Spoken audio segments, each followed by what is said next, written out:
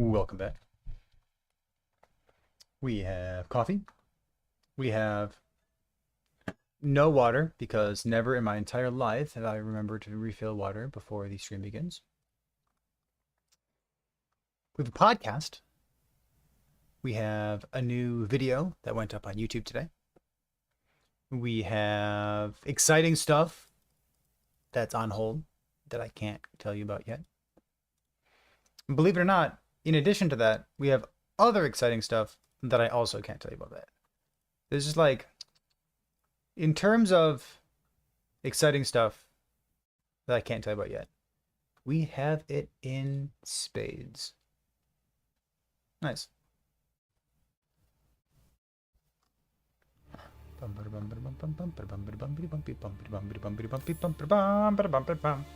Alright. You enjoyed it. I'm glad. Yapping's fun. I had a 30-something-year-old tell me, they said, when did oh,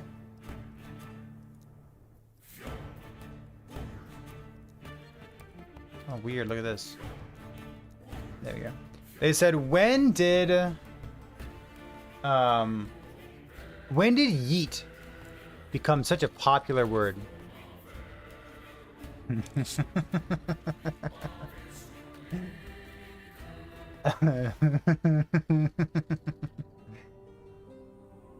I mean, I didn't know what to say.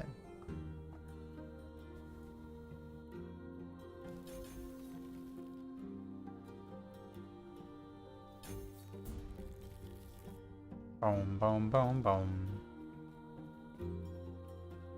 Oh, Lonnie, thank you so much. I appreciate the balancing act. It's very kind of you. Very generous. Let's go get some blessings. Greetings. Boom, boom. Let's see, so we need ending the storm, black sun. Mistakes can be undone. Let's but go here lesson first. remains. I'm here to help. Dread, it looks like you're in chat right now. The normal time for the podcast is in an hour and a half from now. So you tell me. You DM me, yeah? Whenever you're good. We'll either do an hour and a half from now, or whatever works, you know what I mean?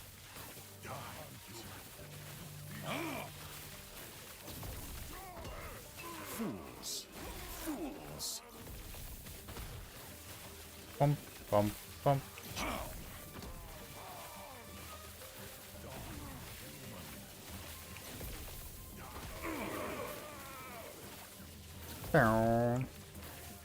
Build's new to you. We're doing this as part of the build contest.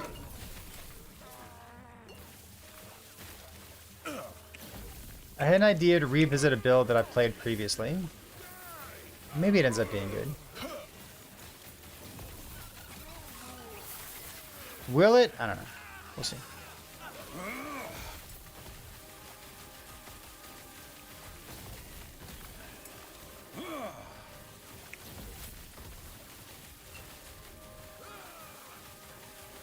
I have a feeling like I should be embracing the big mana cost stuff and like using lost knowledge and whatnot.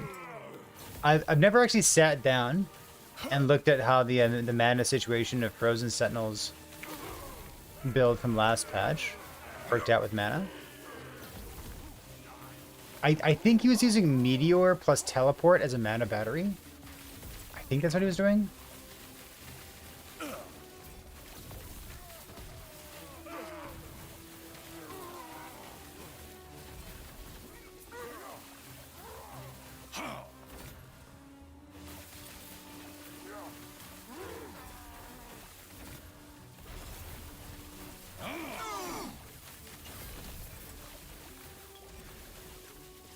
Bonk, bonk.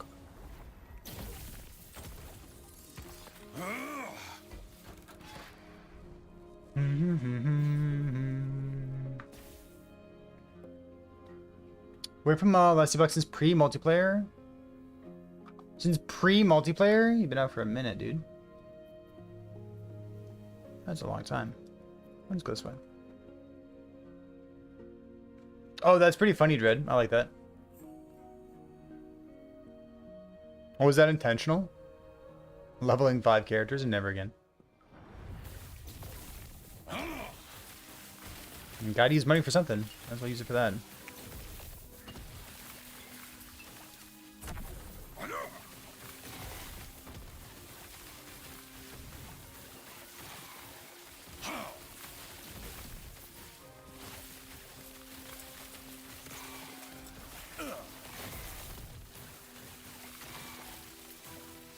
True, yeah, okay. I like it, not bad. Fools. Gives a real use case for money in COF as well. It's kind of interesting. It's not a use case for everybody, but it's a use case for people like you. I mean, in Merchant's Guild, it doesn't fucking matter, right?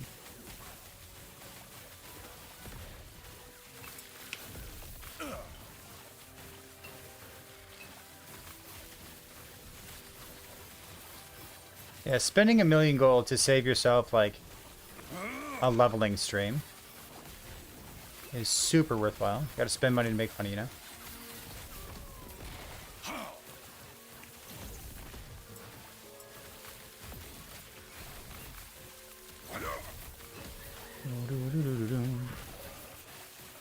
Yeah, it looks smooth. I like it.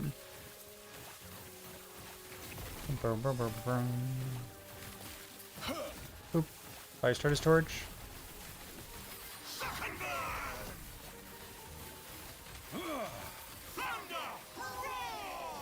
Boop, boop, boop, boop, boop, boop, boop. There.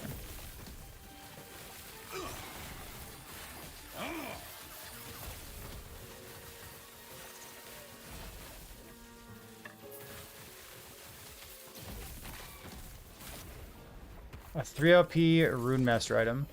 Yuck. Yuck, Rune Master, yuck. Da da da dum da da dum.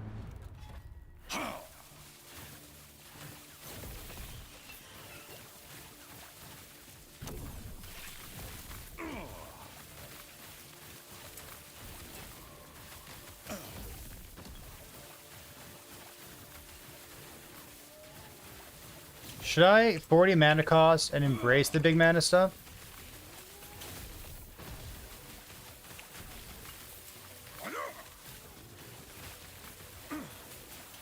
Fools. Fools.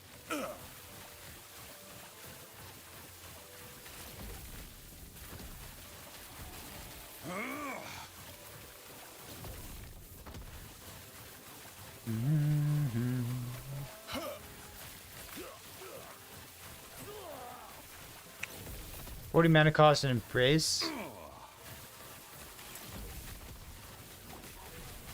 Big mana stuff, like Meteor as a mana battery.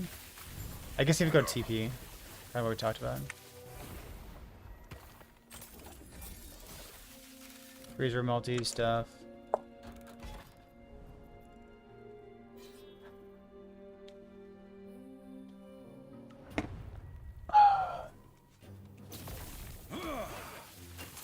Dread's a T-poser? Brutal.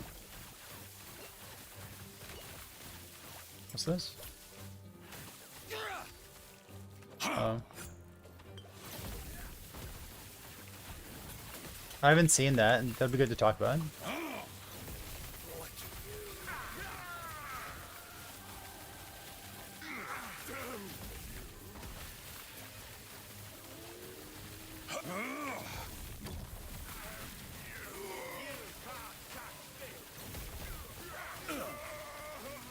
This guy, get out of here.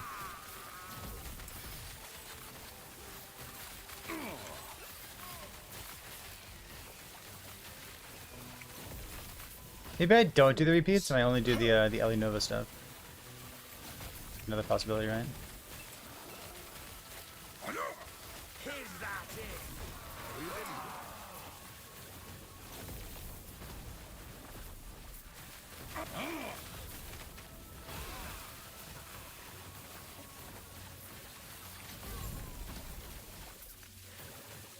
Boom. I'm gonna try to.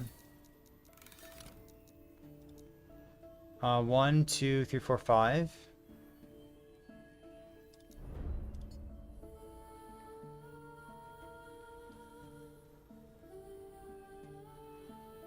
If I try these.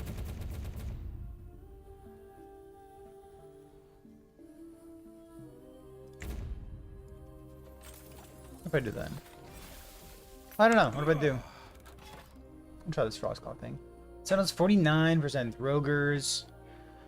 And then 30%. The, yeah, 30%. I wonder why Acolyte. Wait, why is Falconer number 3? What the fuck? Dude, people have no imagination whatsoever. That's all you gotta know. What's the 1 sentence description of a Bagel Lock? It's a Warlock damage over time, but you don't care about damage types. Fools.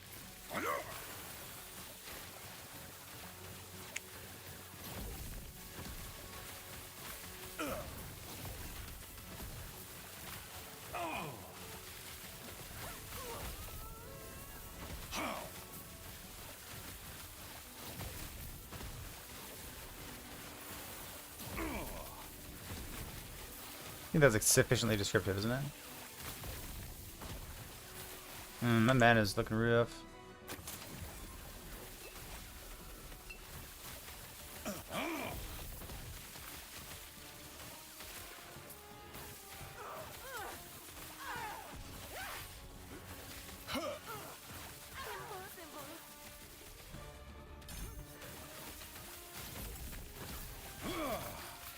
Need some of those mana efficiency idols, huh?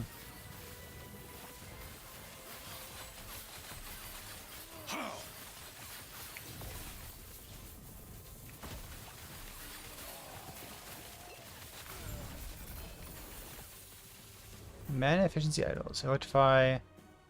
Press spear, melee cold damage. This is frostbite duration, landing damage doubled. That's not what I want. These are ornate. Would it be crazy to go like go do ornates right now? How do you? I'm gonna go find some ornates right now, because like there's other ornates I could use as well.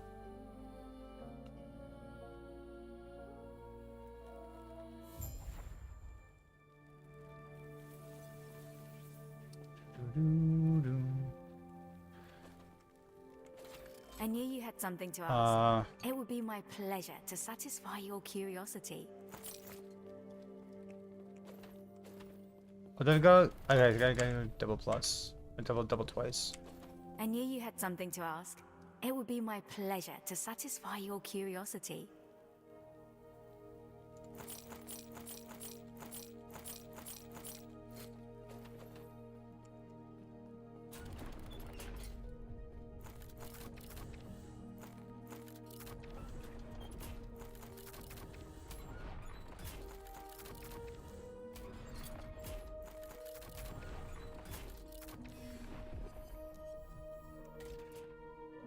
And then ornates.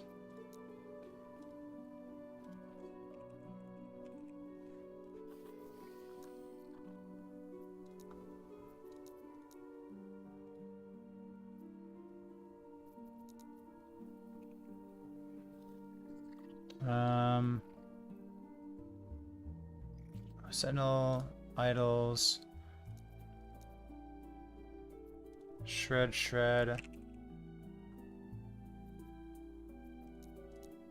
Stuff.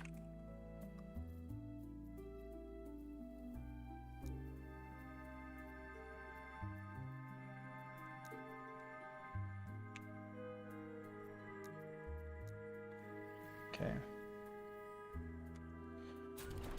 Slot that in there too. Copy, that's good. Okay, so we're looking for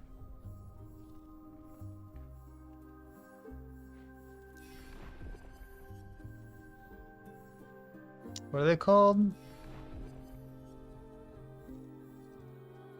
Huge idols? No, I want ornate idols.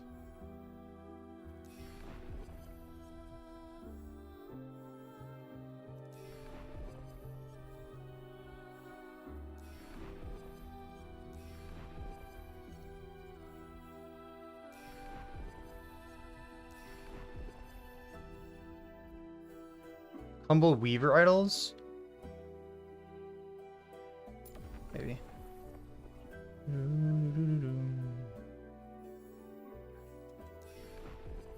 It's called ornate.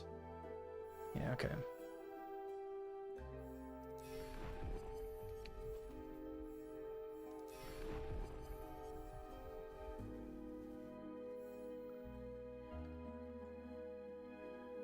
Rare enemy T3 dungeon.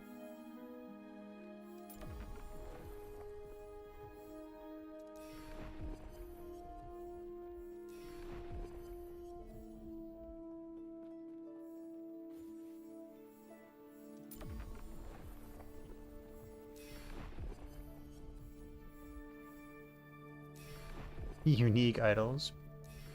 Monka.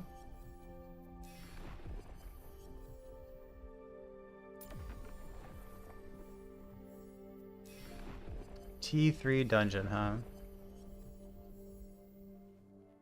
Arena? Nope.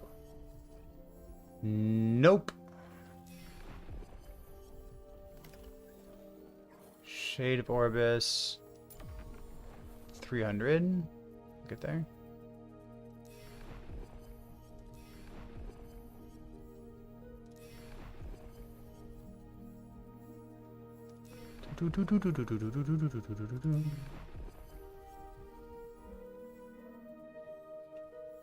Alfred Wolfmaw. Frozen quit COF? Wild.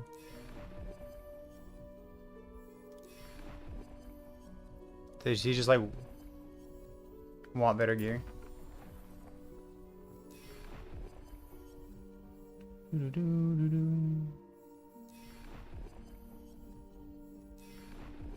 Sick of seeing other people pump out build guides. You're like, oh, it's a different game, dude.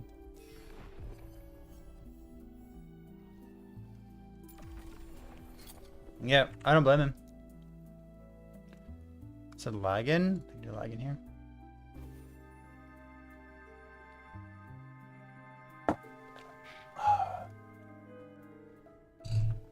It is pretty wild. I'll go rings over here, huh? But no, I didn't hear that. It's kind of a big deal, huh?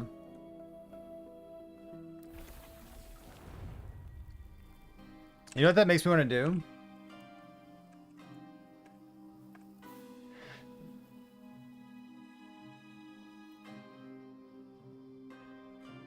Makes me want to put COF in the title of the stream. You know what I mean?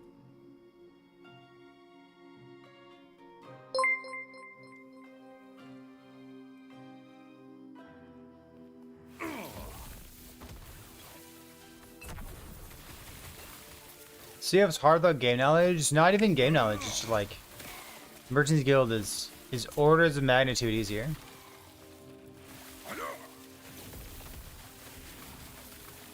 It's genuinely just a different game.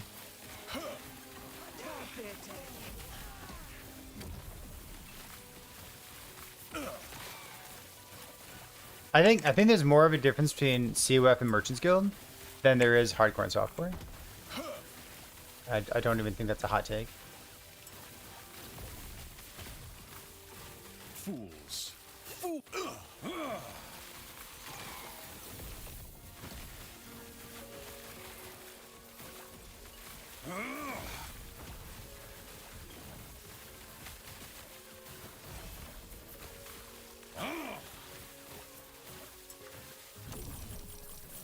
Like, I haven't looked at Twitch chat yet, but like, does anyone disagree with me?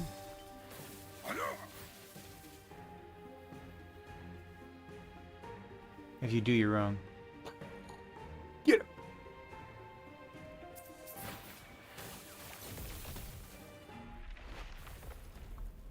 him.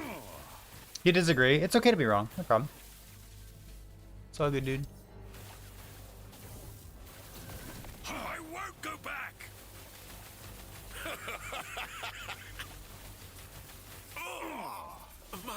Research. Wasted. T7 timer out just in COF. Yeah, yeah. Agreed. What are we doing here? Spell crit multi. Get this thing.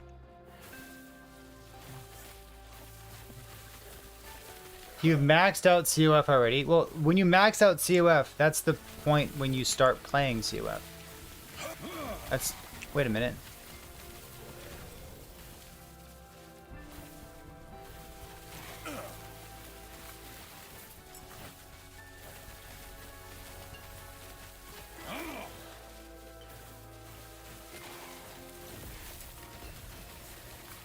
You switch, yeah, if you switch you can't do anything. You can just buy it anyways.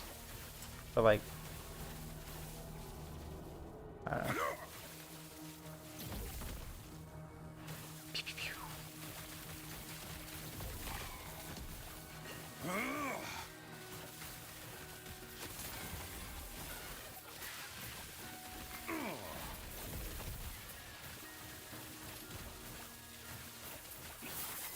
Saying that you're gonna swap to Merchant's Guild because you've already maxed out COF is like a completely insane thing to say. It's okay if you want to swap. I think it's completely fine. But swapping for that reason is like psychotic behavior.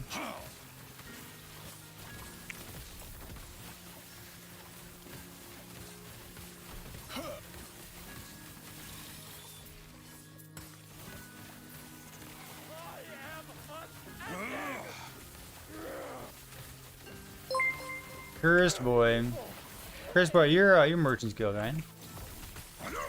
Who are the COF streamers at this point?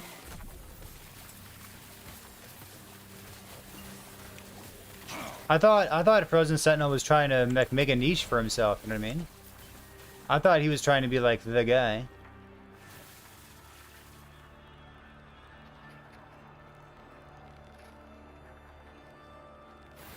That's kind of wild, isn't it? Like literally the guy. Every time COF comes up in conversation, everyone's like, "Oh yeah, Frozen Sentinel," and he's like, "Nah, it sucks." That's wild.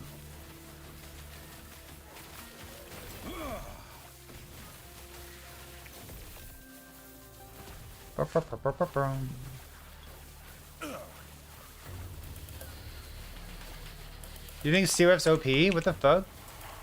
How? What? What? Go on.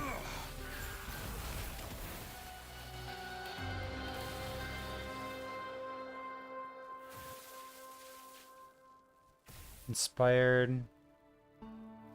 It's kind of cool. I don't think COF is OP. I think Merchant's Guild is miles better. What on earth?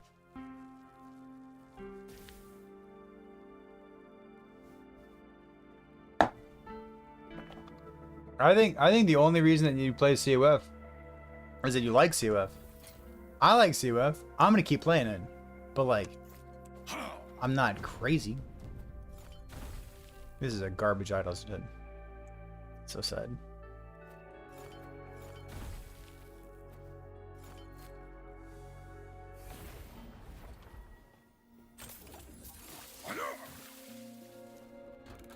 It's a lot of work to get the insane items, is it?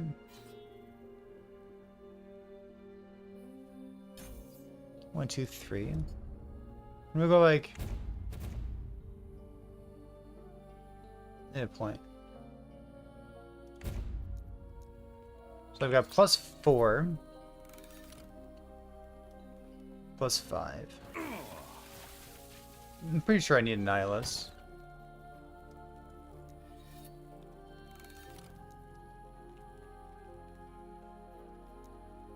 Oh, I can use this thing? +2 with poison res. Cold res. +1. Yuck.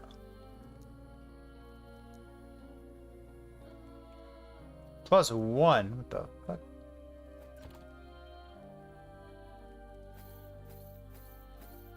Look at this.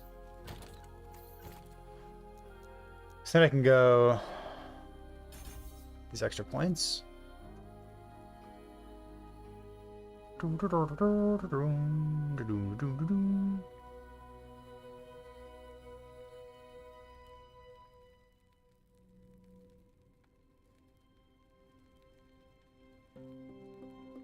Chance not to explode, 9,000,000%.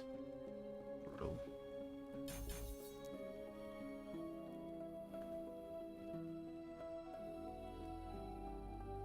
Dum dum bum bum bum bum bum bum bum.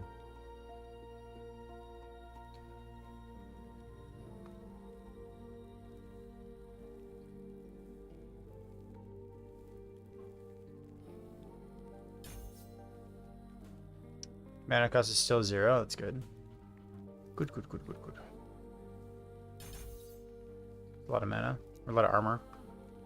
Does anything here matter? I don't think so. Let's go here.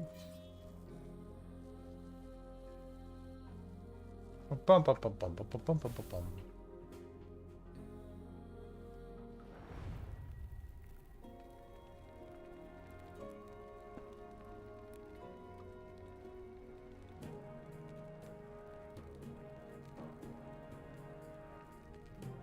Outside of the extremely niche 1 in 1,000 chance merchant guild is better in literally every single way. What am I playing right now? Velatria Frostclaw? Hmm.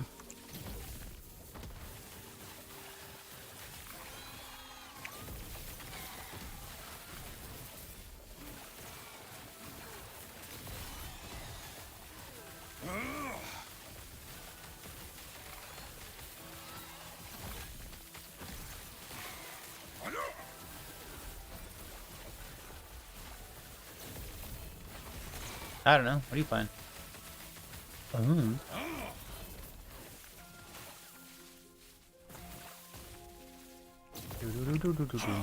What do I live in the ground over here? A despair? Doesn't matter. VK Hammer Throw, baby! Why not Rune Master? I thought you were like a Rune Master guy. How come you're the Rune Master guy and you're not playing Rune Master? How come Frozen Sentinel's the COF guy and he's not playing COF?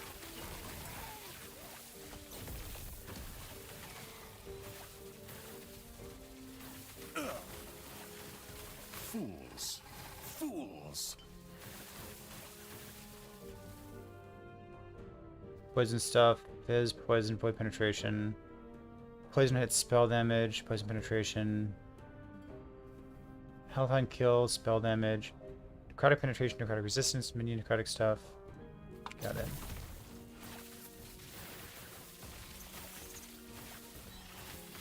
Fools. You're cooking for the contest? I love that.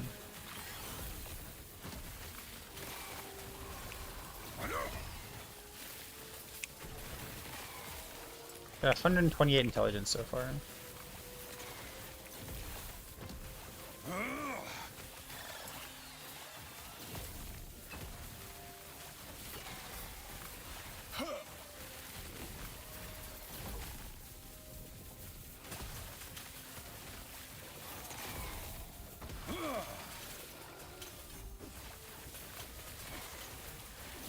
Fools.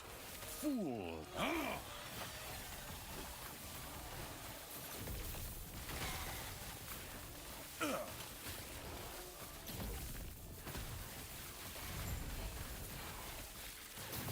Bum, bum, bum, bum, bum.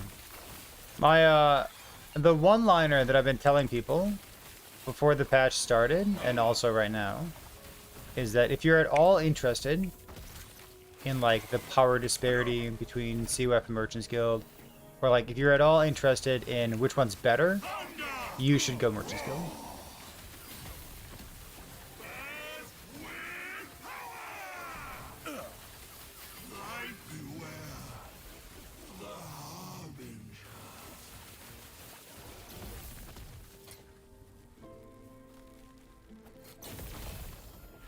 Like, ain't nobody out there playing CWEP because they think it's better.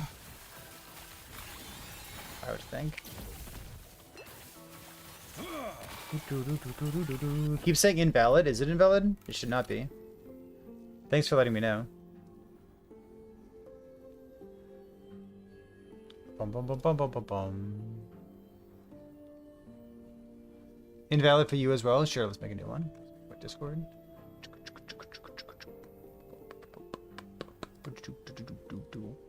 Let's see. Discord Reno.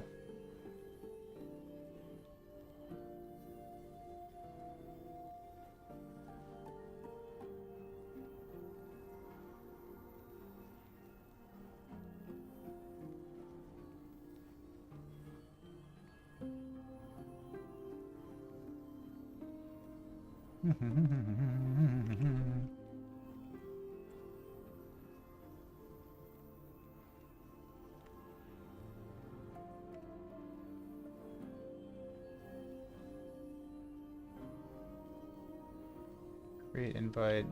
Click.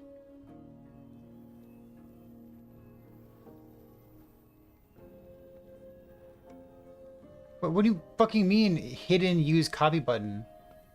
That's so stupid.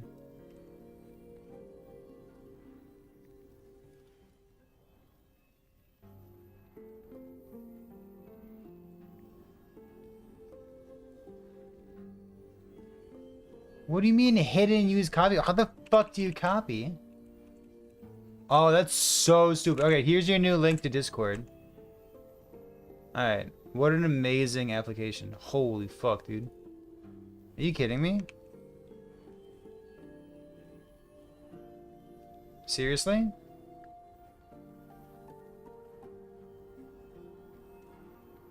How do you...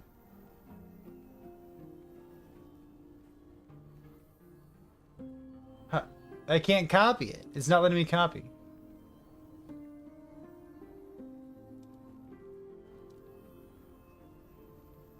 Use copy button. And then you click the copy button.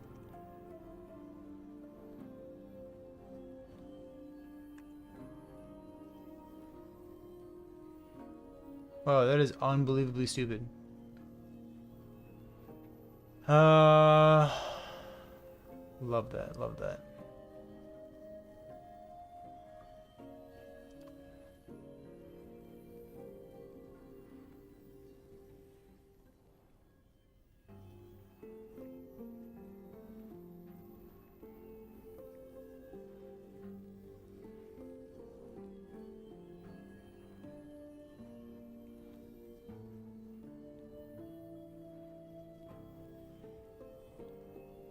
Try this. Discord links expire. Well, I mean, you're supposed to click the button that says they don't expire. That's the whole point of the old don't expire button. Wait a minute.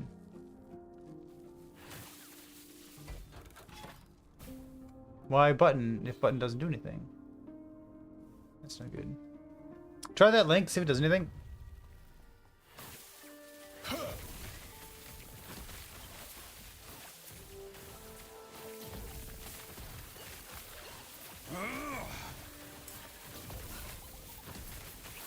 I trusted Discord buttons. I used to, back when it was a real application, instead of just like a way to get more ads on your PC.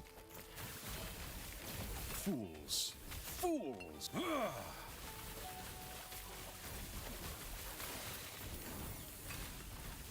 Yeah, I don't know what exclamation point Capybara is supposed to be. Surely something, but like what?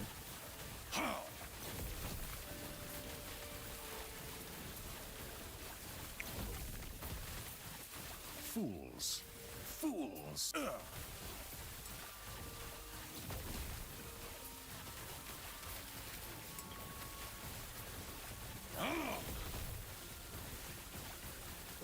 Bum bum bum bum bum bum. So you get one more skill point, huh?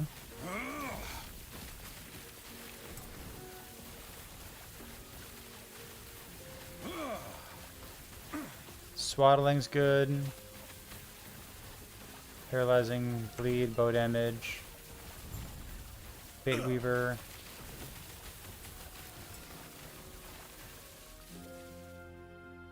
I don't know all these prefixes. I know swaddling.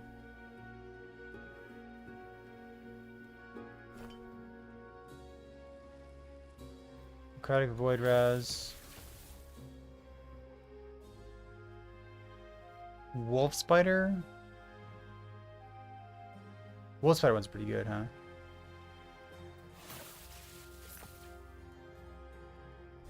Five Vitality, 21 Necrotic Res. Holy moly.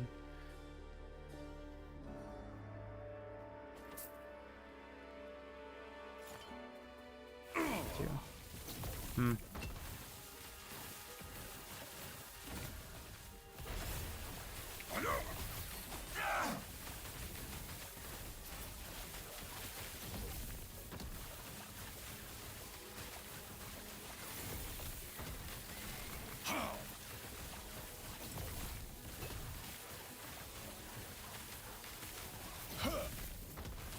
I guess we could be TP instead.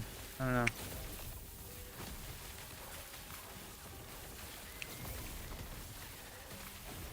I like it. Alright, so we're gonna have a podcast in a couple hours. It's gonna be like 4 hours or so until the podcast. It's my last point, 27. Look, I need a bunch of these fucking points over here, which is too bad.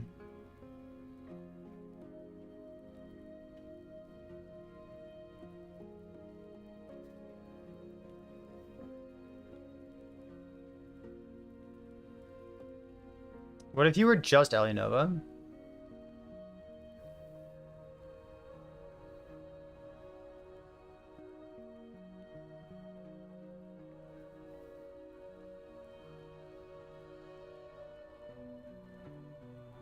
There's no cleanse anymore. Brutal.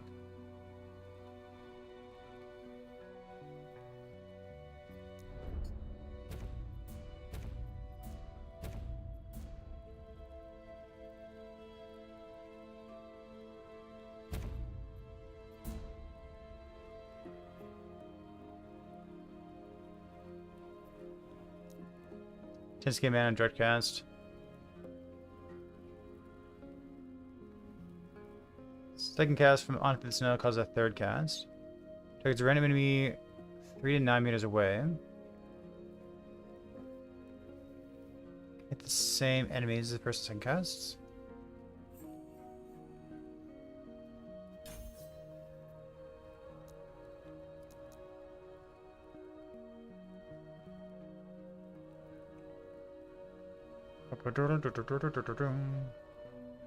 Still bugged, baby. Ain't that the truth?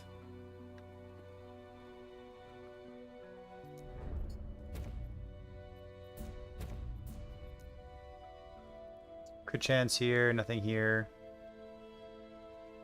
What's this thing?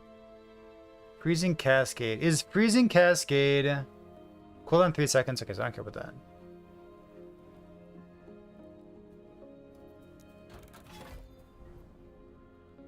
Let's go here.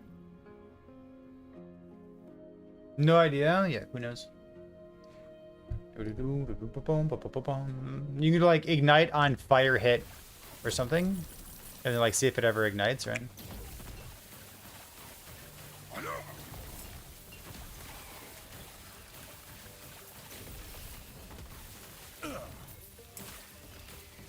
Is it at all reasonable to do like Frost Claw as a like Frost Claw without the 5, without the no AoE node?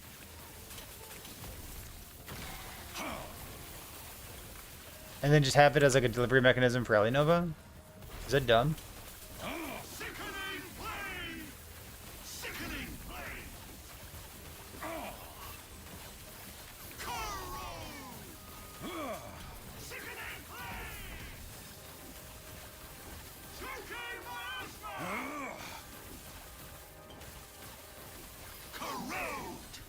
Oops. Oh my god. Oops.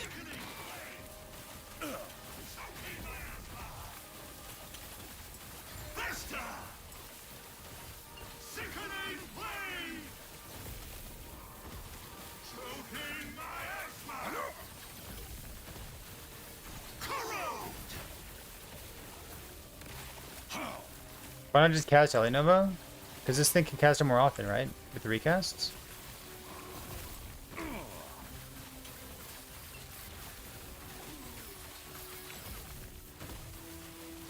I think, right?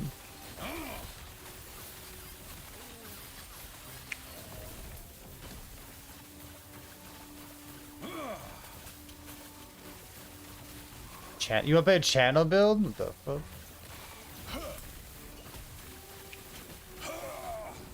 fuck? Channel precludes using the Velatria set because you need the helmet unique item for it, right?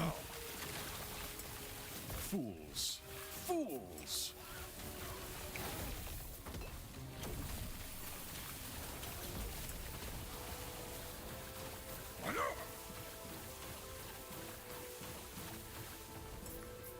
With unstable, the chess piece.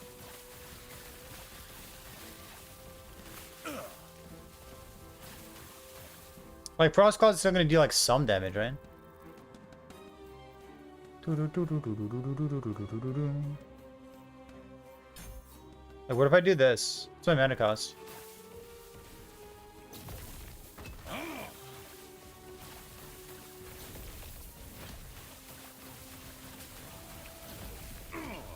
It's pretty cool, right? Yeah, 42%.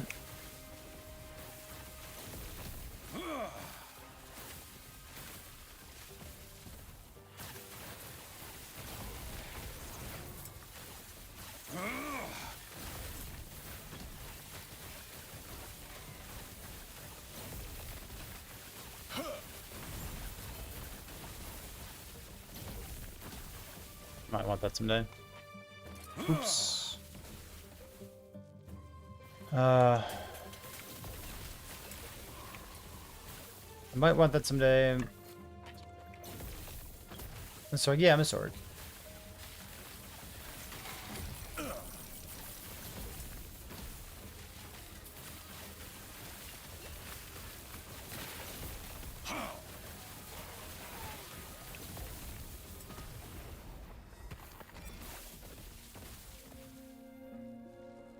This spell line damage. What's Ice Barrage do?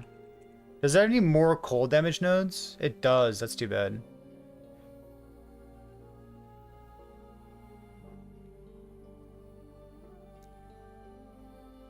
Because the set that we're currently doing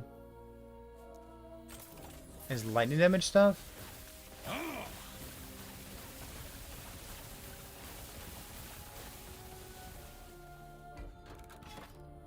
Hmm.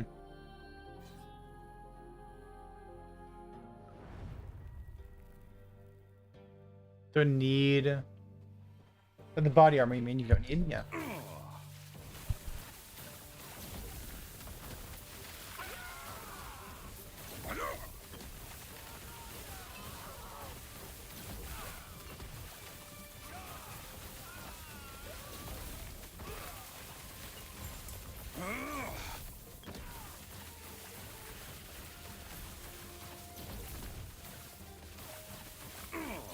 Bounce, bounce, bounce. And it costs us 7.5, huh?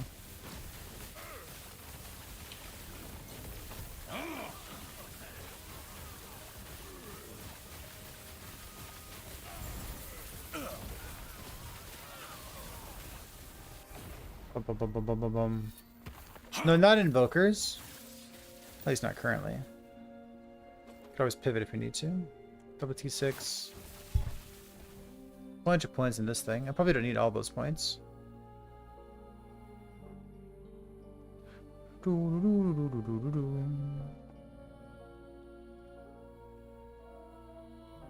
Gain ward based on its freeze rate multiplier. What do these nodes do?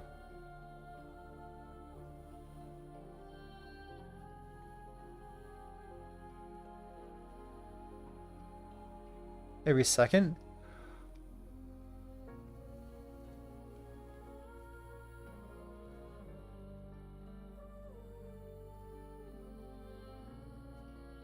Amazing nodes. Amazing. Very strange nodes too. Boom, boom, boom, boom.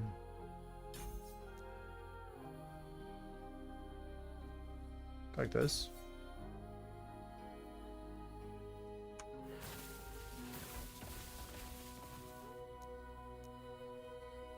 Poor damage type.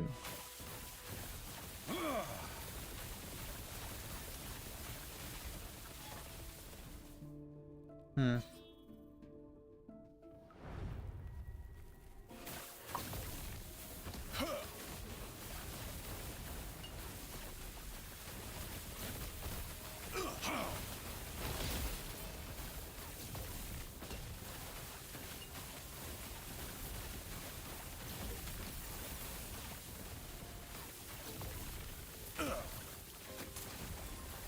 Bum, bum, bum, bum, bum, bum, bum, bum, bum.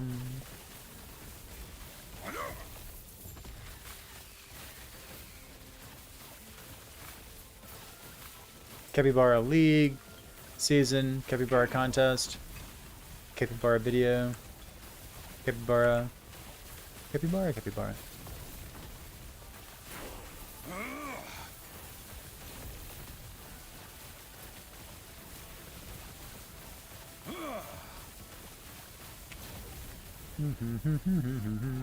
What? Whoa! That's cool. How's the season treating me? Uber Aberoth's hard. And we're currently, instead of making more progress toward Uber Aberoth, we're just kind of like vibing with the contest.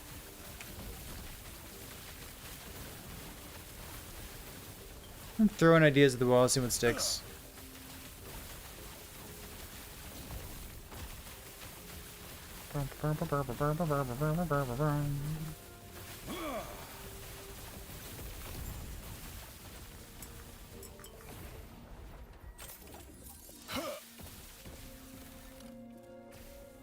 His suit episode's terrible. I mean, I don't think it's terrible, but I've been doing a pretty good job.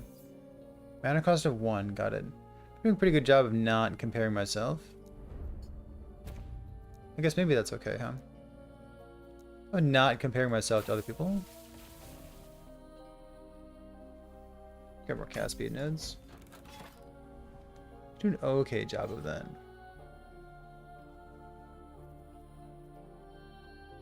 Like, they're just different video games. It's okay for them both to exist. Something's weird with Heartseeker? Do you mean the conversion stuff or something different?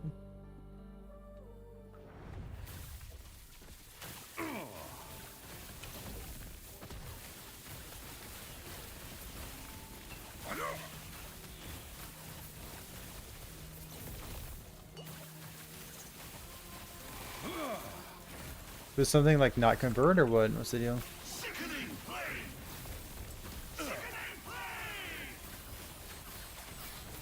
Dude, that is a sickening blade.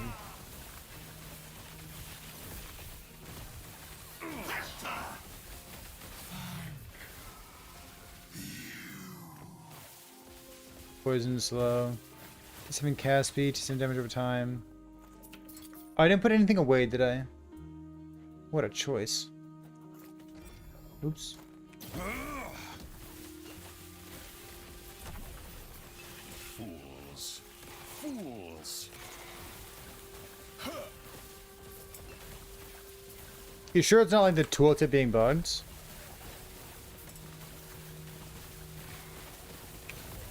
Or is it like your actual damage against the dummy? Now that it's been standardized there. The conversion nodes just don't convert? Well, at least we're not doing a Heartseeker contest. What do you mean it doesn't do anything?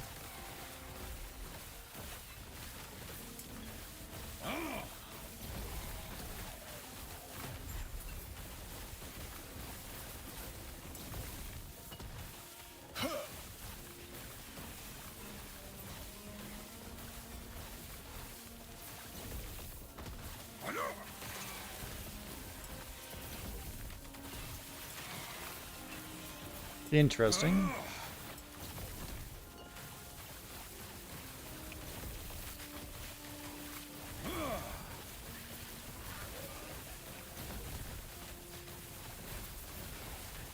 This is fun for now, but I really do want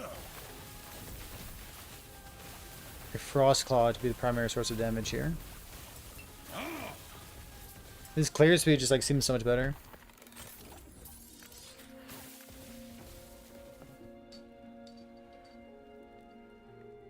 But there's no like lightning conversion ice barrage.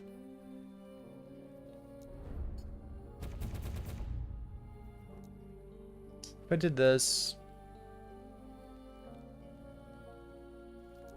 Ailment duration. Frostbite chance.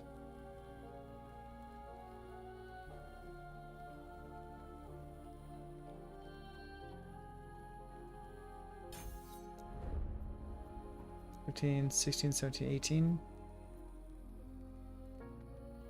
I'm gonna keep all those nodes spec'd and just like see how bad it really is. Oh, true. Interesting.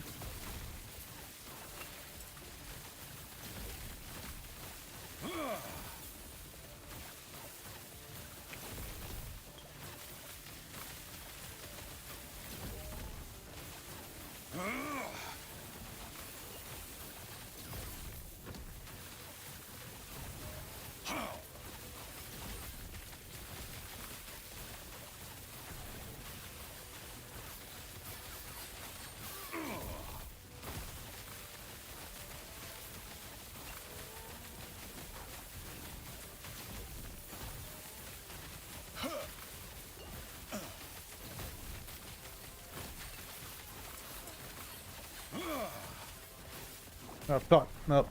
I have no cleanse. Alright, hold on. I don't really have belts right now, do I? Lightning blast. Let's see. 40k threshold. Wish I could seal it. What is this thing here? God. Oh, let's stash all of this, right?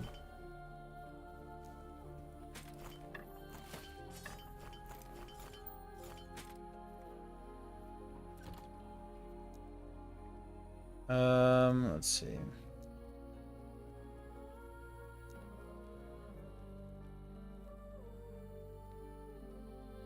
Word again, a potion used per intelligence, like pretty cool. Oh, I need this to be like cleanse or damage. Basically cleanse, right?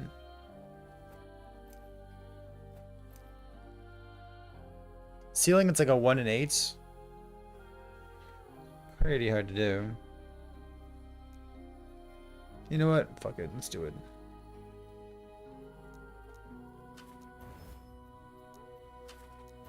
Shit.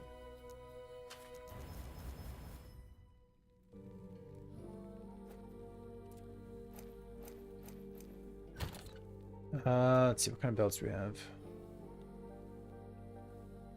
Cooldown recovery speed, T7 stuff.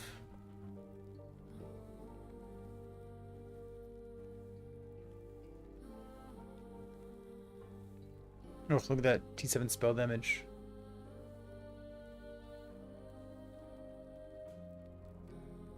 On crits. Cleanse, fire damage, 0 forging. Lightning blast chain, necrotic, lightning res. E7 cleanse. This thing? It's got a removal of prefix, basically. That's fine. So I just need to cleanse belt real quick. 250 is the max roll. Look at that, it's pretty good.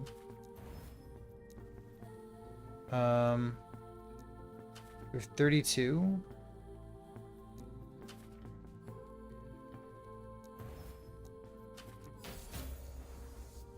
How much hit can I get?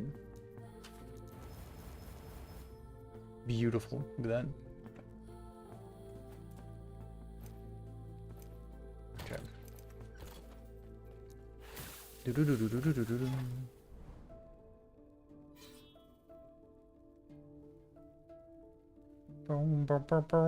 Your imprints definitely stopped working. Go on. Freezer multi per critical strike chance. It's freezer multi.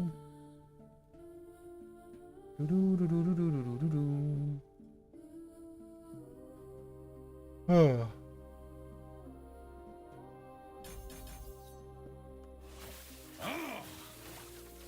It's quite a mana cost. We'll see. 2 days ago, I got incredibly fucking lucky. Ever since then, nothing. I think it's a bug.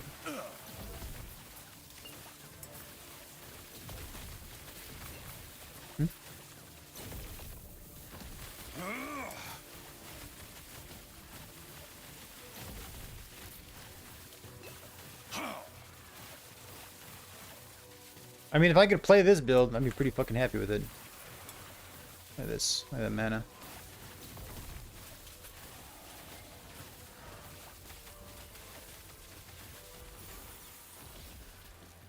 What is mana? Baby, don't hurt me.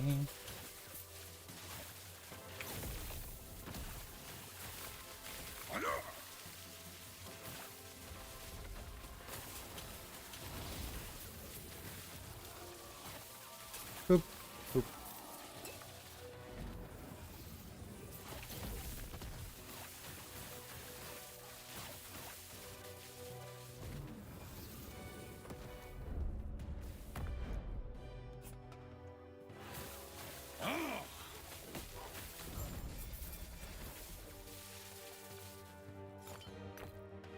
That's right. What's this? 11? This thing out. Cast speed, ages stuff. This. Go here.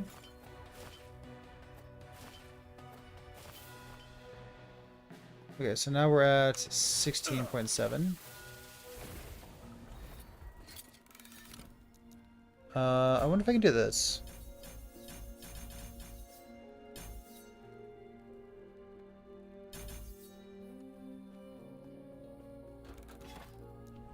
Isidora's? The mana efficiency stuff is neat. Not Dread, but Gav. Gav is trying the mana efficiency stuff along with the drain from Necrotic Bone Curse. Apparently it doesn't work. But like, it's a good thought.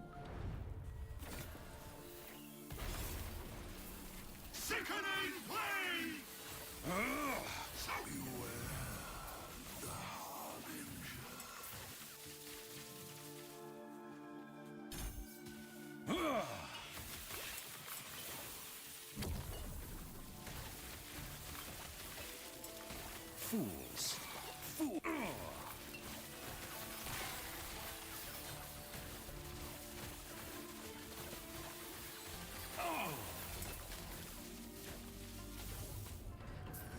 I cannot be contained.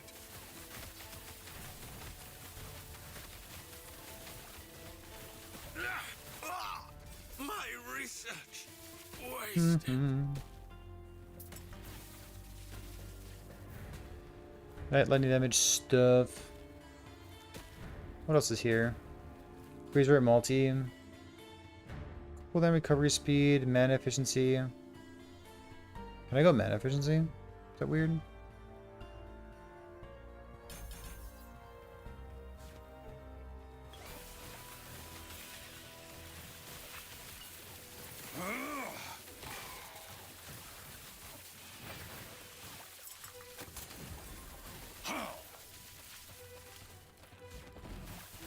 Fools. Fools.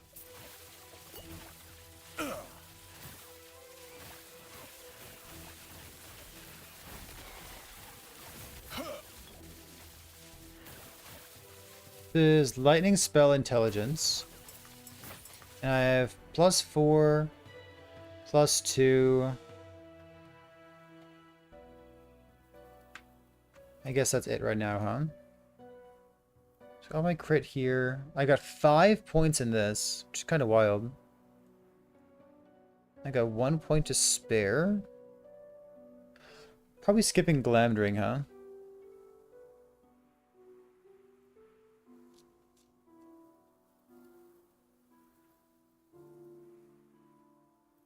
This thing? This thing.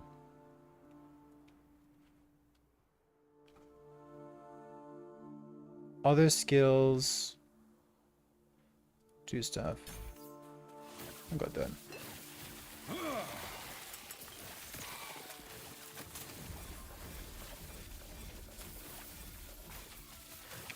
Hey, get back here.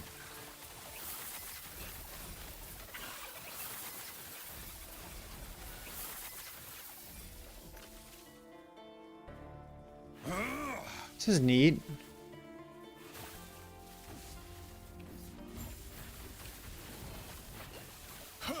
What's my last skill? Oh my god, am I speccing Snap Freeze?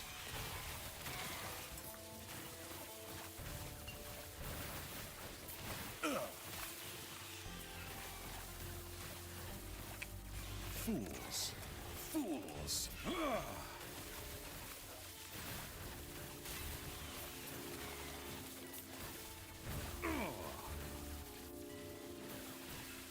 I guess I can spec Meteor, right? Fools. Fools. Do you like the Meteor mana battery stuff?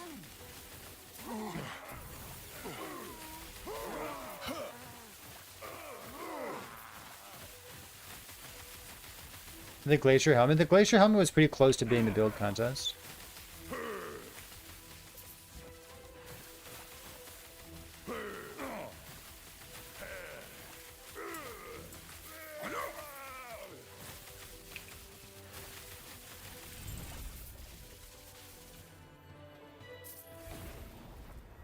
What if I did this thing out? Meteor.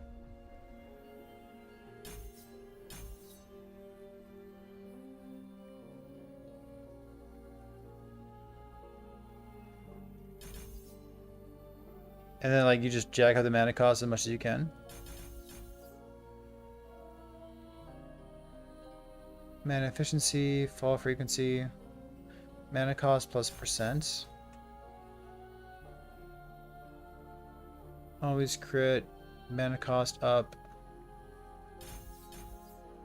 This.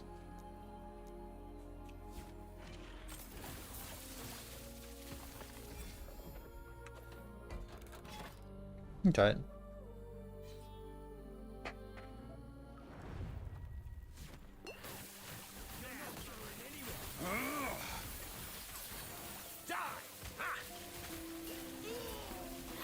Fool. You're not going anywhere.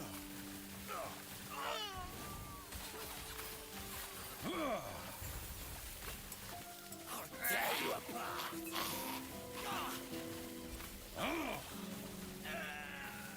No, set affix is fine. The sun's up.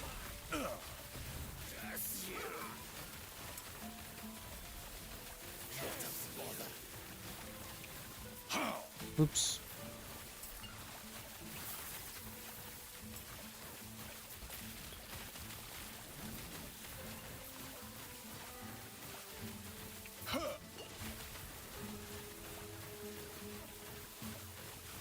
Fools.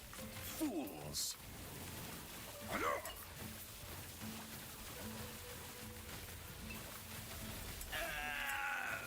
This guy.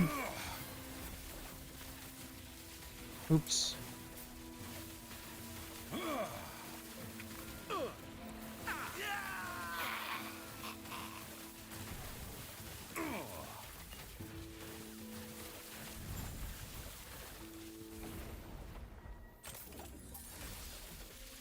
Kind of a funny thing to do. Mana cost here. Does it offer anything else? Oh, screwing you're above 40 mana, multi. I guess like I might as well take this node, huh? Take the area as well. Let's see, this thing, these nodes. Shark chance. Boom, boom, boom, boom.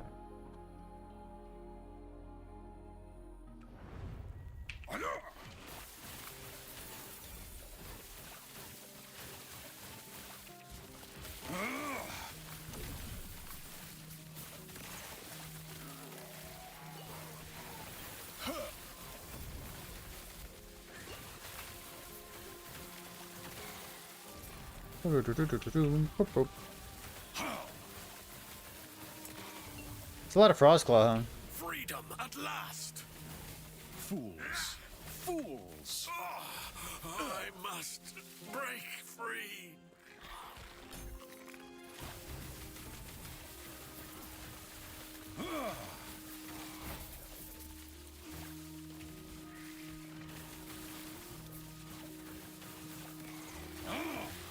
Bouncy, bouncy, bouncy, bouncy. What corruptions? 100?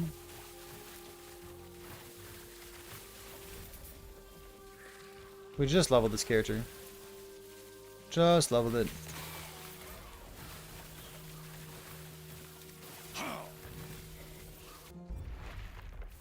This thing. My brilliance is unequaled. The judges will find Any you. damage. It's kind of neat. Huh. This is... Ooh, it's a good one. This is 12 meta efficiency with lightning damage. Awesome. Care about this.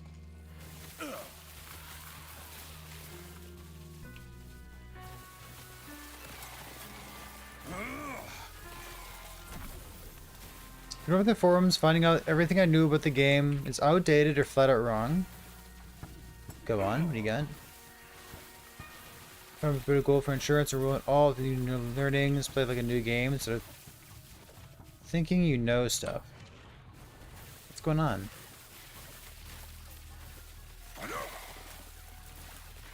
I mean, you're the one who played during, what was it, multiplayer launch? Like, you haven't played in a hot minute since then, right?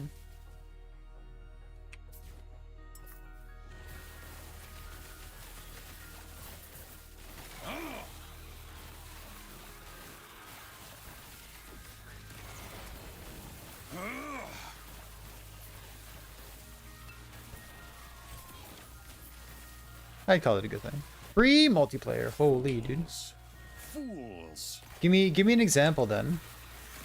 I'm gonna assume that the forums aren't completely whack. Your thread is measured. Obey the rod. What The weaver waits. what have the forums been telling you? I'm interested. Ward per second, lightning res stuff. Cold penetration, endurance threshold, stun avoidance. Increased stun immunity duration. Stun immunity duration? That's wild. I can even use that, can't I? It's crazy. Vision GL. What's going on, dude? How are you, my friend? Let's remove some stuff. Punk. Vision, I saw that you put together a list of like a to-do list, like challenges for people. Stuff for folks to do in a brand new cycle. Sorry, brand new season. It's pretty cool. I liked that. I liked seeing that pop up. Look this thing. Damage over time, endurance. OP, we did it. I thought that was a good idea. Currently doing a build contest here, chat. We're doing a build contest focused on set item crafting. Oop.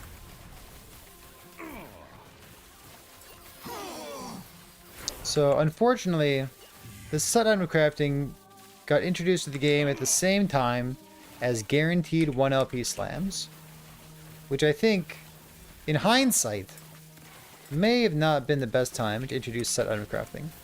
So we're using this contest to encourage people to explore the set item crafting and see what's going on with this stuff. What do we do? I want to know, like, what's the best, what's the most interesting thing that set item crafting allows for in the game? What's the strongest thing that set item crafting allows for in the game? We've had, I mean, I feel like I'm weaponizing, you know what I mean? I feel like I'm weaponizing the build contest. It's like, okay, well, setup and crafting's here, but so is deterministic 1 LP slams, which, for the record, is nuts. People were saying that setup and crafting has to be strong. People. Me. I'm people. I was saying that setup and crafting has to be strong in order to compete with LP because they're 2 different exclusive systems. So with that said, is it? Let's go find out, dude. On the next episode of Why Did Perry Become a PNG tuber? Where's his face? Why is he a capybara? All sorts of questions on this stream.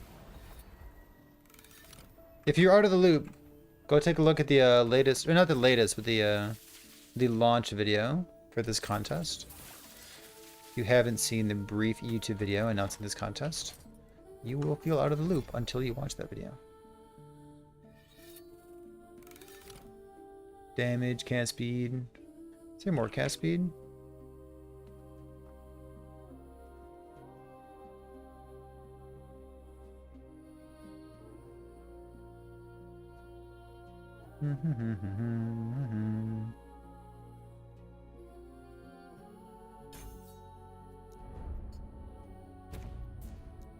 Go like that.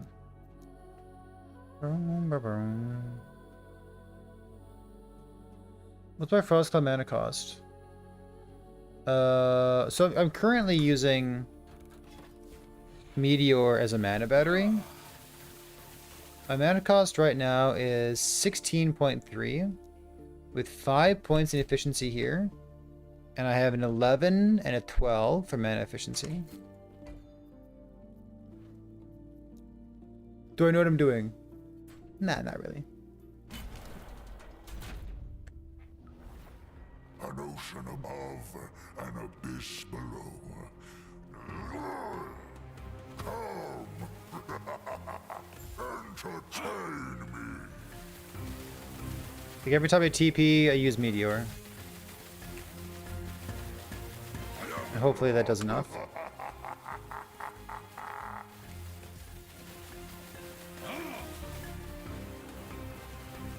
Shoop. I'm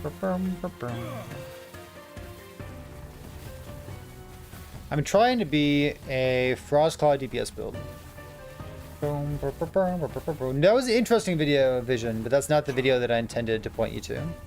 It's the video announcing the build contest. Listen, if you watch like the first 5 seconds of the video that announces the build contest, you'll understand.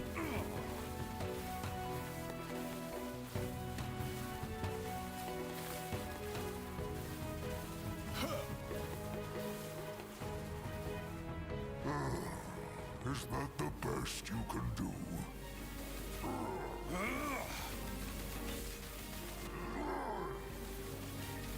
Your blood is a drop in my ocean. I'm trying to do like the Velatria set for lightning damage.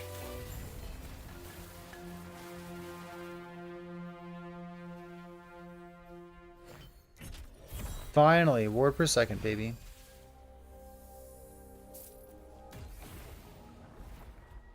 My justification for trying out this particular build is that I have done a similar-ish build in the past.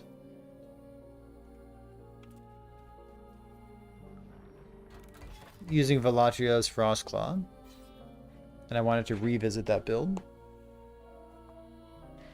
Crying while farming 20% res blessing. Llama and Kuro and DJ something. Educate me on the glyphs of envy. You respect blessings. Yeah, it's like glyph of envy is a wonderful thing to know about. I use them like candy on the stream, and that's just, it's like one of those things, right? Like if you don't know about glyph of envy, you're out of the loop. Glyph of envy is like a defining factor of the game right now. You simply need to know that they exist. Whether you choose to use them or not is up to you, but you got to know that they exist, right?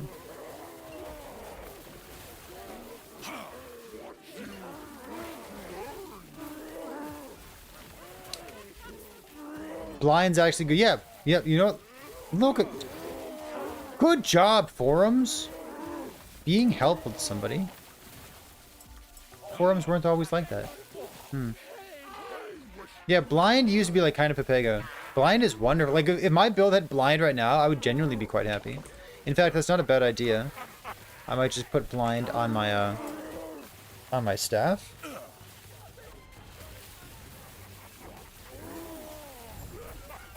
Because like I've got pretty good coverage, right? Pretty good coverage and lots of hits. Yeah, if I do blind, probably don't need any crit avoid at all, do I? Yeah, blind's great.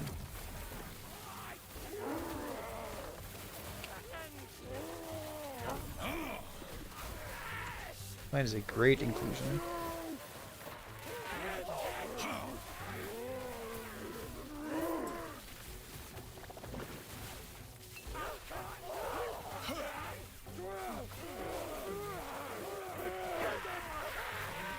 Hmm, 3,000 armor. And a more multiplier. It's not even that bad. If I get more armor somehow, that'd be awesome. Oh, I guess 5,000. Man, so good. 5,000 armor. Big mood, Dread. Big mood. You could have read them anytime. Yeah, you know what the biggest problem with Envies is? They have way too much text. Way too much text.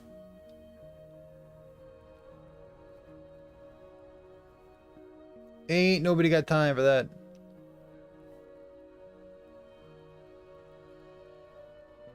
Look at Caspi too, look at that.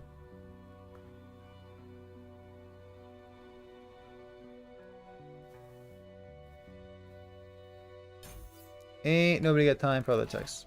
The other problem is like all the text on Glyph of Envy is completely useless. Merchant's Guild is busted. Items in the single T7 stat are selling for 2 to 5 million. I mean, but like 2 to 5 million is like small ball, right?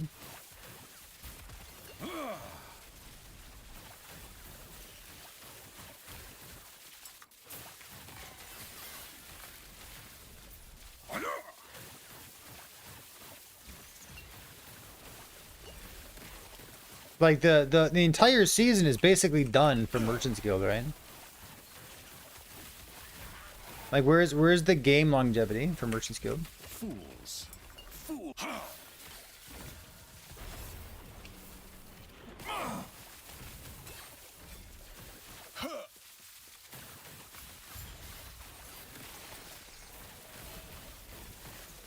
I'm not sure if I'm kidding yet. Joking yet, joking yet. I'm not sure if I'm joking yet. I gotta go read chat.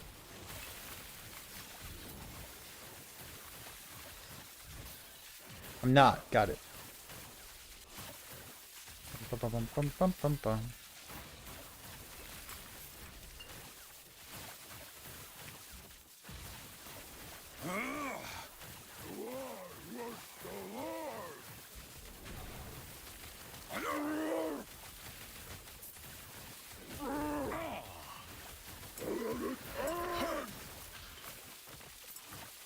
Now, if I built 1,000 mana,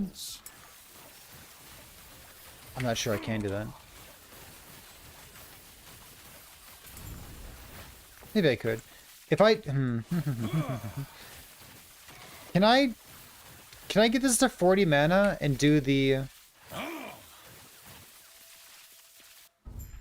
lost knowledge thing?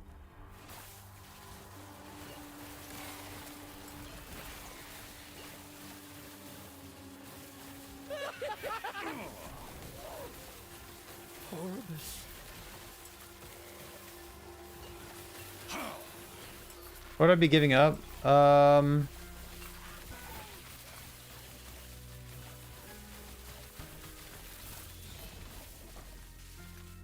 see. I'm probably gonna end up using a Titan Heart instead. Maybe I use Titan Heart. Maybe I want the damage instead. I don't know.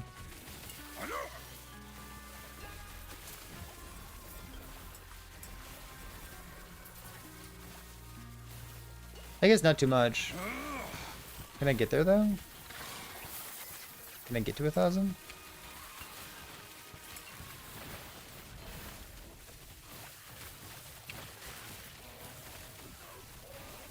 Your thread is measured.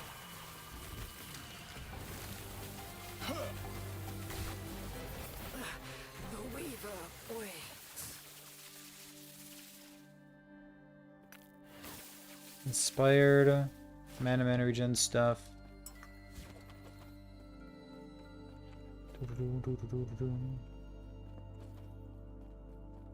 I don't know. This thing, endurance.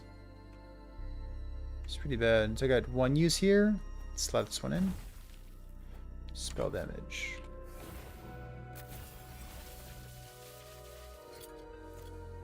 Okay.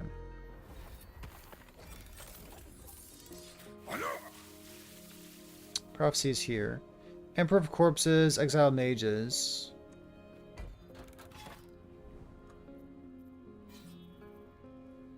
Yeah, we'll get there.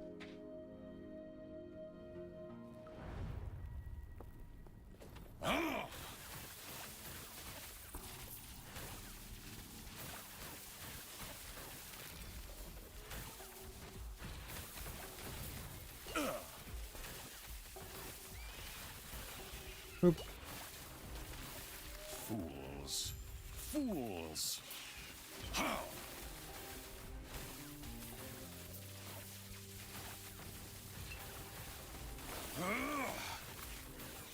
Do a cemetery and like push some corruption.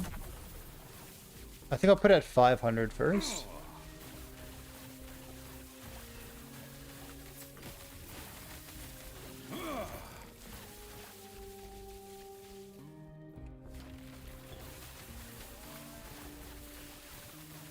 It feels clunky.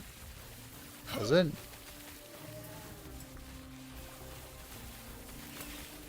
I think it feels pretty good with 1100 mana.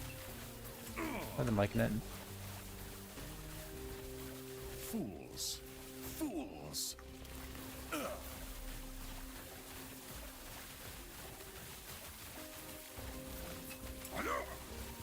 Ba-ba-ba-ba-ba-bum.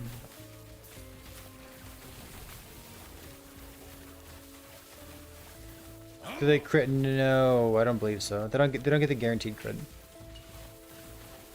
I'm pretty sure about that.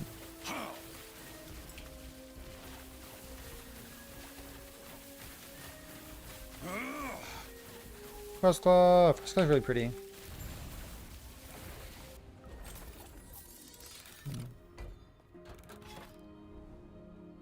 So a lot of things are like pretty good to start with. We need a staff arena, huh? This is a -4 mana cost. I kind of want to go like a dragon staff though. One of these bad boys. Level 85. Okay, so let's not care too much about till 85.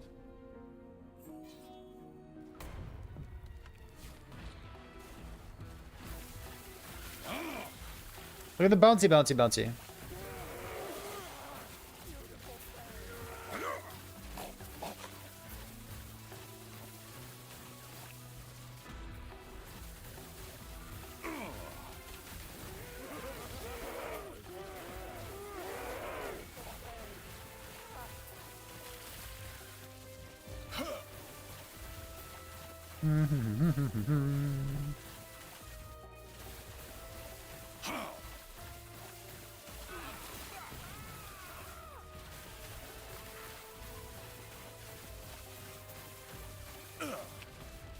I think the +4 mana cost will probably be fine.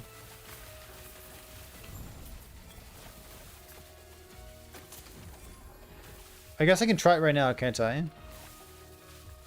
I could just like take this thing off. Like, that's what my mana is gonna look like.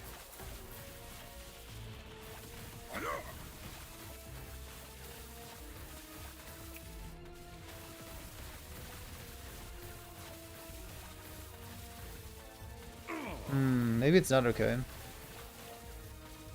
It's 21. A lot of things are being here. It's 21.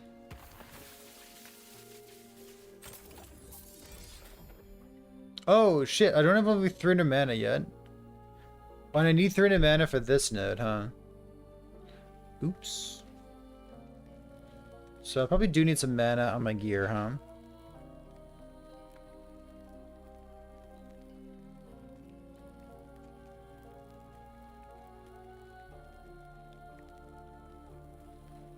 A little bit of flat mana somewhere. Huh. Alright.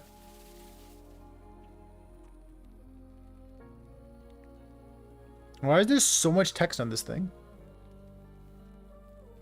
What the hell? So maybe not a dragon staff, huh? If I weren't using a dragon staff, what would I be using instead? Is it temple staff? I want a minus mana cost with like flat damage as well. Isn't Moonstaff the best one?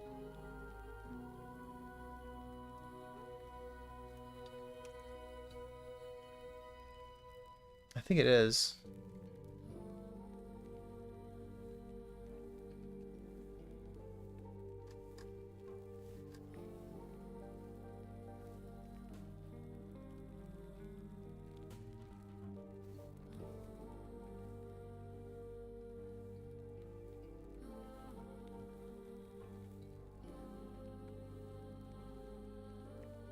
It actually is a Moonstaff. Wild. Yeah, I kind of want that minus mana cost. Moon. Oh, that's pretty good. T7, T6.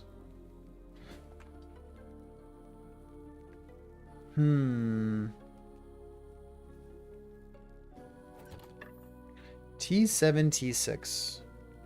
But I need to put the Velatria text on it. I could Havoc.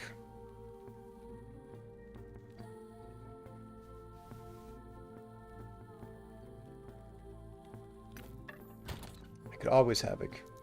Let's chill for a second. This is fire damage. Let's go blind here. Ooh, minus 10. Holy shit. Oof.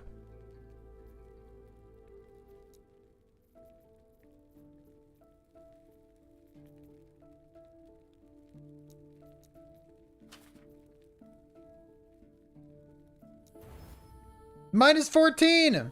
Well, it's garbage. Oops. It's the only one that I have, huh? Like, I need to get rid of the damage over time. I can just remove all the damage over time. I don't see the big deal.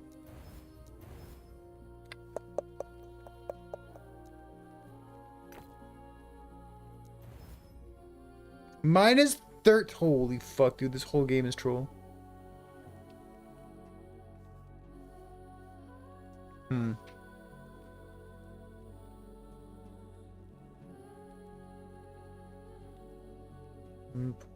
boom, boom.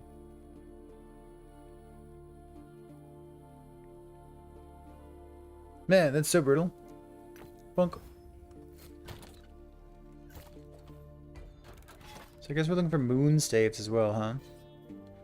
A moon staff. Go here.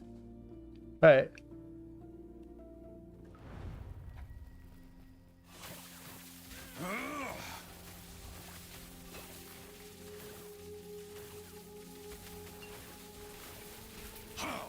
Fools. Fools.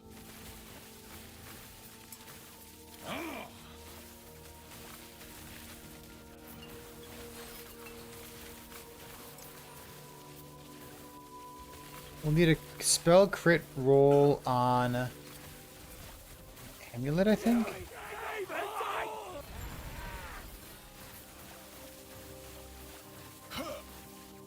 T7 hybrid. Champion +1 skeleton, T7 melee attack speed, okay.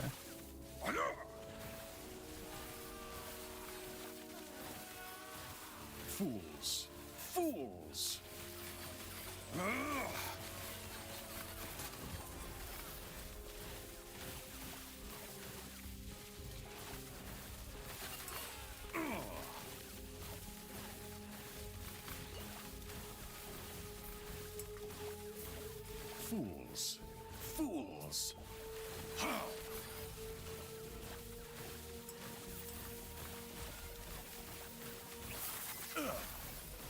Kind of stinks that, like, You will take my place. it's on the right base type.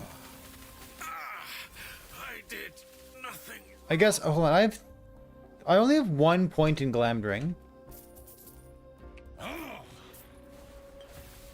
So I could probably make use of a Temple Staff instead, couldn't I? I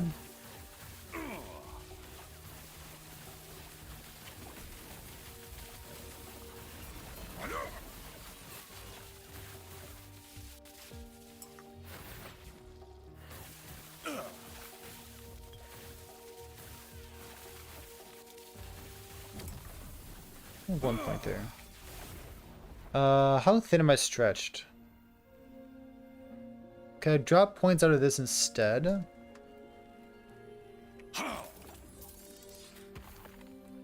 go take a look at the temple staves that we have. Temple staff.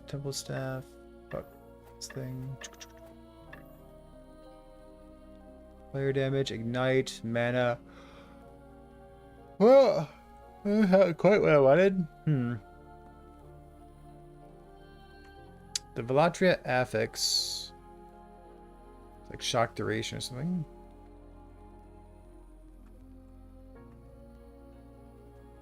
Mana. A lot of mana.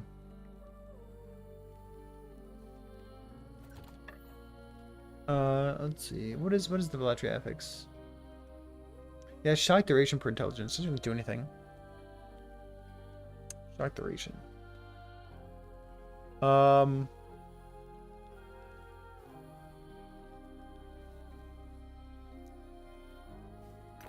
Can I redemption this? T7% lightning damage, 342. Take this, seal it. I guess it kind of sucks, doesn't it? I kind of did that without thinking. Shoot. Because like the Velatria has to be sealed, doesn't it?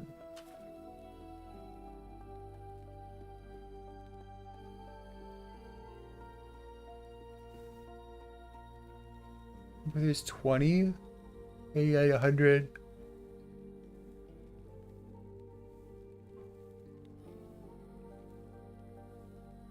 Yeah, that was a mistake.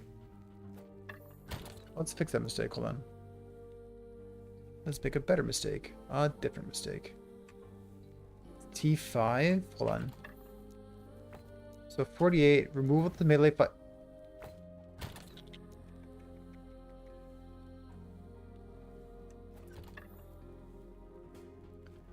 So I need to removal this.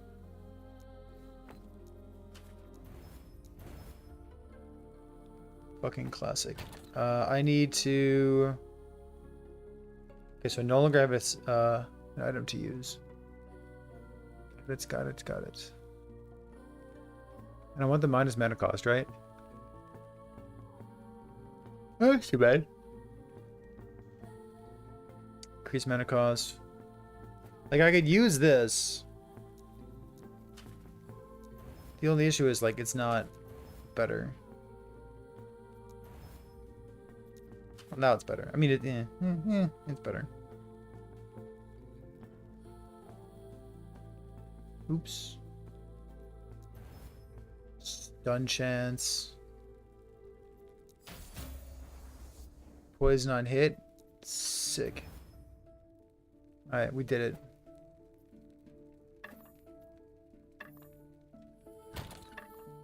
Oops. Oops. Oh well.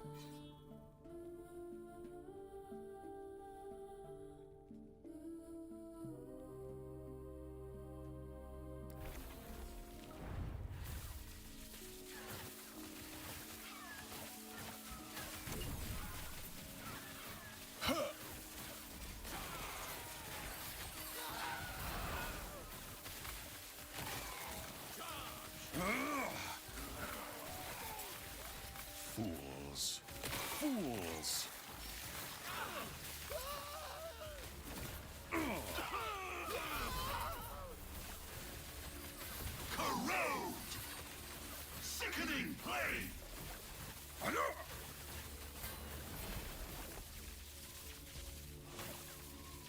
Like the baseline for a build. It's pretty good.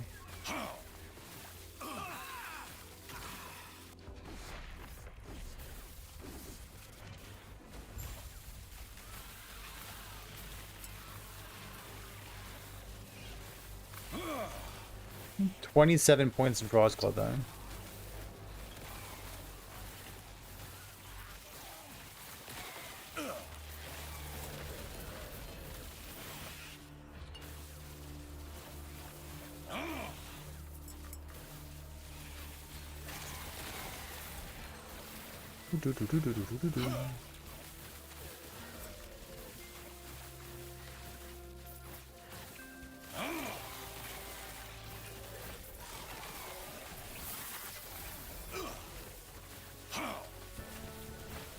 Alright, time for Uber Elder. Wait. Abby. Time for Uber Abby. Ta-da. Black, what's going on? Welcome, welcome. Yellow. Oh, holy.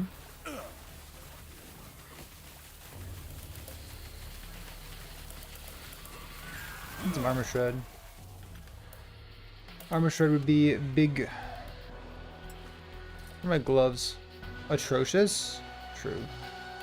Oh, no blind yet, huh?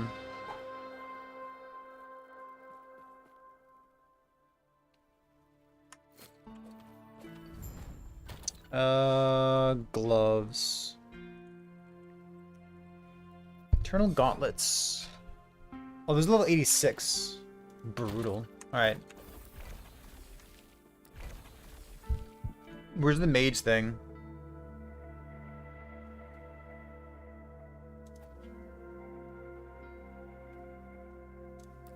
I do like some of these, right? Mage, mage, mage, mage, mage. Got 2. Word decay threshold, kind of mid. Plus 10 spell damage. T7 spell damage? It's fine. Let's hit this one again. Frostbite duration. Ooh la la. So cool.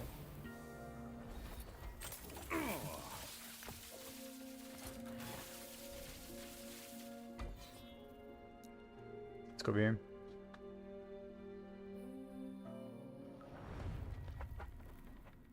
Oh.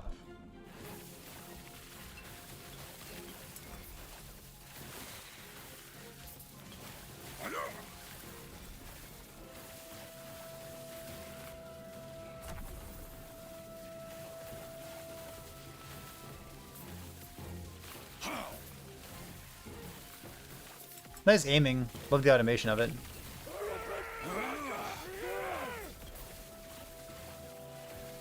Like your flame ward, kind of like get out of jail free card.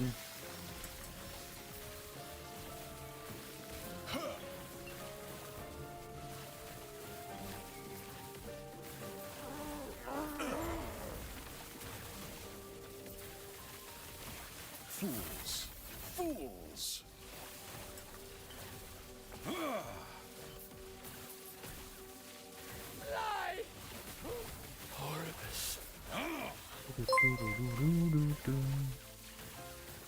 Yo, last epoch game. Welcome, welcome. Wait a minute. Classic dev stream. Chat, someday I'm gonna remember that there's a dev stream this time. Today's not that day. Maybe a different day. Oh, does it mean it's Friday? Chat, listen, I'm gonna be honest with you. First of all, welcome. I hope that the dev stream went well. I hope that your days don't all blur together. I'm gonna be completely honest with you. I got a newborn who's upstairs. And it also means that my wife's on maternity leave. Which means that my perception of time, I don't have one. Oh, it's Friday. Look at that. Ta-da. The devs said they were rating a noob. No, brutal. Well, welcome anyways. Alright, let's go click on some more stuff. Pew, pew, pew. Chad, if you're out of the loop, first of all, welcome. We've been doing a build contest for a while now. We've done like nine build contests or so at this point.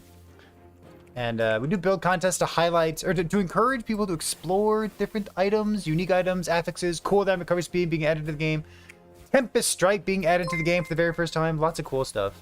So for Season 2, for this patch arena right here, we're doing a build contest right now. It started yesterday for set crafting. So we're encouraging people in 2 separate categories this time. One category for the contest is coming up with the coolest idea for what to do with set item crafting.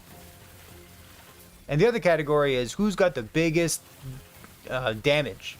Who's got the biggest damage.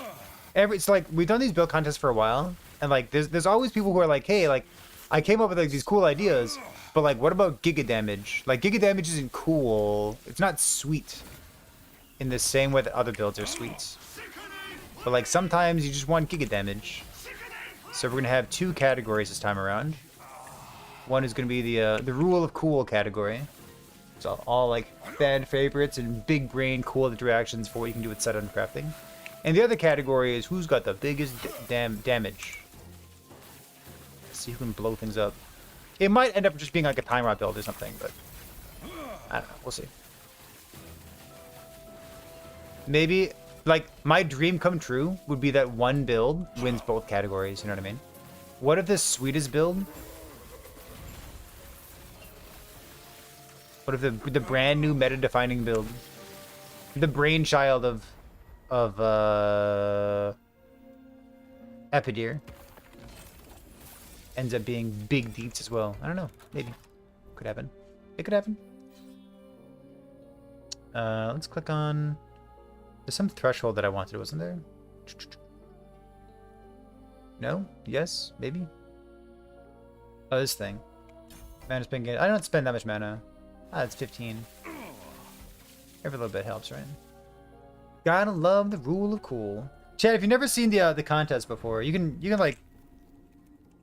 I think we got... Oh. Uh-oh. Wait. I thought I had a chat command for this. Wait. Oh, it's... Wait. It's contests. There you go. Ah, shit. Okay, well, anyways. Yeah, playlist for the past build contests.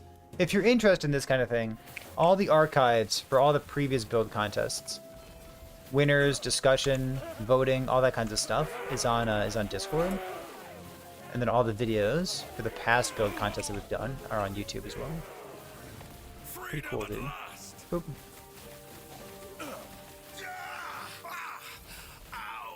Ooh, wonderful. Hydration, yeah, good on. Bonk.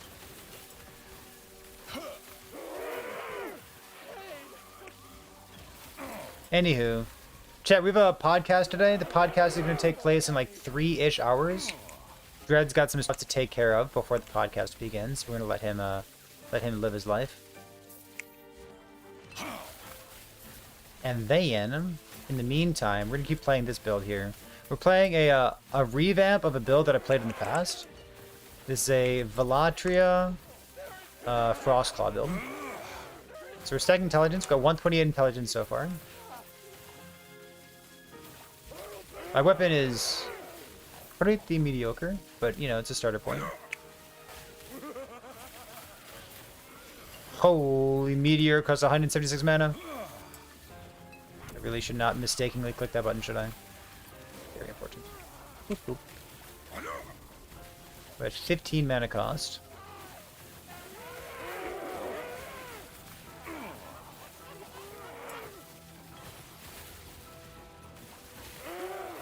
Boop.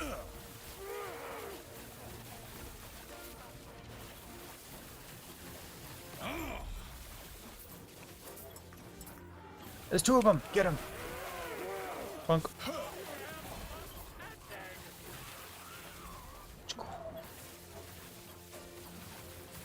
Is there no name rule or anything to make it in the current season? Yeah, the name rule stuff that you might be remembering was part of the community races that Vision GL used to host. Which is funny, because Vision GL was just in here a moment ago, giving us a little raid, which was excellent. Someday, Chet, Someday. Fingers crossed. We're going to have those community races once again. For those of you who are like relatively new, and like not even new, but even like relatively new to the world of Last Epoch, back in the day, a while ago at this point, before multiplayer, I think, before online play, right? Back in the day, we had community races run by Vision GL, and they were so goddamn good. They were like the reason to log in. It was so much fun. Someday, maybe we'll have those kinds of things again.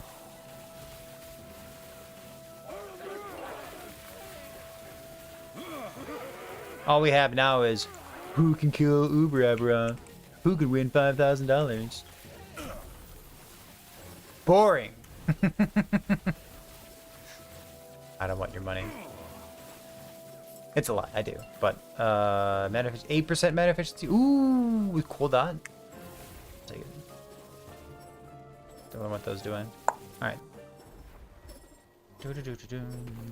How is this sustainable? So we have 27 points in Frostclaw. We have all the bottom left. Applicable stuff on the bottom right. Some bonus points and then more damage from Cold Star. Mana cost, and crit chance. And then we snuck in the 5 points for celerity on the right side for mana efficiency.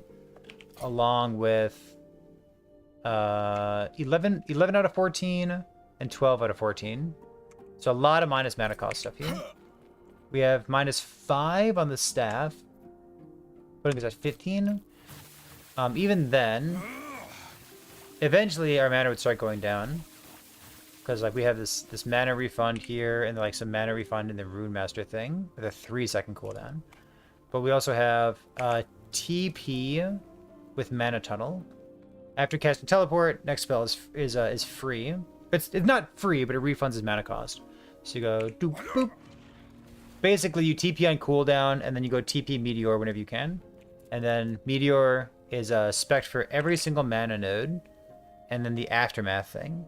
You recover a portion of the mana spent over the next 3 seconds. So I recover.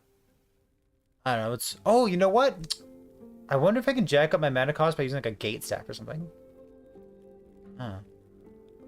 Interesting. I hadn't considered that. But I recover what? Like 90, 80, 85-ish, something like that.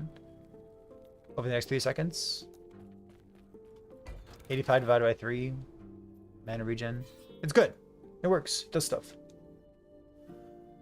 Honest question from someone who's been away from the game for about a year and has been overwhelmed with the number of loot. What's my threshold for picking up items for other builds? Let's see, for other builds. I would say if it's I would go for a build that I'm not currently playing, for hypothetical items that I might use in the future, I would go T7 on a good base type, a T7 plus level, and then double T6 on a good base type, or double T6 where one of the affixes is like already good.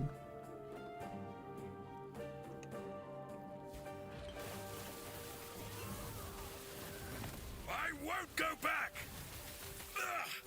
They would cage us all. Like you can play with those recommendations however you want, but like, it basically like good T7s, like good double T6s,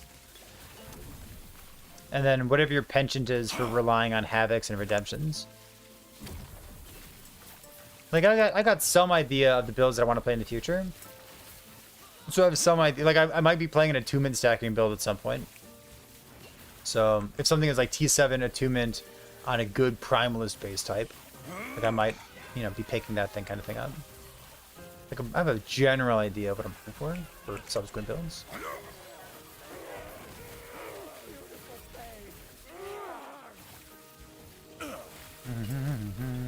I'm also COF. All advice that I give is based on COF, Jen. Did you hear the news? I just heard the news earlier today.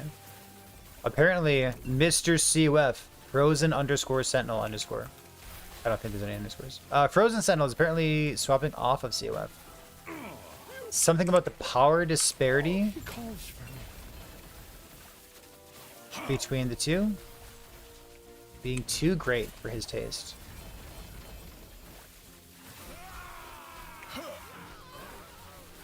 Something about the power disparity between the COF builds and the Merchant Guild builds being too great for his taste. Which, quite frankly, I completely understand. Before Season 2 started, there were a lot of like new players who were popping into stream. They're asking questions like, should I be COF? Should I be Merchants Guild? And the one-liner that I had been giving to people at that point was like, you should not be playing COF unless you want to. If you're at all interested in the comparison between COF and Merchants Guild, if you're at all interested in like which one's stronger, which one's better, Merchants Guild. I think the only reason that you would play COF is that you want to play COF. Like, I want to play COF. So I do. This is COF.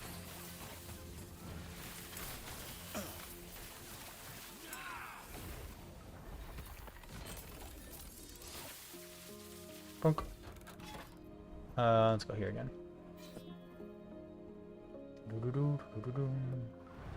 Does good base matter that much when everything's LP fodder? Yeah, it does. Because there's still like helmets that you want to use, there's set crafting that you might want to use. There's the Citadel boots, Eternal gauntlets, Opal rings, Praetorian belt with 250 flat armor.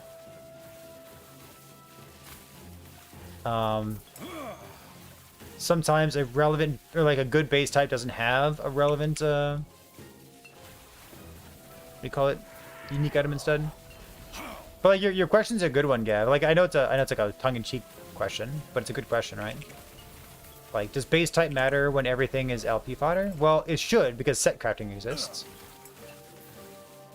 And if your question resonates with the majority of people in chat, then that might mean, perhaps, maybe set crafting, or maybe set items, or maybe set bonuses, or maybe something around the set item paradigm ain't good enough to compete.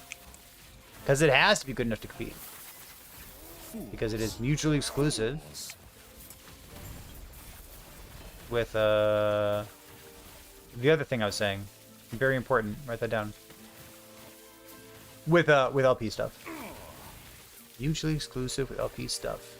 True.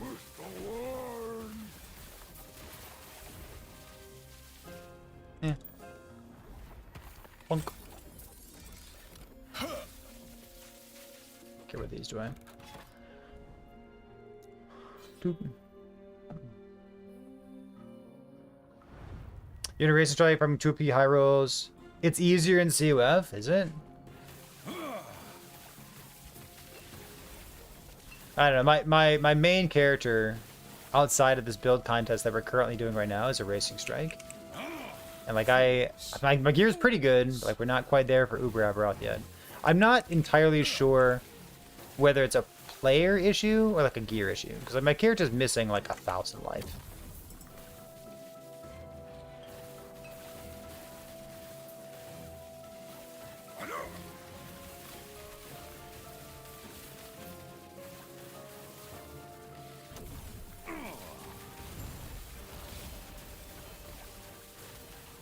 Dexterity, T7 dexterity, volcano.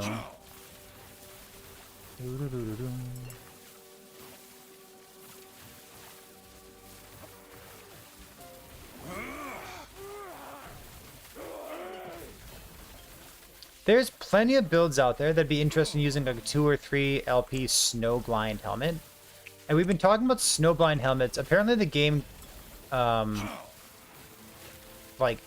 the game thinks that snowblind helmets are good for sentinel builds. So if you do the echo that says, you know, find loot that's good for sentinels, it'll just like give you like 2 or 3 LP snowblind helmets. I should probably do the other ones. Like I should go run an acolyte one or like a rogue one and see like which items tend to fall from those.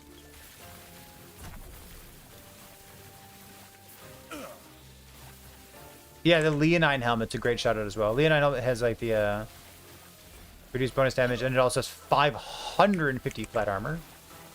It's a lot of armor. Can I get that spell kit somewhere? Okay. I'm gonna do these two for experience. Does anyone play shield throw? There's some idols that you might want to keep an eye out for if you want to play shield throw. There's a new Weaver idol. It's a 1x1 that has damage reflected on it. Like flat damage reflected. Up to 150. Which gives you 15 flat throwing damage if you choose to pair it with the Stygian's Reprisal unique shield. Some people have been excited about the combination of those things.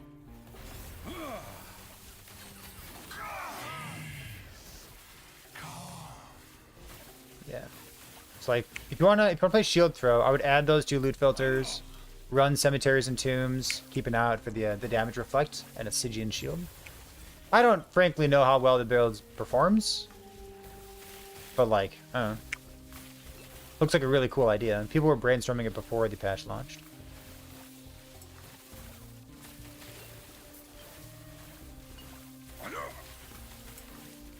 Do we need shield throwers in chat?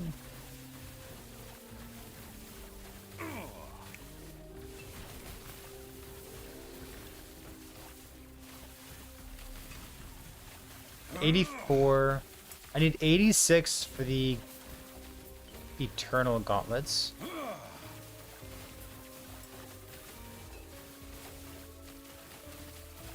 And then we can go find... Like, my idols are okay. They could use some work. But... Exalted Staves... sound like a fine thing as well. We just got to Empowered Monoliths recently. I'm still like, doing 100 and like, kind of cleaning up some blessings. We could probably push... just a little bit of corruption, couldn't we? How much? I don't know.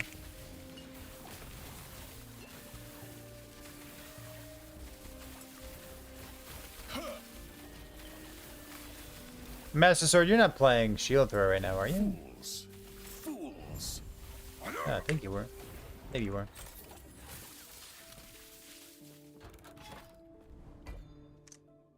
Why is there no staff MTX? Frustrates me. Like, apparently there is. Like, there's only staff MTX, like, in one of the things?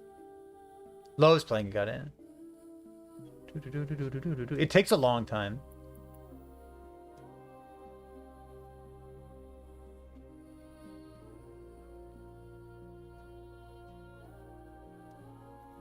Support, like one of the supporter packs has a staff in it. Is it this one here? Store, it costs $40 for a staff. It's literally the only staff in the game.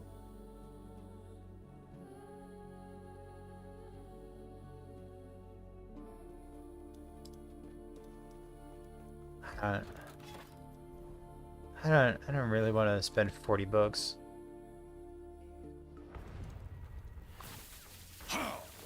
Just to have a staff. Is Smite on throwing hit any good right now? I doubt it. As a primary source of damage, I would doubt it. Fools. Fools.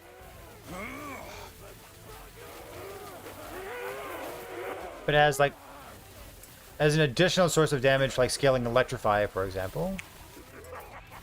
Like Javelin Electrify plus Smite on throwing hit idols plus Smite Electrify.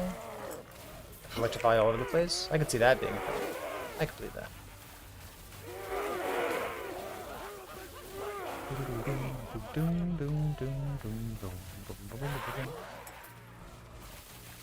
There was an infographic released by EHG.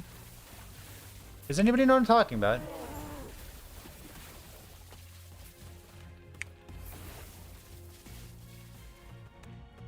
This is almost cool, huh? Wild.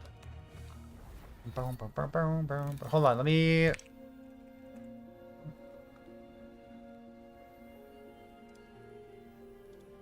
Is it this thing? This thing? This thing? This thing? Nope. Okay. Shoot. Let's go. Did they put it on Discord? Where did they put it? Official news. No, it's not there. Oh, this thing, right? Here, let's see. Open link. Plunk. This, right? This is relevant. Thank you, Uphill. Peak concurrent is 150k. Pretty good. So the most played masteries: Void Knight, Paladin, Falconer. These Falconers, like I don't want to call out anyone in chat, but I might, by accident. If you made a Falconer as your very first build, you're a coward. Nothing changed. Nothing changed. Like, yeah, Void Knight, Paladin, Marksman. Obviously. Like, everyone knew that those three were going to be the most... Wait, that doesn't say Marksman. Falconer! Why is Falconer? Why not Marksman? Cowards. Oh, they level as a Falconer. Oh, that's right. I forgot that I'm not allowed to do things unless websites tell me to do them. So anyways, it's interesting that, Sentinel and Rogue make up 50, 60, 70% of the metagame. It's pretty cool. Acolyte, I assume like Acolytes are like trying out Witchfire stuff. It's been pretty cool. Primalist and Mage. What are the Primalist and Mage players doing? Primalist and Mage. Anyways, if you haven't seen this, I guess it's a Discord link. It's a long link, but you can go ahead and click that. What are the Primalists doing? Suffering? Well, maybe. I don't know.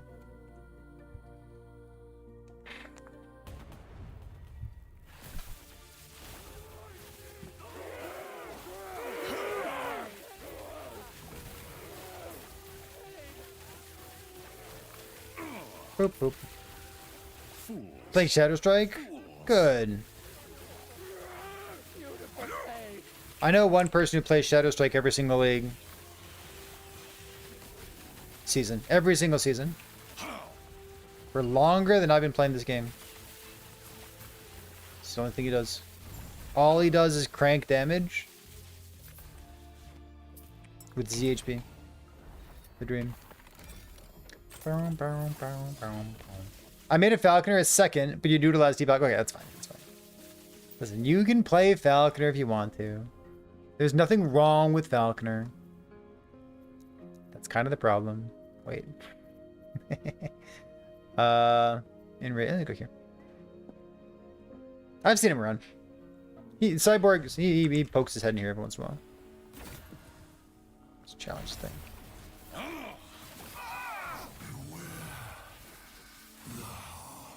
Shoot, shoot.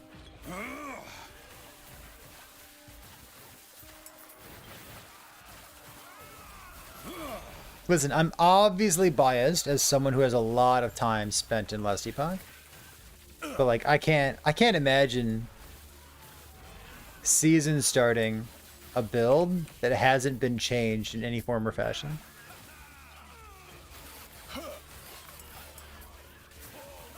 It's like on Christmas morning running downstairs into the basement to play with a toy that you already have. I'm like, really?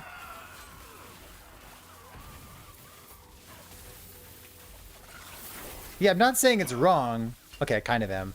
I'm not trying to say that it's wrong. I'm just saying that my perspective is unique from that perspective. That's all I'm saying.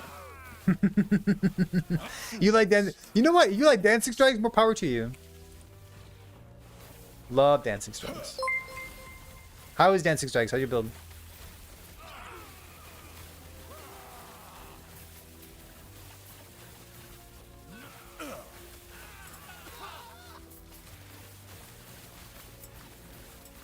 I kind of envy, secretly.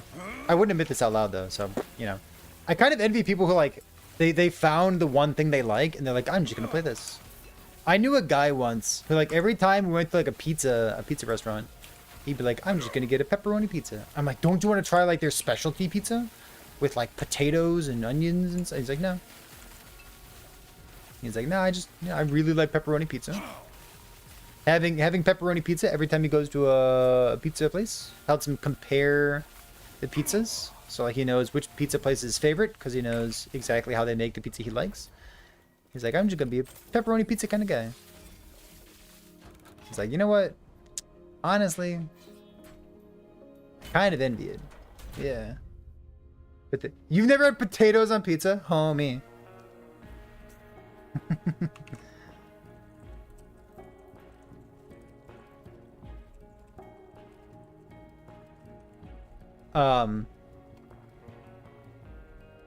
But like I'm like all over the place. I'm trying different stuff every time that I go somewhere.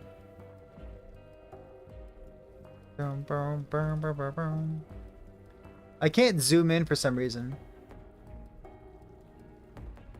Can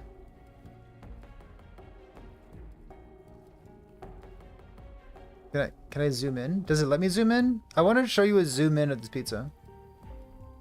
I can't. Boom, boom, boom, boom, boom, boom. All right, so this pizza here is a place that we have in town. They call it a cream and crimson pizza, and it's a layer of oven roasted red potato seasoned with fresh garlic and dill, bacon, cheddar, creamy gorgonzola cheese, winner of the exotic pizza category in 1999, which was like 3 years ago. Yeah, no, there's a pizza place in town that puts potato on their pizza. It's very good. I fuck with that. It's very good. Boom, boom, boom, boom. It's called the stopping problem. So it's exploiting versus exploring. I'm an explorer. The majority of people are exploiting, and they just want to do what they know is powerful. That's so boring. You know what? I like it. What's it called? The stopping problem? Got it. Chat, what's your local pizza place do? I know you didn't think this is what we're going to talk about today, but lo and behold, here we are. Crypt multi.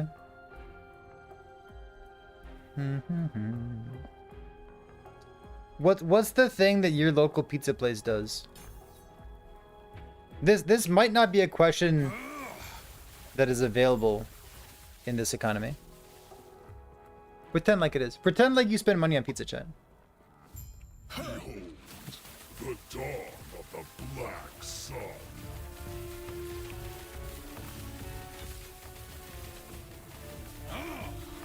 My shadow will cover this world once more.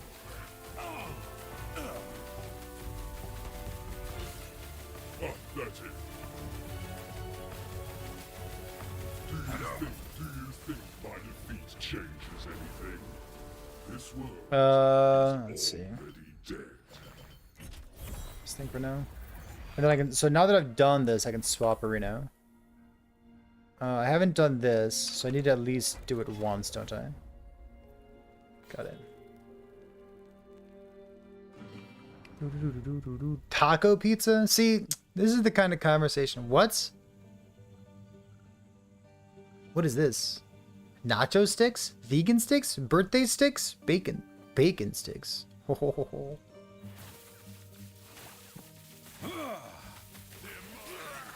You're in Sweden? I've heard things about Swedish pizzas.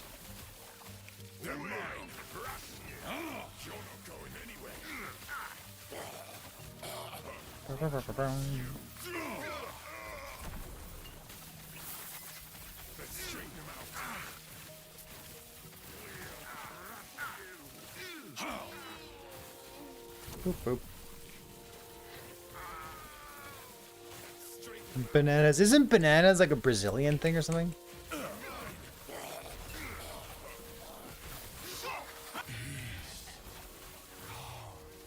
Fools.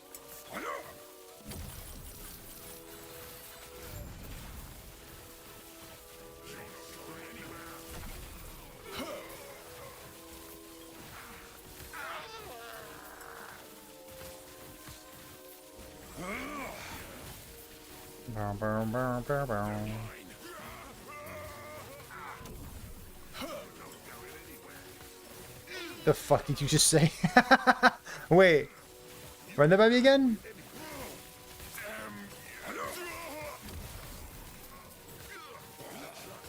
Banana ketchup. You know what? I'm less disgusted by that than you might think. I don't like ketchup. Yeah, banana ketchup. Okay, okay. Banana ketchup. What is it? I don't know. I'm kind of intrigued.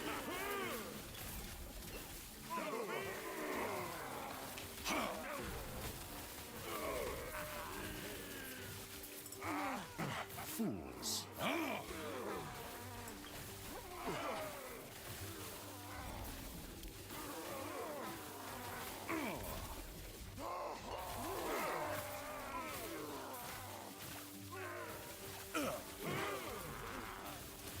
I need... I think I'm going spell crit on my amulet.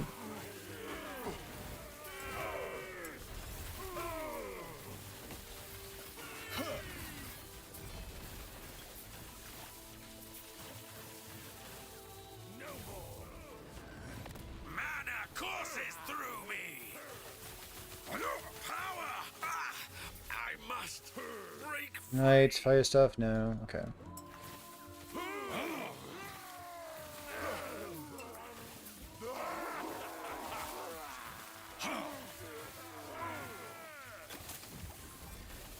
You ever heard that thing where it's like knowing that a tomato is a fruit is intelligence,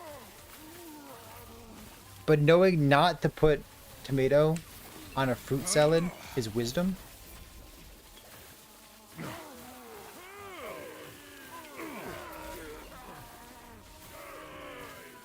Like, yeah, maybe they're both smoothies, but like if I'm asking you for a smoothie, you can give me a banana ketchup. I don't want it. My brilliance is unequaled. I did nothing wrong.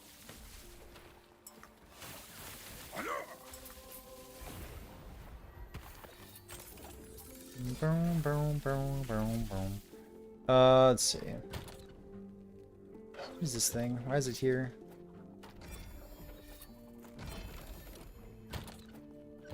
Ugh. T7 intelligence. Dodge rating stuff. T6 armor shred. I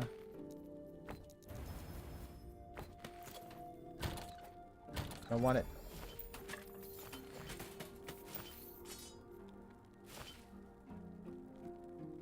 Not using this. Like, this belt's fine for a long time.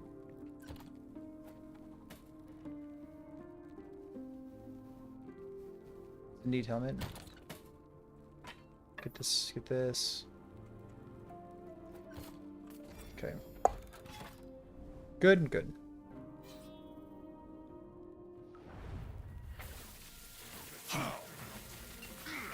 What's the best way to level experience fast? So, I think Dread's in chat, and Dread's been leveling like a maniac. His recommendation was to use your Weaver Web or your Weaver Tree to do all your Super Echoes or Super Arenas, which is what I'm currently doing here on the screen. Seems like those are a really good experience.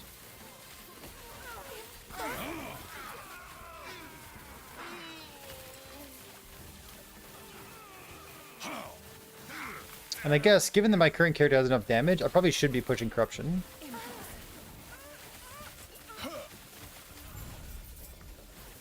So that would help me level up faster as well.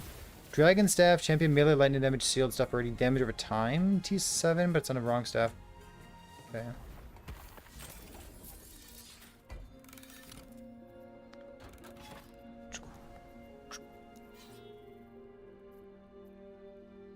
It's fine.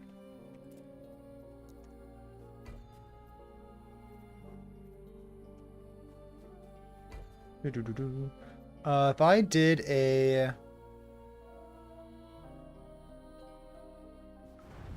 Okay, like I can get to 1,000 corruption. I don't know if I want to be at 1,000 corruption. Like I could jump up to 1,000 and then like remove some, right? Which is probably okay. How do you get super arenas? It's on your Weaver's skill tree. The nodes are on the far left side. There should be a search bar as well, shouldn't there?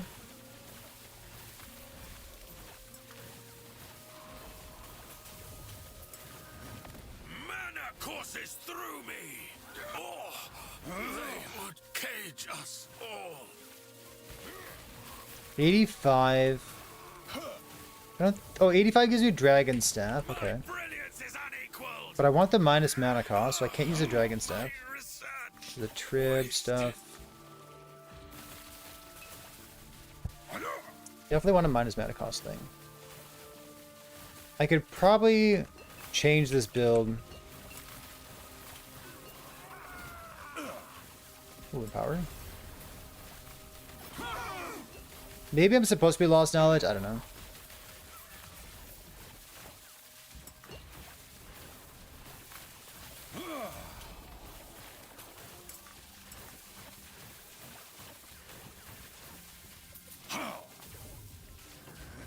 I cannot be contained. I must break free. Don't even have 300 mana yet. Oops.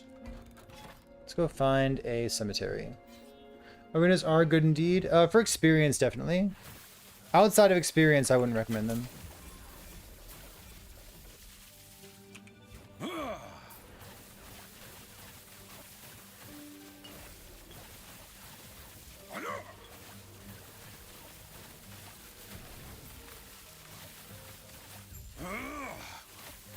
How rare are those? They seem pretty rare. I would consider if you want those, I would consider imprinting it immediately. There's like 25 exiled mages. It's kind of fun, honestly.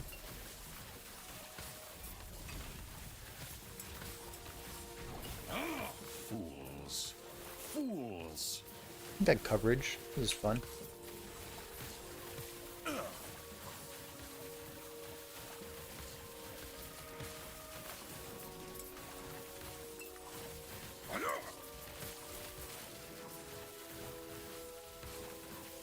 How's the build? I mean, so far what we're doing looks good.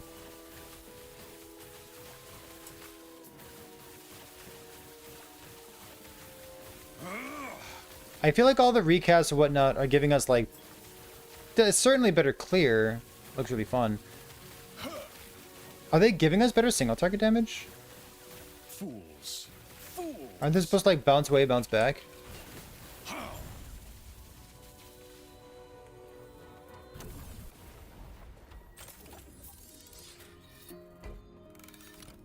There's a cemetery down here.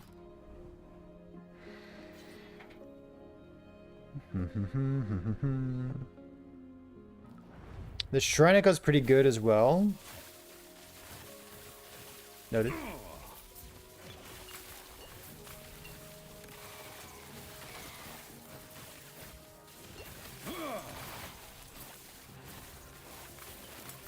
Fools.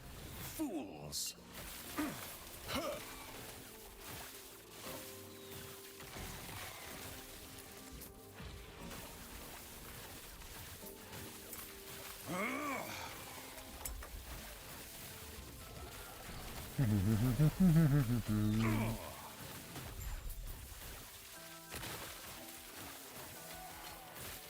And 6% efficiency? Too bad. Swifty, Spell Leech.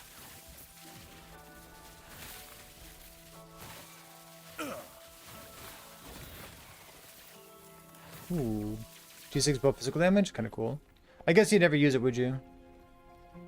Never ever? It's kind of funny.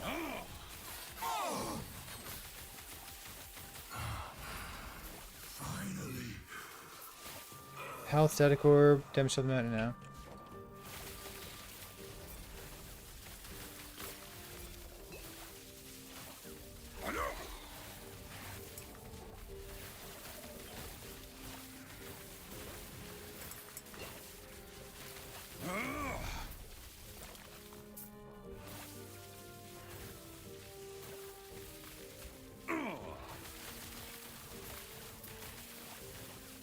Should I have Meteor Respect for damage?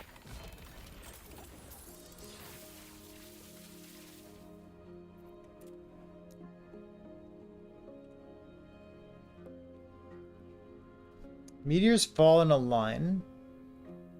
I would never really want that, would I? Like, it increases the mana cost, but...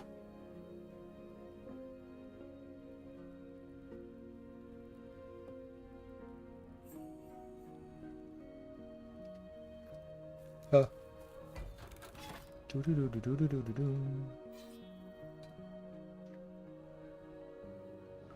is it? It is 6:45. Got it.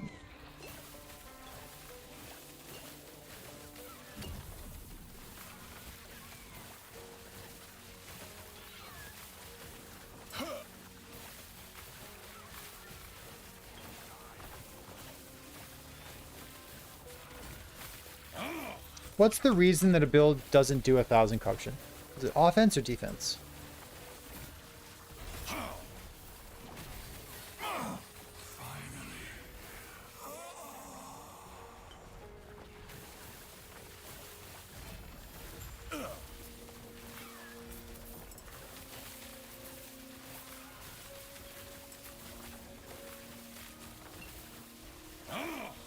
Defense, defense, both, but offense.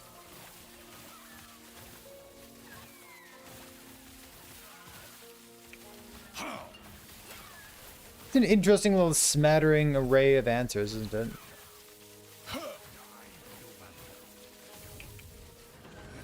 Mana courses through me. God. I did nothing wrong. I would be glass cannon. One shot everything before it touches you, or you're gated by defense. So if you're interacting with monsters, you're gated by defense.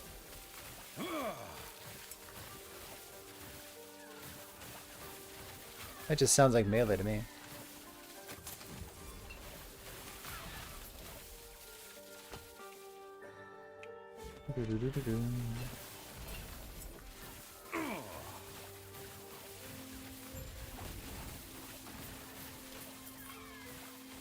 Oh, slow is boring. Boring. I agree with you.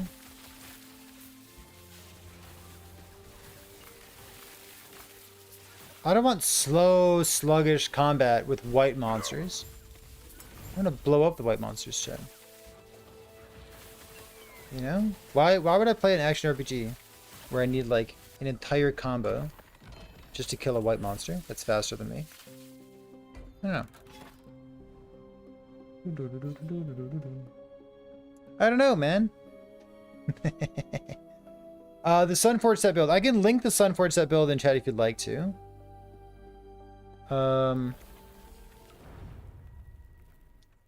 This thing. Do this.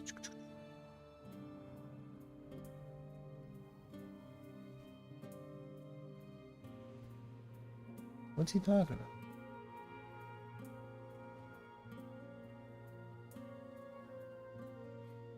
Click. Yeah, I don't know what the Smelter's Wrath build is. Got too many tabs. Was it this one? I think it was this one. Yeah.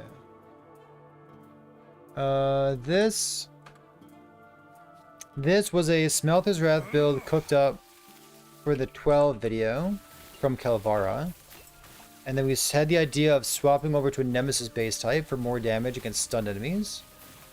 You'd have to get enemies stunned somehow, but having a more damage multiplier on your weapon is pretty hard. I think the Nemesis 200 staff, or 200 mace, is quite good. Just gotta stun people first, though.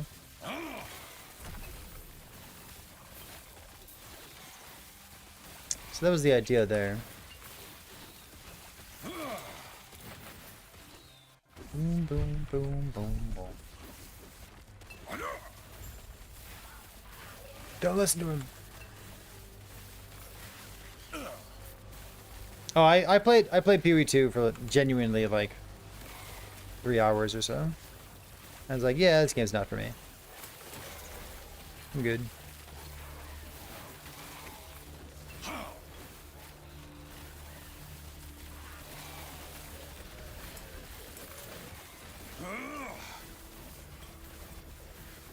Do a havoc. Boom, ba, ba, ba, boom.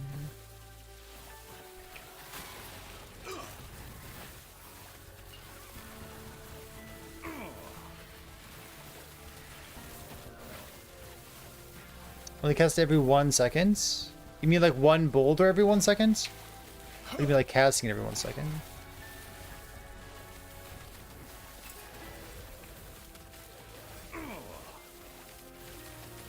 I'll be real interested to see what people come up with for the Halvar set. Because like the set bonus of the Halvar set's a very strong set bonus. It just happens to have an internal cooldown.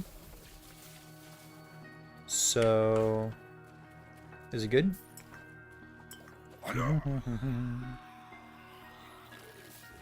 Trust me, the Halvar set's better than it looks. Oh, I love hearing that. Is it really?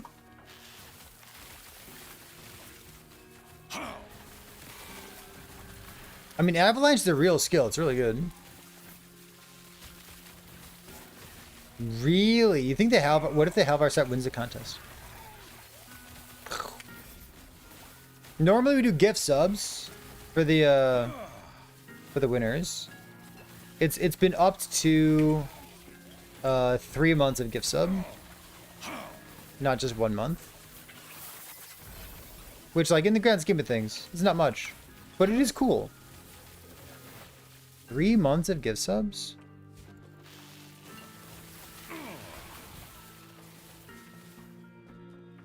Bum, bum, bum, bum, bum. Is it Uber Aberoth viable? I think it's completely fine to make builds in Last Epoch that aren't Uber Aberoth viable. I have that opinion right now. That opinion might change at some point. But like, given my experience with that guy so far, holy shit.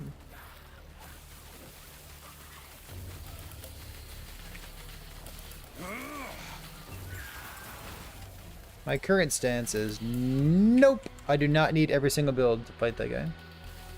Am I proccing Meteor through Frost Claw? I'm not. I'm just using Meteor.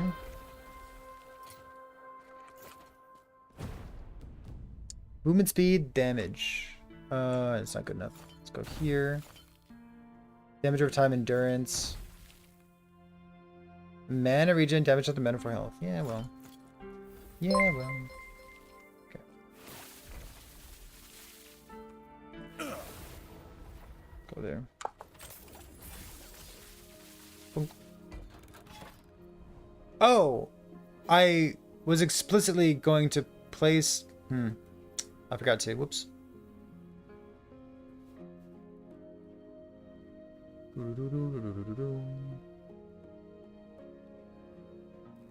Boardman's Avalanche? Yeah, Boardman's enraging one of your minions sounds cool. Enrage is strong. Bear plus Shattered Lance with like strength stuff? Okay, okay. Bunch of strength stuff, health regen per strength in the Beastmaster skill tree, Shattered Lance. Yeah, okay, okay. Beastmaster, okay, okay. And then you're playing what, like Tempest Strike? Yeah, forcing Tempest Strike to have 1 damage type?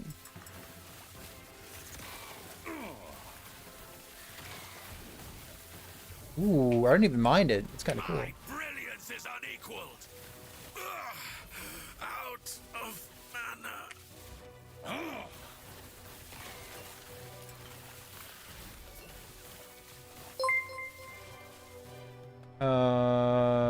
Double T6, but it's kind of cool. Isn't the melee always fizz? Yeah, it's always fizz unless you have a bunch of flat cold damage on your gear. Which sounds like what Arborist is trying to do. My research wasted. 12 thing, crit multi.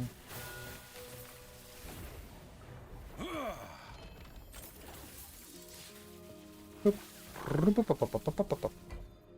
go here. That's a cool idea. I like it.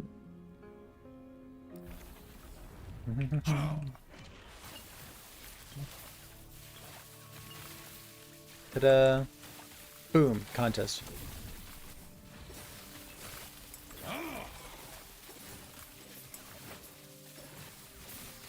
Fools. My favorite builds are always those builds that make you want to tell or describe your build to somebody else. Where it's like, it just makes you feel like your brain is so big. Like, hey man, let me tell you about my build. It's so cool. It's got this one item, and it does this thing. Oh my god. You know what I mean? The builds make you feel like your brain is currently getting bigger. My favorite kinds of builds.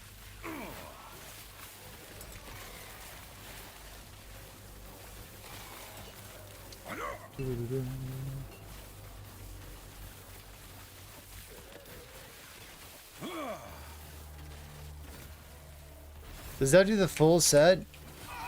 Just listen to your heart, man.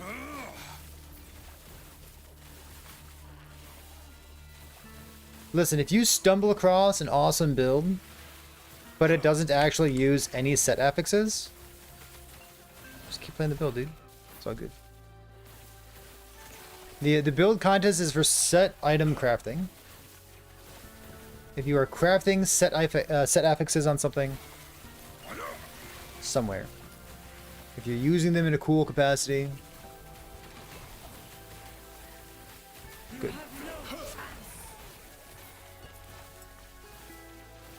World champions.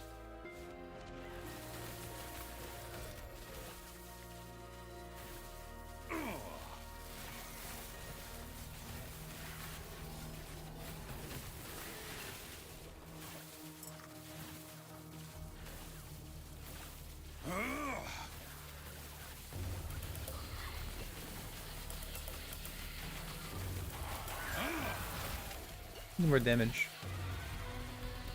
Punk. If healing hands, if spec healing hands are proc on a melee attack, does the healing hands attack also proc ailments other than electrify in the tree? Yes. It's a normal melee attack. Yes. Yep. Cast speed, crit multi. I don't want to max this out, do I? What's this thing? Mana regeneration per stuff. Shockers? I don't need shockers, do I? Let's go crit multi again. And then I said I wanted to do Harbinger, no. The Barnacle King. Tomb of the Erased, no.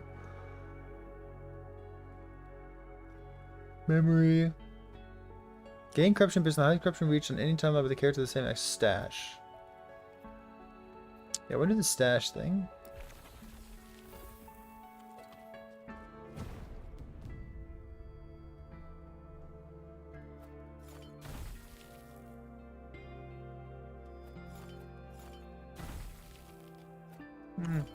That's fine.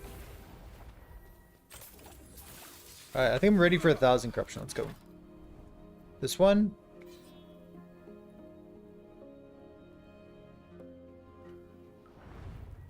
It should have Ruby twice. Yeah, it should.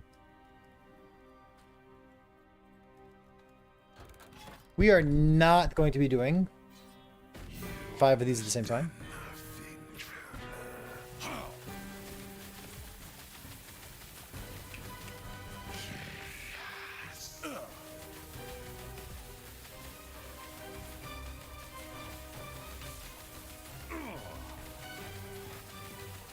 This means nothing. The end will come. All the same.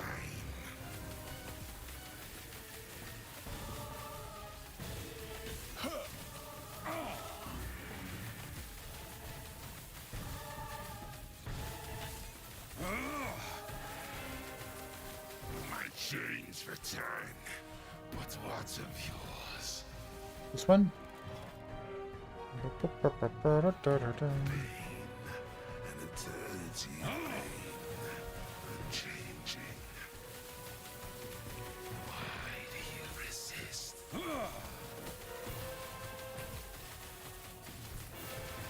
Oops.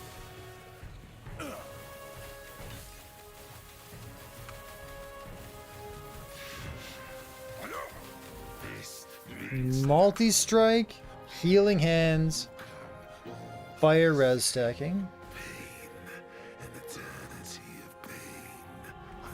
shotgunning on single target. Oh yeah. Think of the poisons. What? Oh, for the Ruby Fang set. Fools. Fools.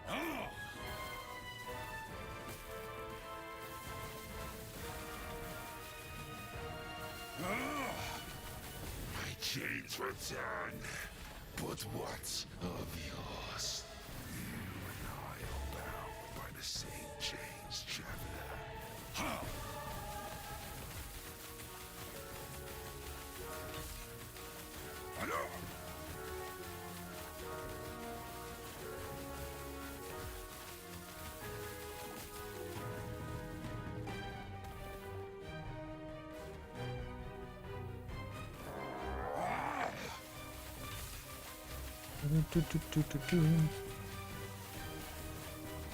There you go. It's happened before. And when they 2 LP. Ooh, 1 LP. continue, This thing, this. Okay, got it. So that puts us at a 992 corruption. So, listen, I'm not expecting anything, but I am gonna walk into an echo and see what happens.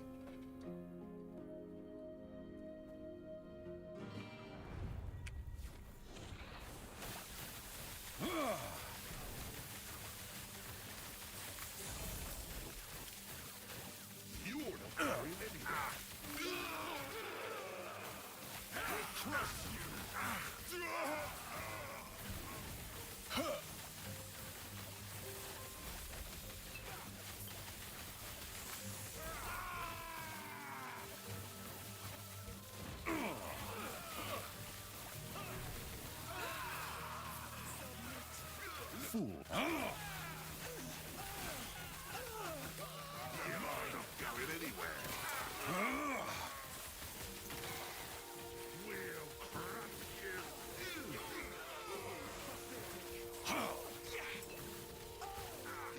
All right.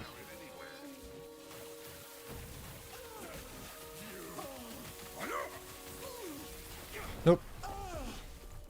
Any more damage for her, huh? Ba-ba-boom, ba-ba-boom, boom, boom. Okay, so let's go here. Let's lower it just a little bit. Bunk.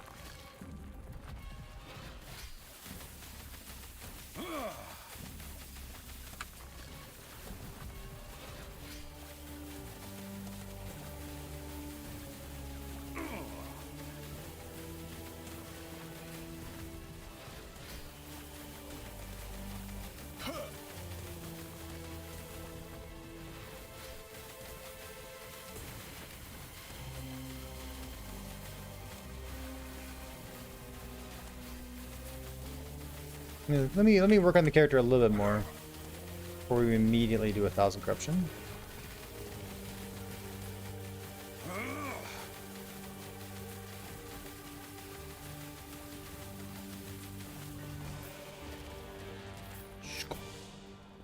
How much? 1,000. Let's go 50. That's like 900. Oh, 842. 800, 750, 700, 650. We do 600. Let's do that.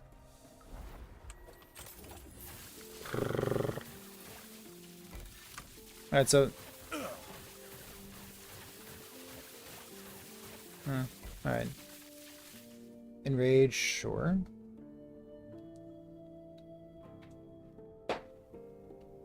Can they contain uniques? Oh yeah, absolutely.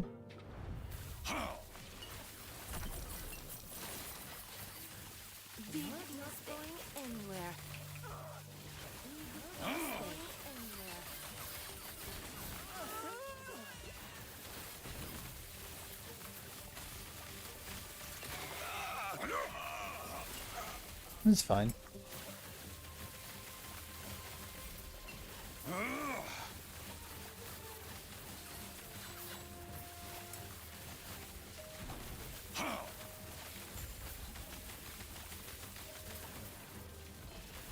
should be easy.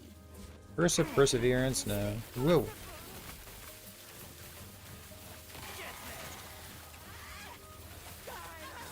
Oh, dead. Thump. Scalebane Rogue. Brutal. Let's go here. What's a False Temple do? Which one's that?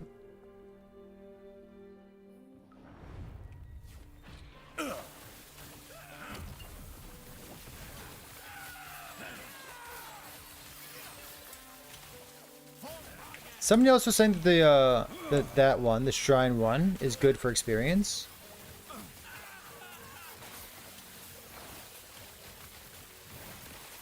Is density good?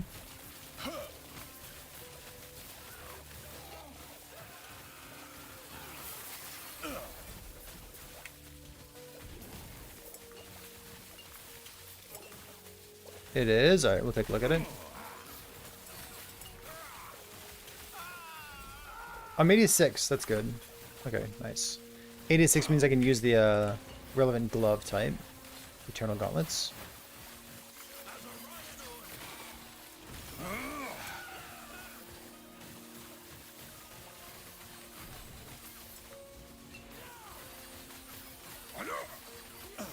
Good. There's two of them. It's the worst.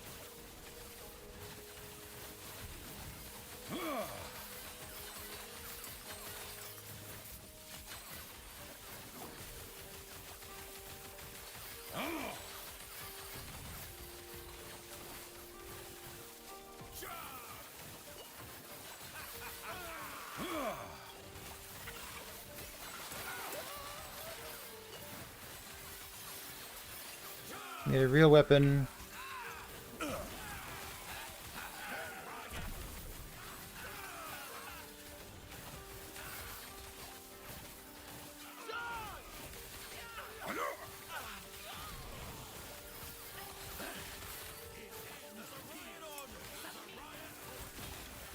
Fuck, I hate those. Oh, I hate them so much.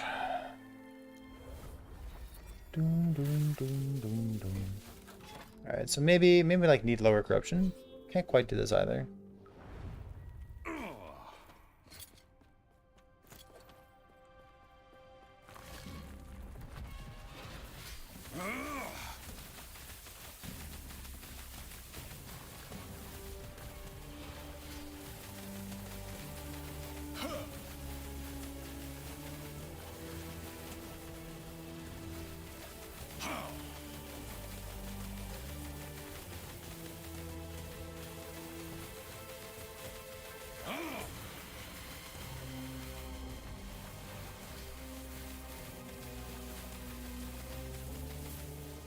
Having them all go on a line, probably a mistake, right?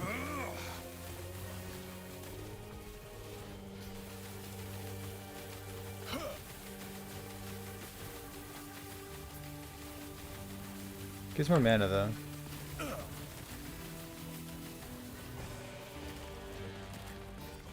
Let's take this note off. So 176.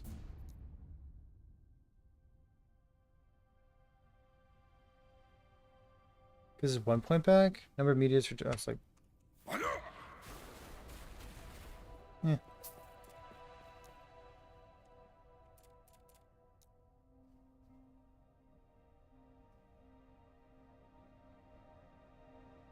Number of meteors, base crit, large chance, big. What's this thing? This is the cast speed node?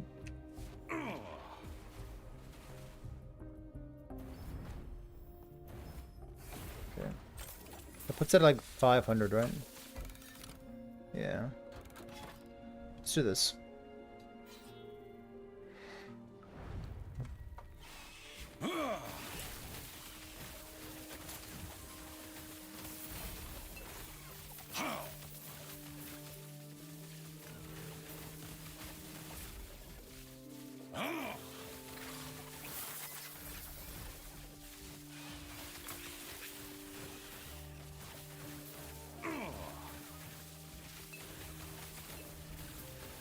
This seems fine for now. Okay, we'll stay at 500 for just a moment.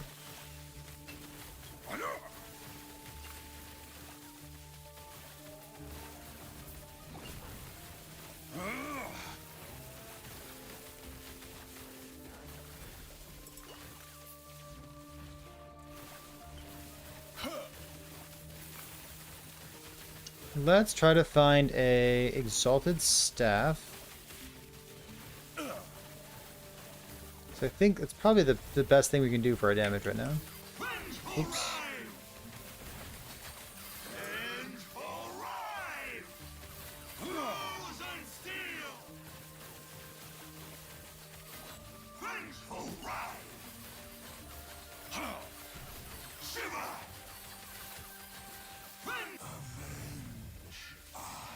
One-handed, one LP stuff. Okay.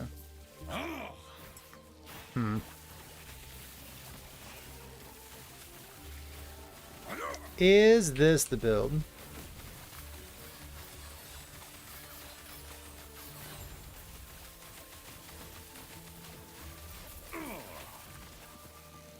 Is this gonna scale up well enough?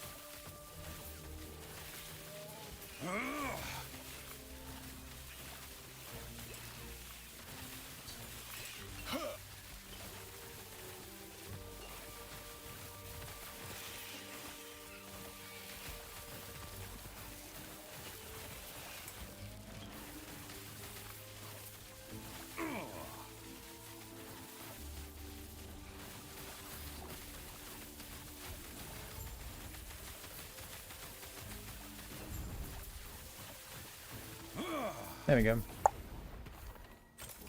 Okay.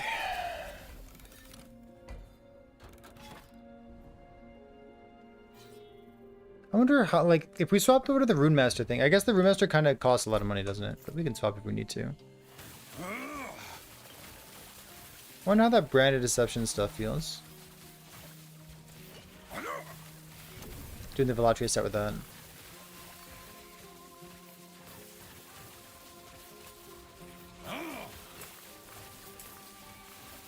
I guess if I want to try it out, I'll probably try it out pretty soon, huh? In terms of money.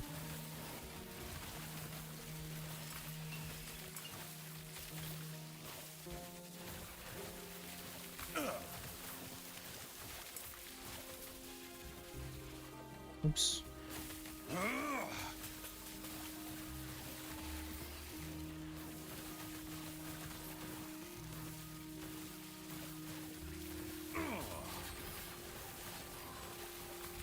Oh, wait a minute. That reminds me. Hey, Dread, what's your ETA?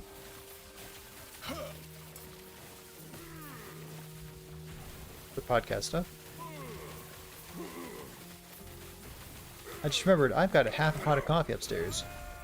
Ooh la la.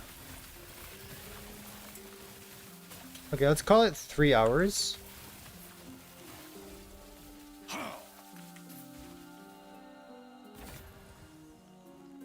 We'll call it 3.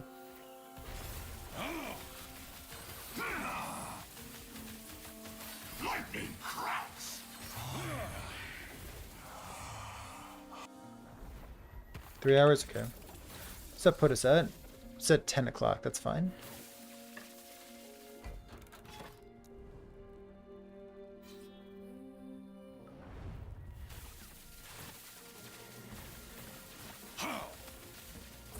There's a cemetery, a bunch of shrines. Got it, got it.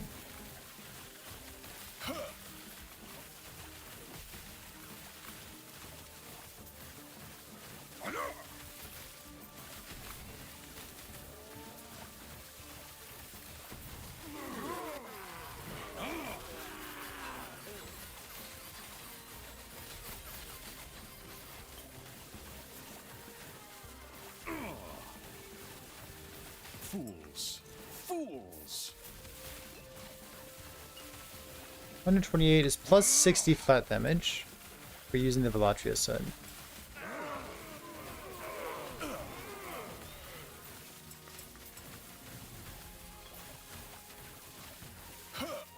Boop, boop.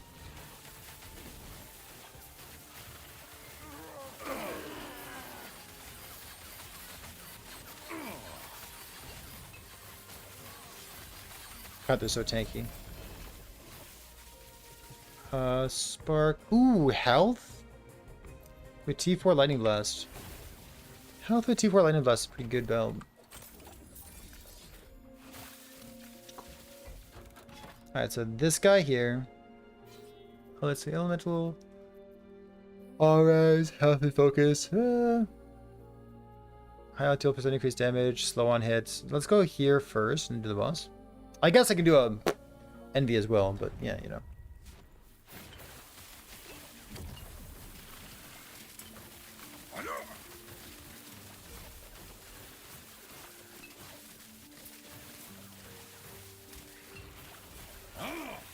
Oh, from 40 to 80? Whoops.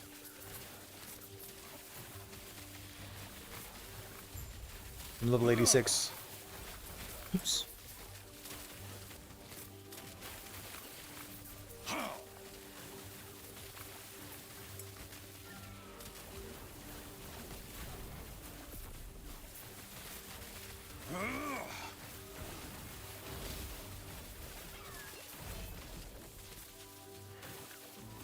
Death Grip. Spell crit chance stuff. Shatter Strike. Let's power this.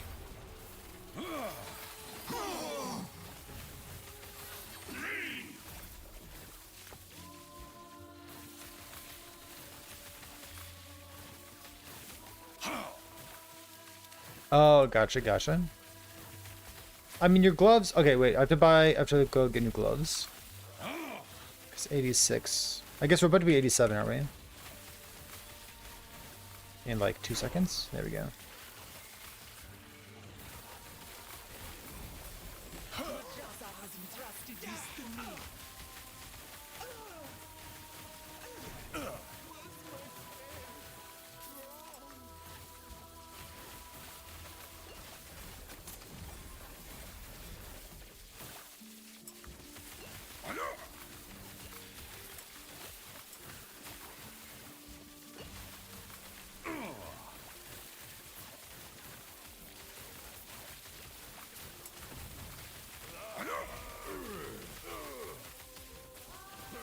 I really would like to be...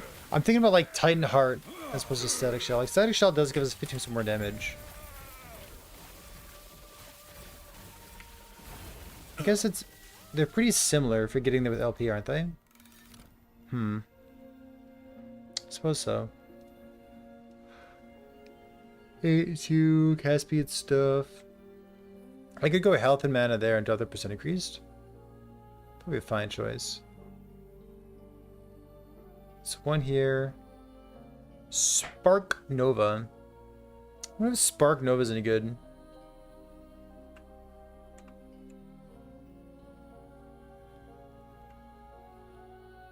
Lightning spell intelligence, percent increased damage, 100% effects.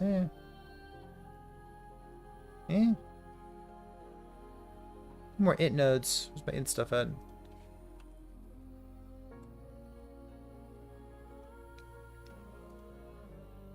I guess this thing.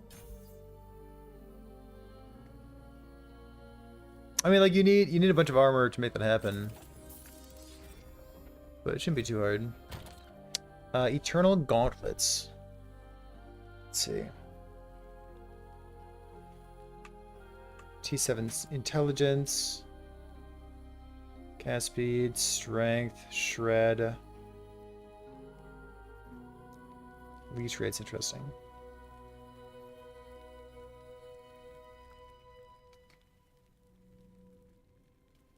Area, intelligence, mana. So these, I want. I guess I want intelligence, mana. The minion health, yuck. Oh, convenient. Only -2 as well. Does it have to be mana? Like, I'm gonna take this thing.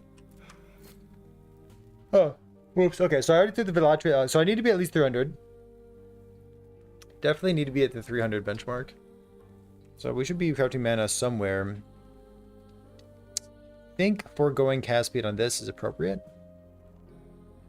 Because we're missing a prefix on our staff. Guess we have ages, but like we don't really have the ages, do we? 4 mana, what's going on? I think it's mana.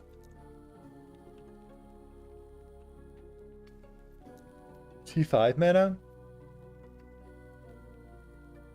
T7 intelligence, T5 mana.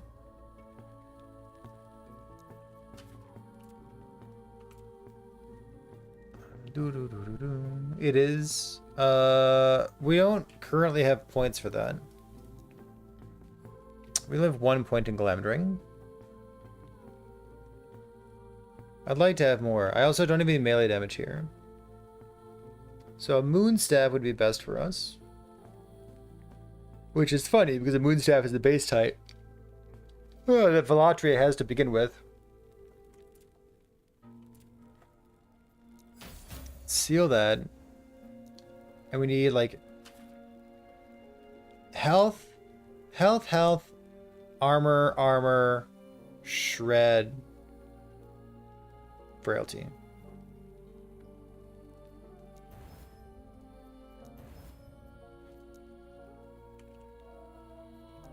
If I do shred here, where do I get frailty from? I guess it has to be sealed, doesn't it? Which means that this is a short-term item, not a long-term item.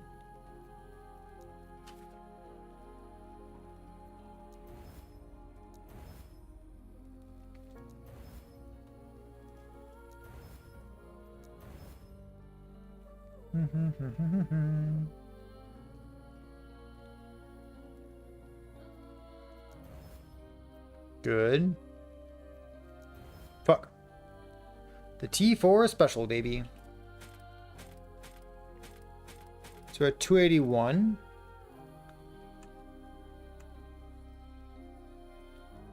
So mana on our helmet then. I guess this helmet's terrible, isn't it?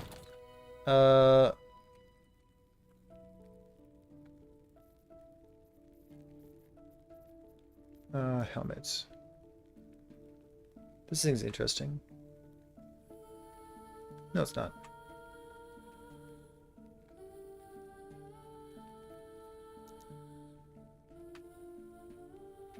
As I get his ward. Like, if I search for mage, it shows everything, which is frustrating.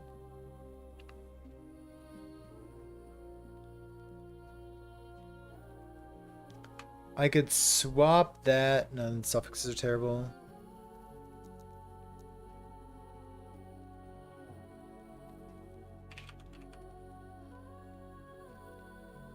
Unification, vitality.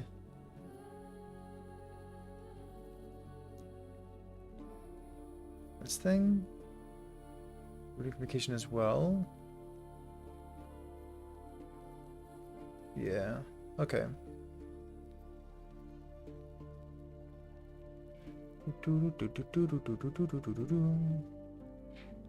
Mana, spark charge, melee hits, stuff.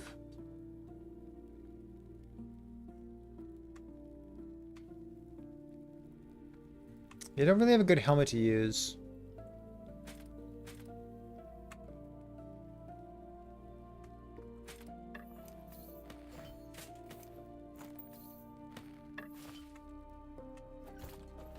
Okay.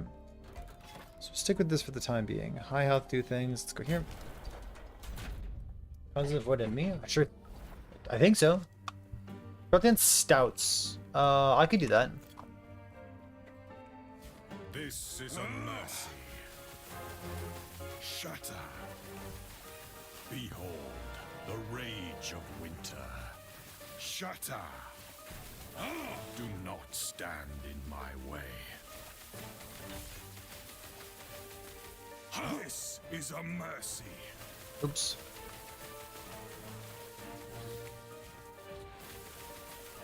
Rise, shatter. Do not stand in my way. This is a mercy. Come, sons of Artor, aid me.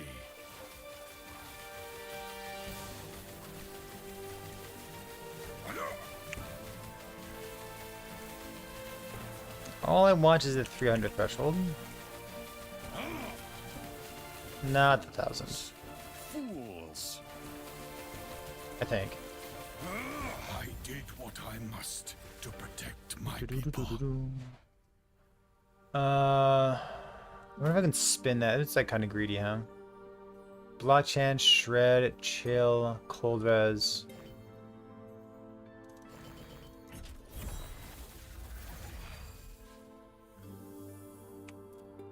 My blessing here. Oh, I can probably just take care of it there, can't I?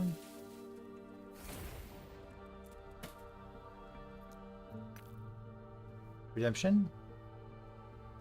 Dodge rating? Take the dodge rating off. Alright.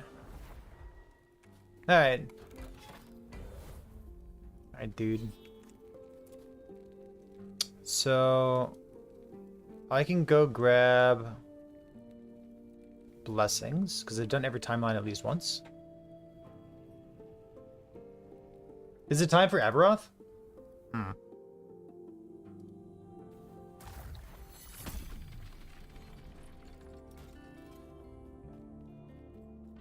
Greetings.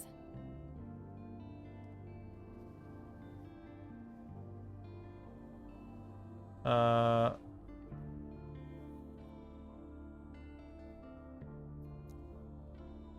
27 crit multi looks good. You want lightning shred? Or just mana? I might just take mana. We have mineral there. And this could be percent mana, or sorry, percent armor, or it could be cold shred, yeah? Oh, we're not a cold build. Wait a minute, what am I talking about? What am I talking about? This is 200. Okay. Well, 87 zone. I was gonna say this armor is too high right now, isn't it? Cool. Let's go unlock some stuff.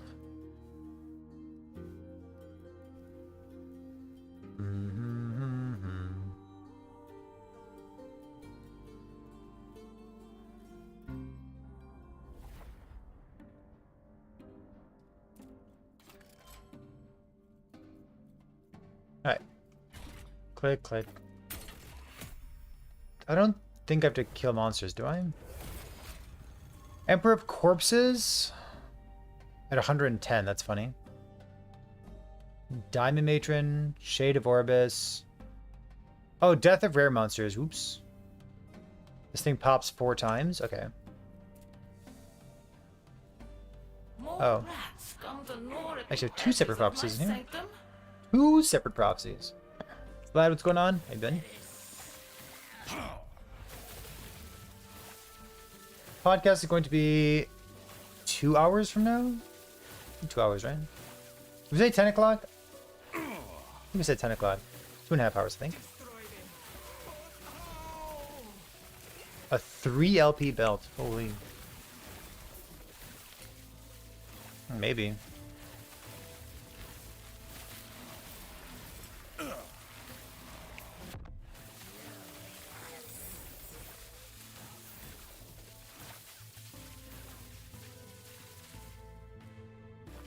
Look at all these. Do I recognize any prefixes?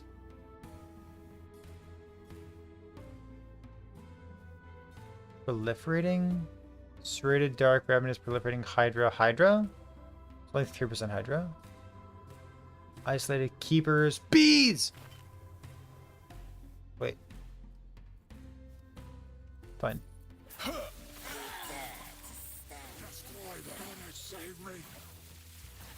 It's like a whole new game. Oh, absolutely. Bonk, bonk.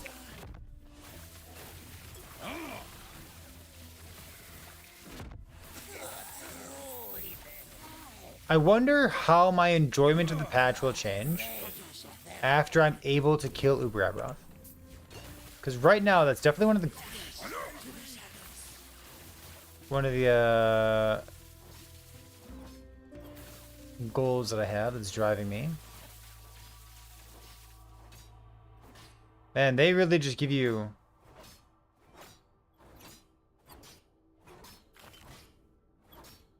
a bunch of shit, don't they? What? Hold on, give me a second. I did! I got a haircut, dude. Can you imagine?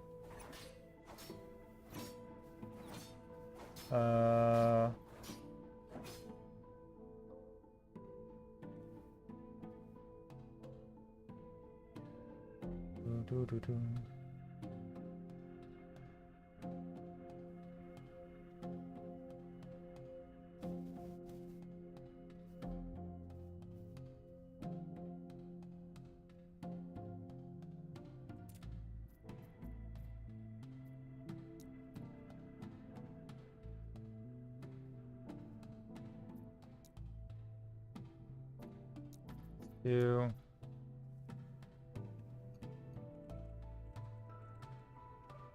Listen, I might want this.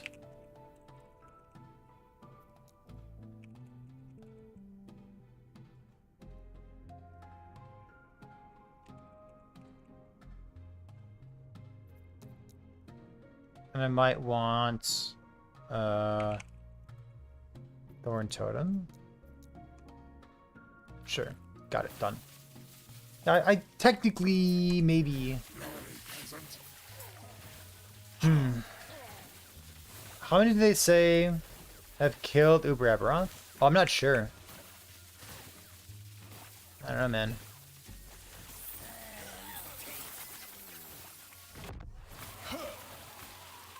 I feel like even if you're doing it on like a snapshotting minion build, I'd still be pretty impressed by anybody who's taking it down. There's 4 effects. Sounding. Judgment Paladins, yeah, I don't know. The Judgment Paladin build, like, it's still pretty cool to get that build all put together.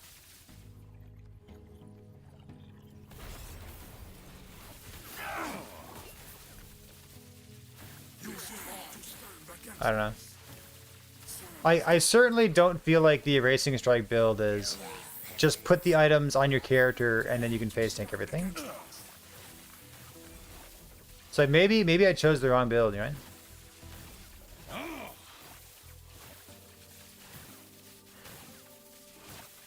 Oop.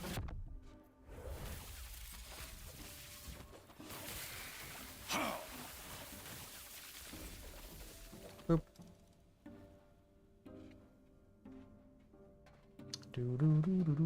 Oh, they mentioned in the dev stream. Oh, that's cool. What did I miss in the dev stream, chat? This? A lot of you were watching the dev stream before trickling over here. Manipulating time. Could it be? It's an interesting little factoid. I kind of like it.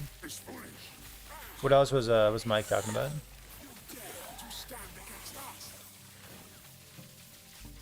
Yuck.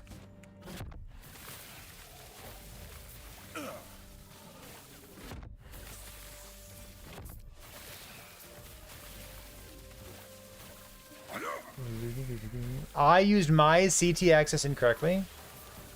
That's what Mike was talking about?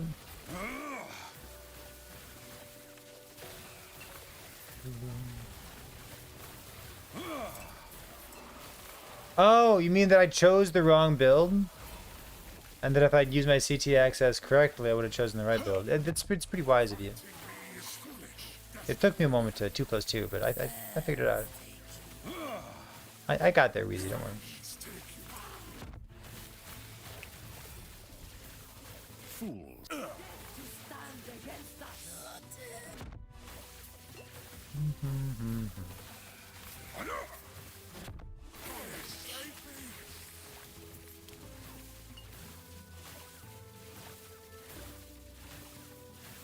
Yeah, we saw the infographic. That was a good one. I like that.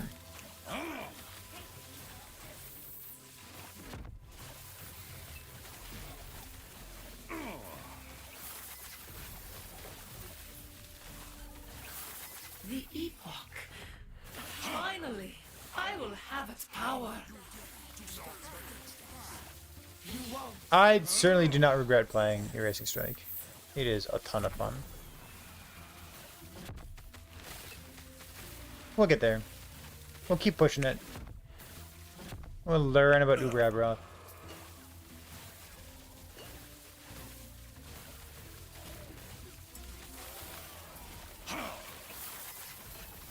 Relic. Yeah. Did I pop both of them? Let's see.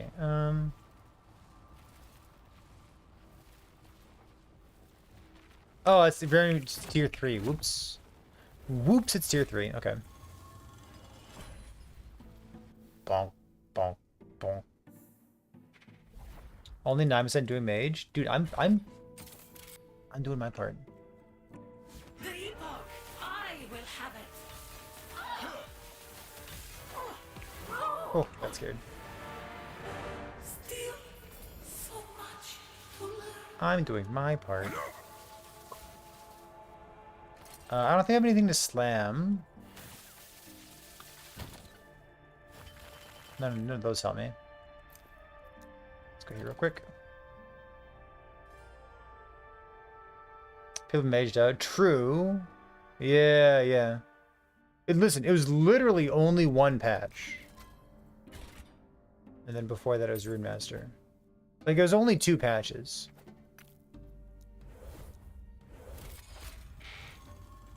So that's like, what, 6 months? Intruders? A waste of time.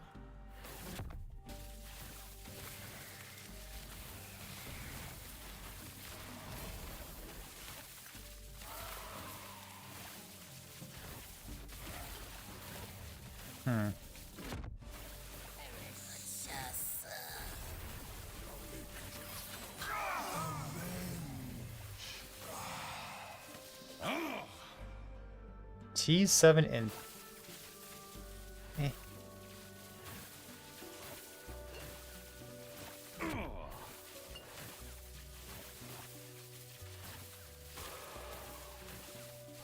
You're old? Listen, man, I remember when I turned 21. Life comes at you fast. Ooh, +4 Frostclaw. Look at that. Stand against us.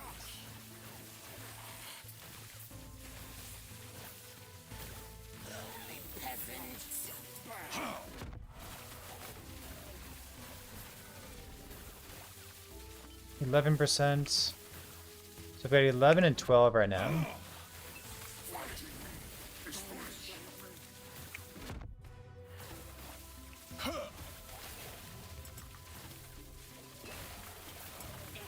Pew pew pew pew pew pew.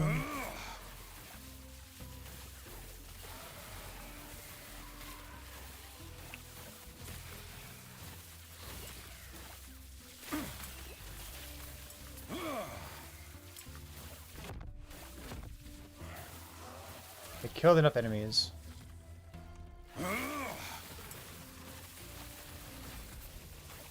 only popped it once? Brutal. But you're rare. Who else is rare? Come on, somebody's gotta be rare.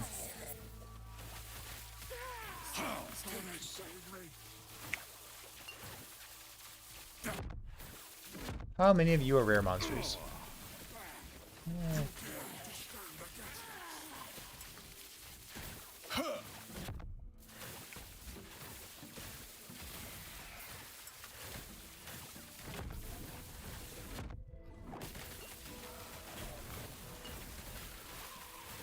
That one? Ooh, 13, okay.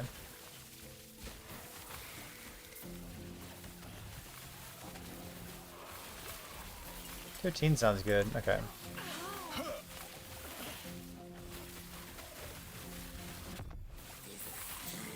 Two of these, so we have 2 more of those procs to go. Good, good.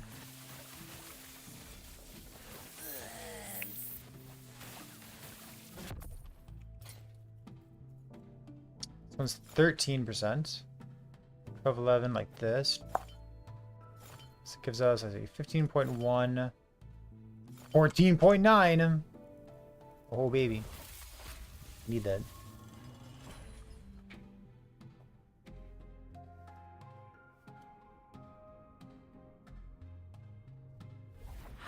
this possible? Only I should be able to command time here. Unless... Kind of wish I didn't have these red rings.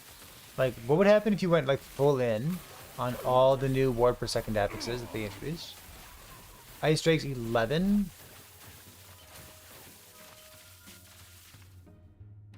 4% pretty bad. 5%? No.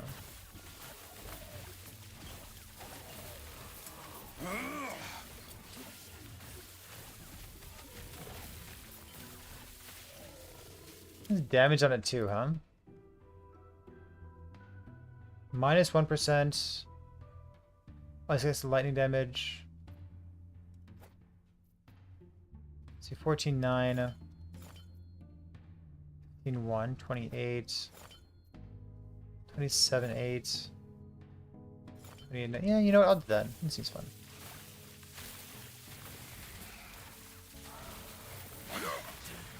You carry the epoch then? A fool like you has no use for it.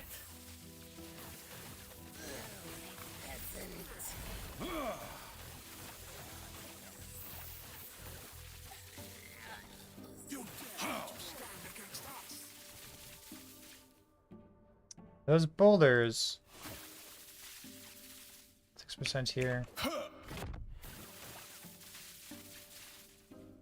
Plus 4 glyph the minion. Holy.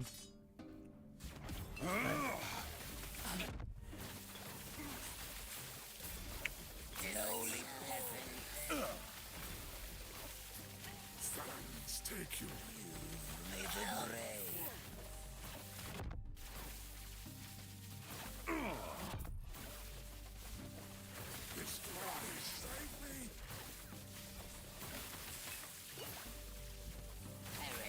Fighting me is...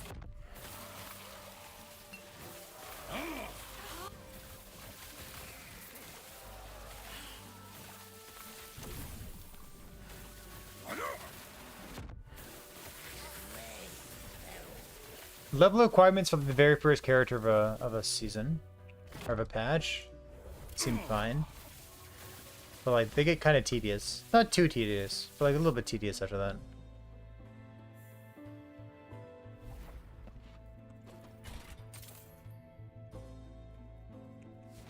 The epoch, I will have it. Boop. Escape is impossible. Fuck. Escape is impossible.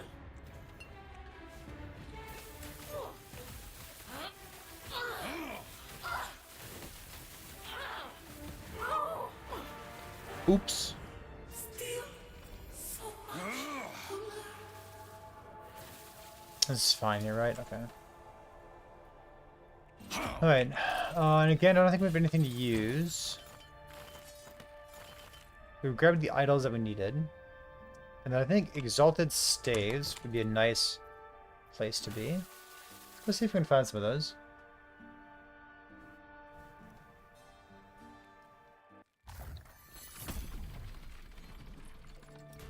I knew you had something to ask. It would be my pleasure to Staff? satisfy your curiosity. Stave. Up, up. I don't know if I'm feeling the whole fish thing. Let me pivot real quick. Who's the guy?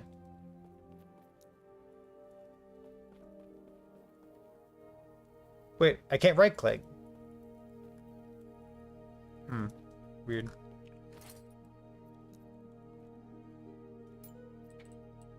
This guy?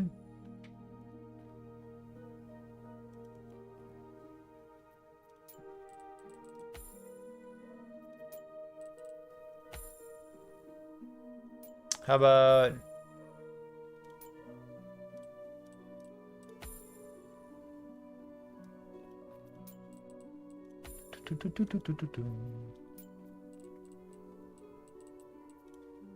Are there different body armors I can get?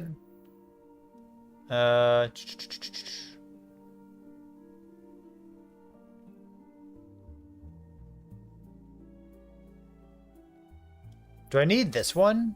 How good is this? Play video.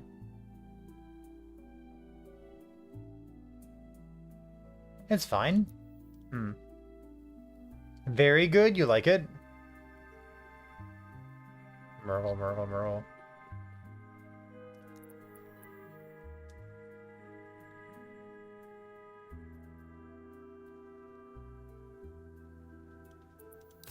The Soul Eater thing.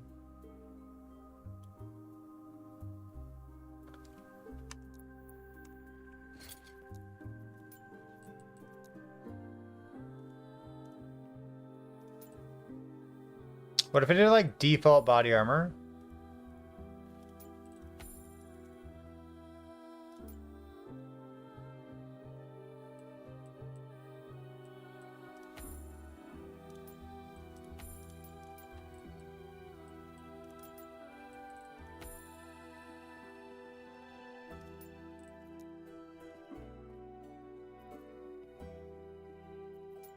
Bam.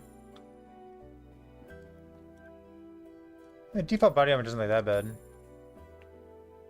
Ugh, that's too bulky. Character FX cosmetics.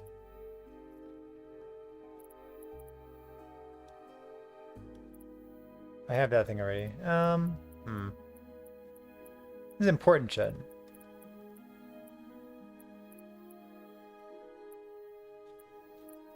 Eh.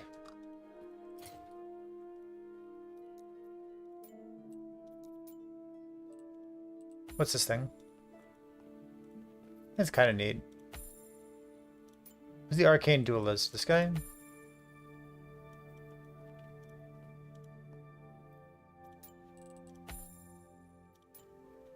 Alright. How about the purple with this? That looks good, right? I like that. Do I need wings? The wings, man, the wings look so good, don't they?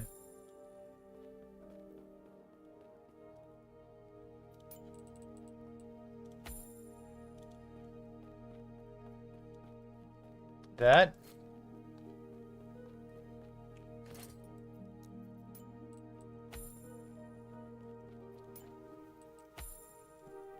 I'll do this. Alright, done. Good.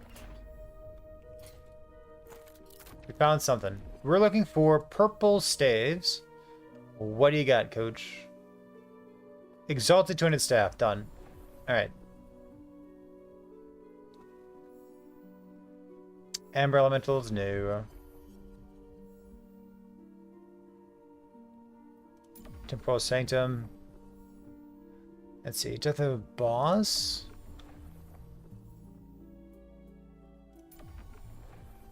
The dungeon at some point. Soulfire Bastion, not even once. Not a single time, dude. So I really do want a moon staff.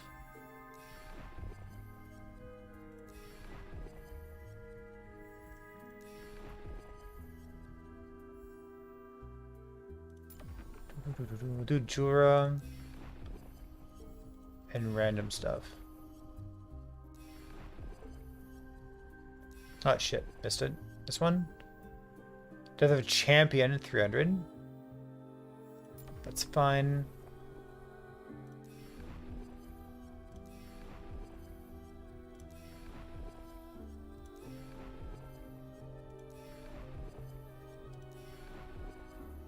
What else?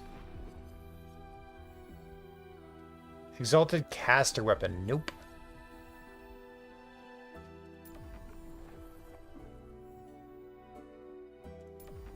Shade of Orbis. Damn, cast weapon. 200 staff for arena.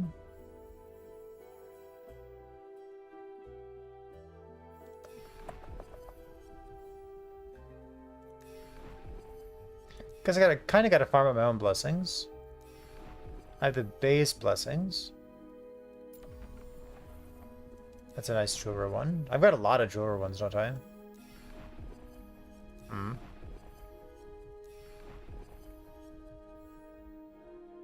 Gaspar. Exalted caster. Okay, so what do we have here? Jura, Shade of Orbis, kill Jura, rare enemy in a dungeon. Okay. Let's go do this again. We'd be A-okay for tier 4, right?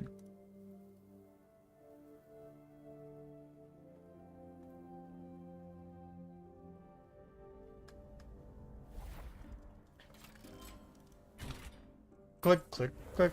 Okay. Hopefully. If not, I'm dead. The Thunderfang set. What's the Thunderfang set? Upon my research. They Shop? cannot reach me. Bundles?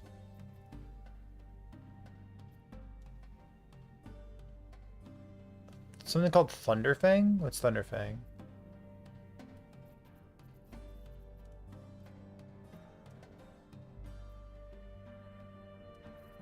Oh, the supported pack 1.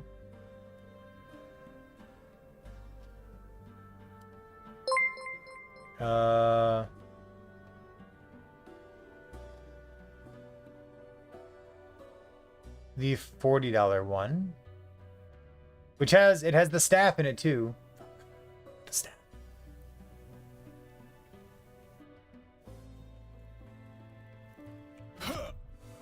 Man.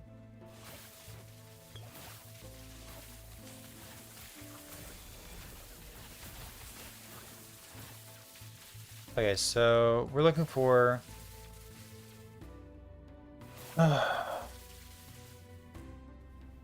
Razor multi minion stuff, like nothing quite here. Destroy them. Yeah, we got a long ways to go, it's fine.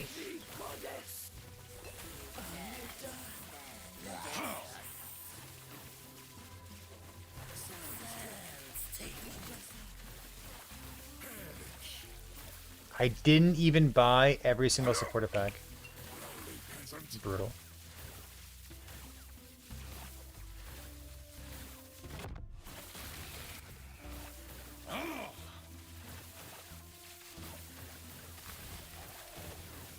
Oh, this is one of those no enemy dungeons.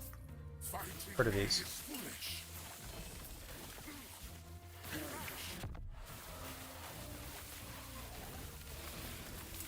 So mana regen 13, gotcha.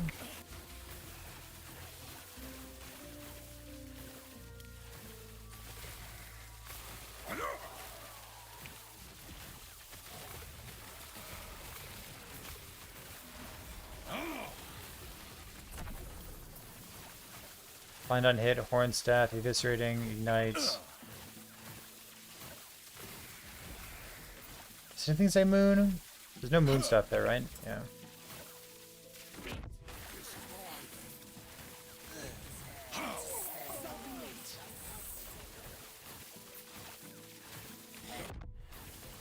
Certainly seems like we have enough damage to be doing tier 4.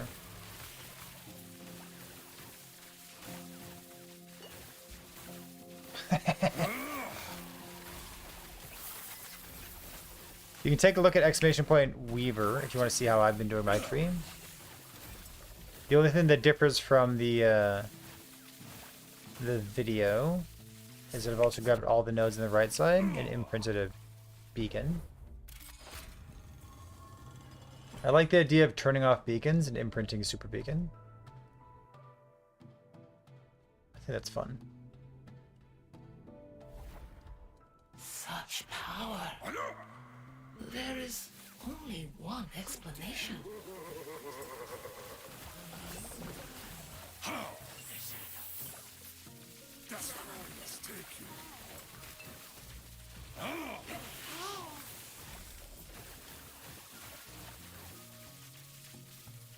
Yeah.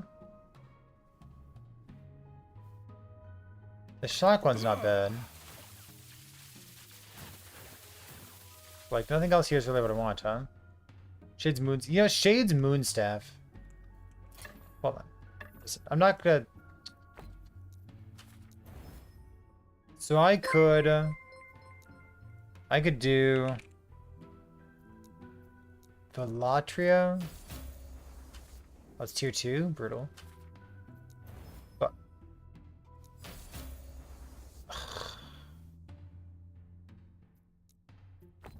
And then... Well...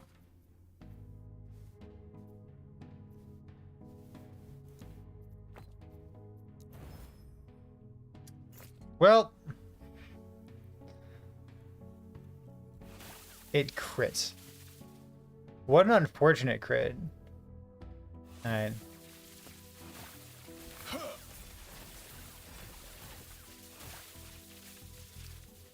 Yeah. If it hadn't crit, I'd probably be using a new staff right now. Yeah. Really unfortunate.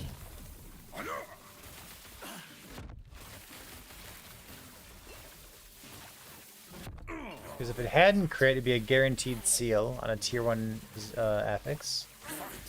On Exalted Iron has 4 affixes.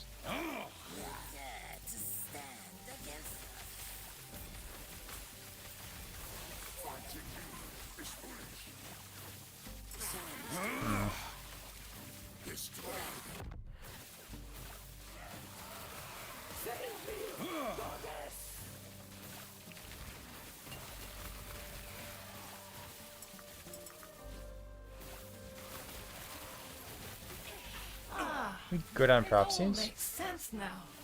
The epoch has finally come to me.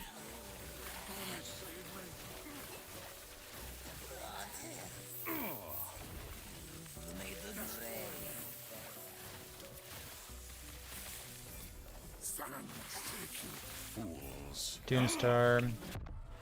That moon. I don't need a Moonstaff. Moonstaff's like nice. Moonstaff kind of incentivizes me to put more points into Glam Drain, which I don't currently have. It's like, yeah, I guess like a Temple Staff too.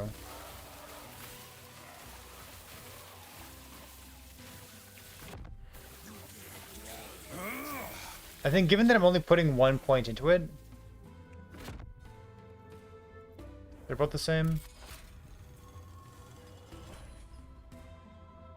I also don't want T7 cast speed. I want like T7 crit multi or something. T7% damage.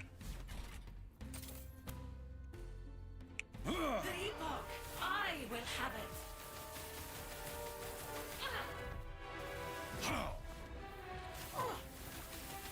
Sapphire waters.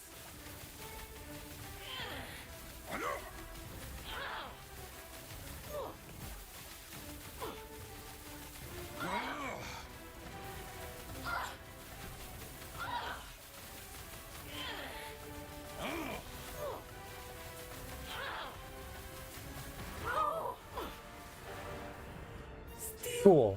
So much.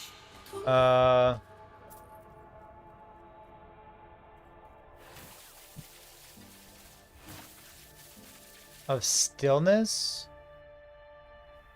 Crystal, gate. I think those are all whips, right? But this temple... Oh, this one might be fine.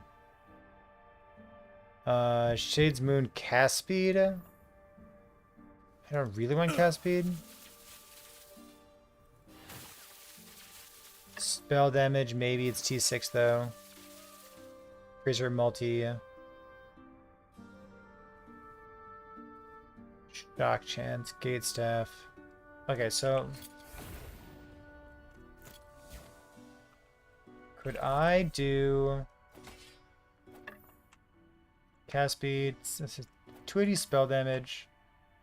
New crit multi. Like I need to removal it, right? And so I need empty prefix. Well, that's kind of an empty prefix. Got it. This thing out. So take off the void. Okay. Minus 24, baby. We did it.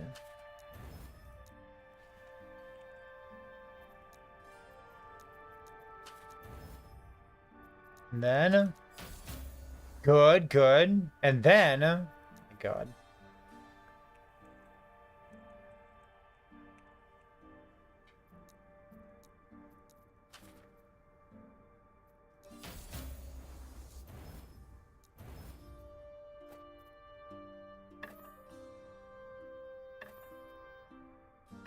Six, 5. Less damage has blind on it. Got it. -5. This is -3 instead. That's 17. Pew. Let's go do this and punch her. Just like skip to her at the end.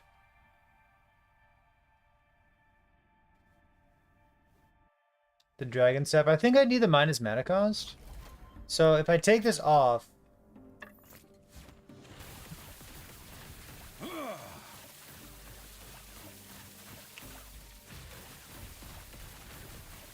like I can kind of do it.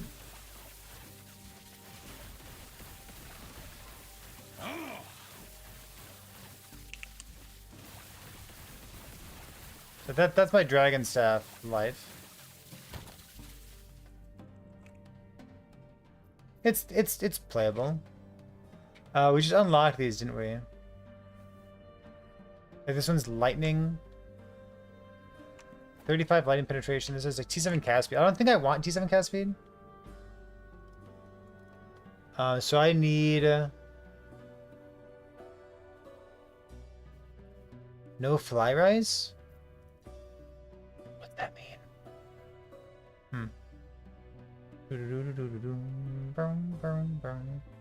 Minion Forge Guard. I'd go crit.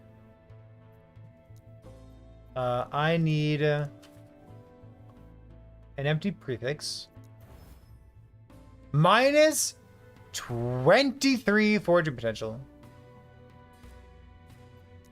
Alright.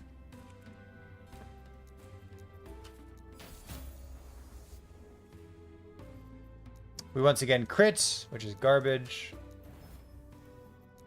I need to steal this. -17. Holy shit, dude.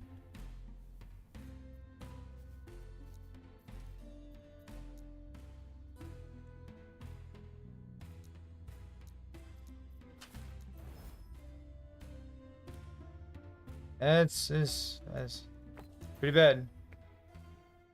It's pretty bad. So here's the cast speed one. Again, we need an open prefix, so that's good. We can, like, Velatria, don't crit. Good.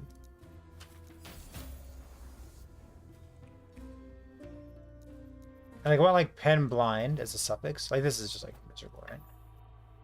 This is 23, 25, 26. So we'll do like the 25. It has blind on it. For now. Go click, click, click, click, click.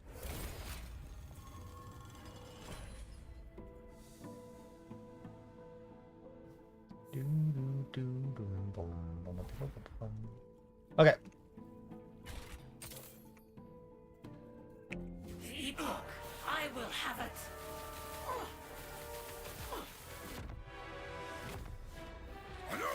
Sapphire waters.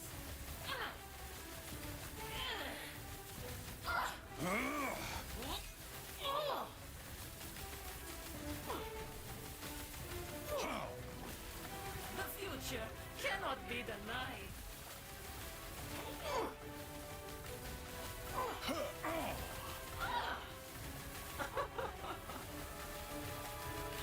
Die.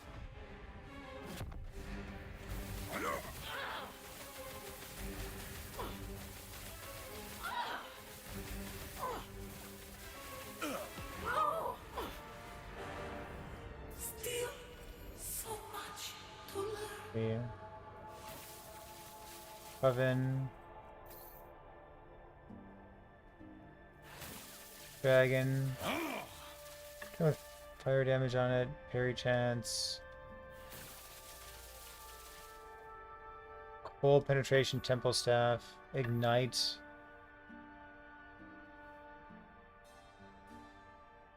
The crystal staff? I don't really want a crystal staff though, do I?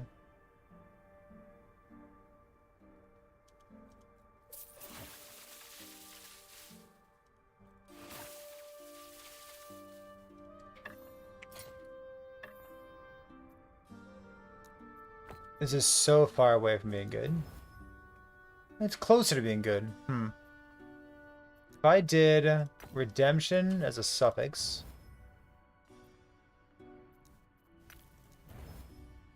Okay. Not terrible.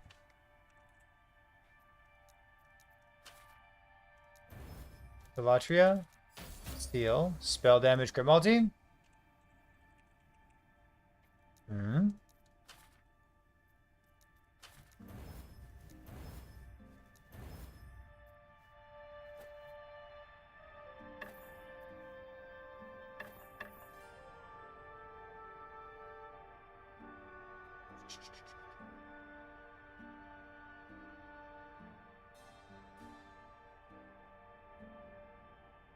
Or crit multi so bad. Crit. Oh. 25. 25.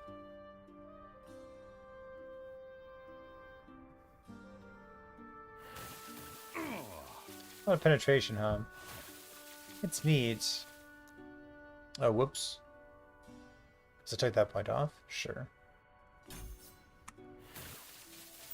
Huh. Alright.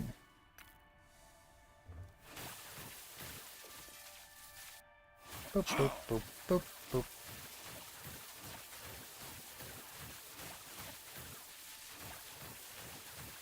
I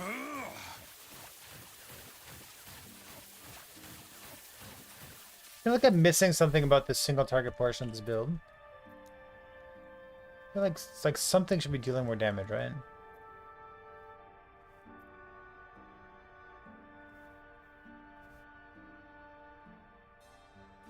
Let's go here.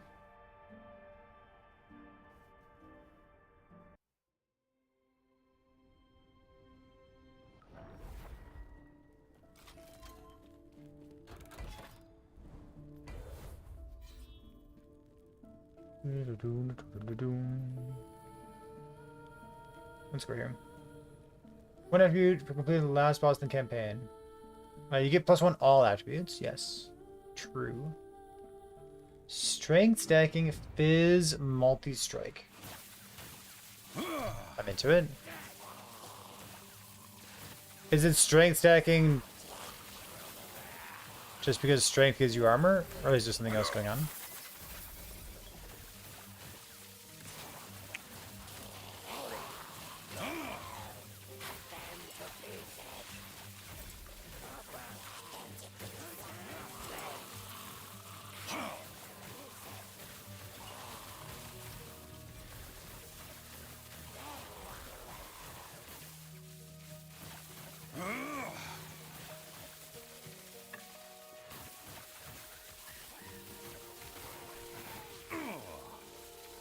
Melee lightning damage. Why does staves roll melee damage?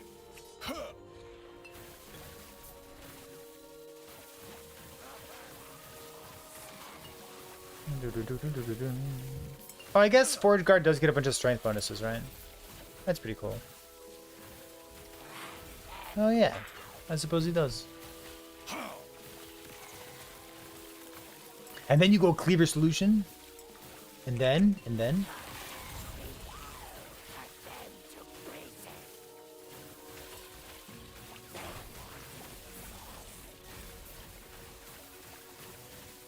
Moonstaff. Says Moonstaff. Fools. Fools. I mean, they added upheaval.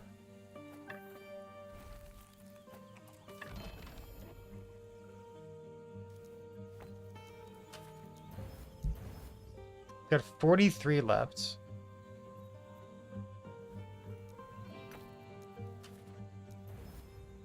Minus 19. I think. Yeah, that's bad enough.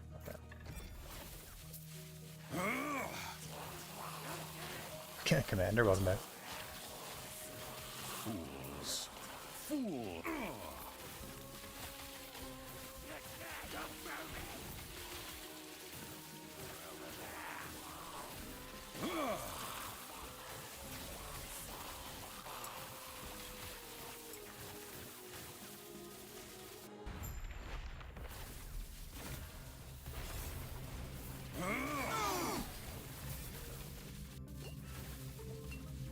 They added upheaval at the same time as they added like the melee damage to staves. Oh, sorry, no, they added upheaval at the same time they added bladed staff in the game. That was it. Bladed staff base type.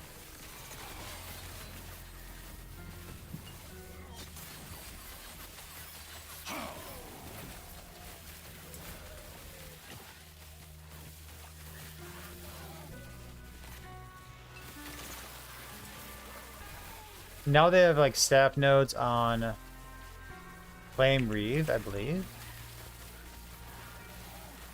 So, yep. It's an archetype.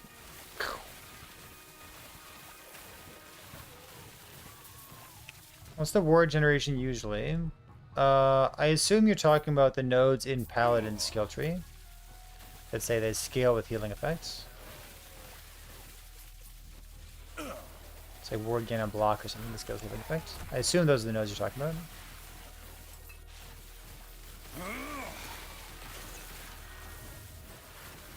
Freedom at last! Oh, I must break free.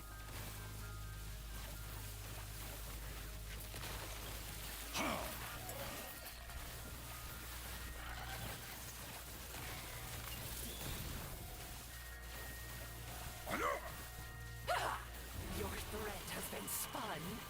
Be rewove. My work is incomplete. That's nice.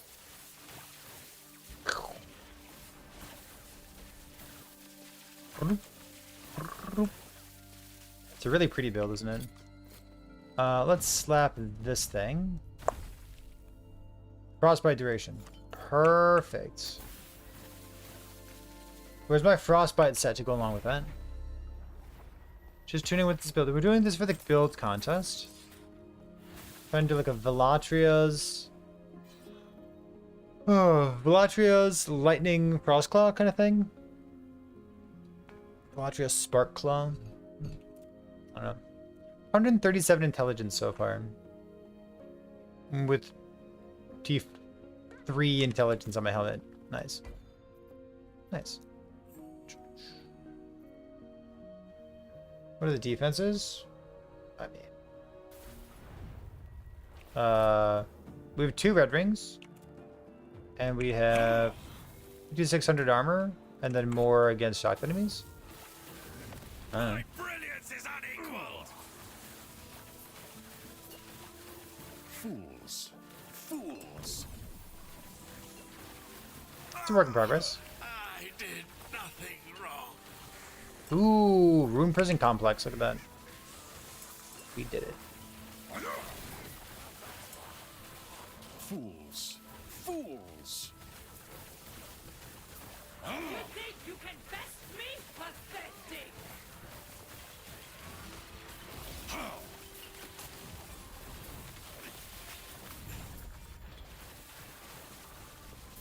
Quickly, pull down recovery speed.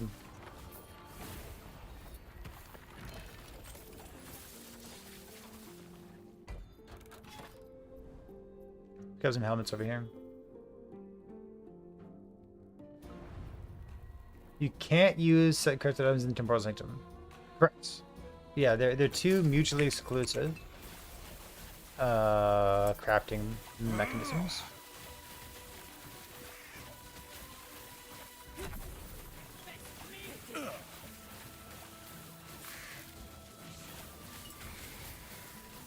So you either have a set item in your slot or a unique item in your slot.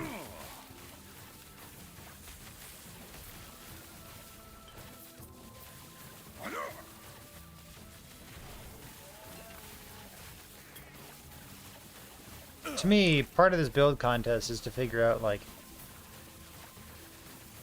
how much is there enough tension? Is there enough of a trade-off for using a unique item? Because like they should be similar in strength, shouldn't they? We'll see. 1 LP, 14 wood res.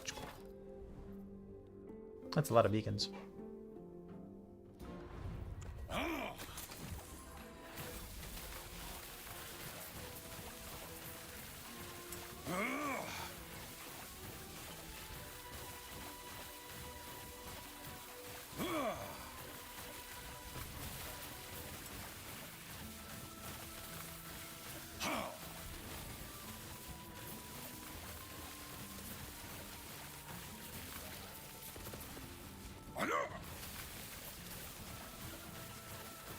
Fools! Fools! I've only got the -3 mana cost, huh?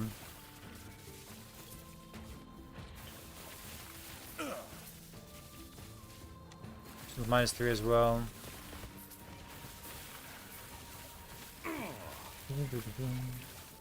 You find last epoch intimidating.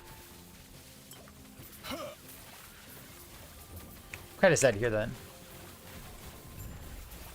I tell people often that I think last epoch's a super good new player experience.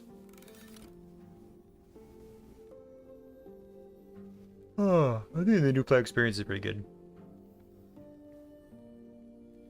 I certainly talk with new players a lot. Like, you're not gonna, you know, oopsie daisy and find the best build in the game on your very first playthrough. But on the other hand, you're gonna have a playable build and, like, you're gonna have fun, so. This thing. 184, 130? So the best base type? Hmm. Yeah. Yeah, good, I agree with you. What are the build's skill specializations? Exclamation point profile. Done. How about these specializations? 6,000 hours of Path of Exile. Every time you try to play this, your build is weak. Even if you snag one from a website? Oh man, if you got 6,000 hours in Path of Exile, you're gonna love this. How about this? Let me recommend this video. I made this video a while ago. This is, I too have many hours in Path of Exile. I stopped playing around Expedition League. But that video is last epoch for the PoE brain. Some like the key differences between this game and that game. Specially designed for you. Ice Drake's 8%, Ice Drake's 7%. They were good here, right? I really do want a T7, don't I?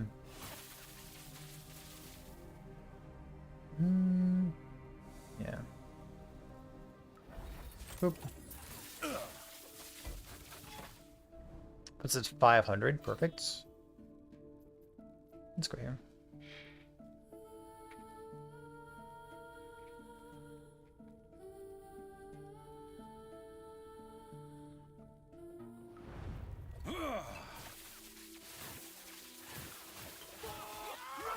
I'd certainly encourage you to try the game. Especially if you like already enjoy action RPGs.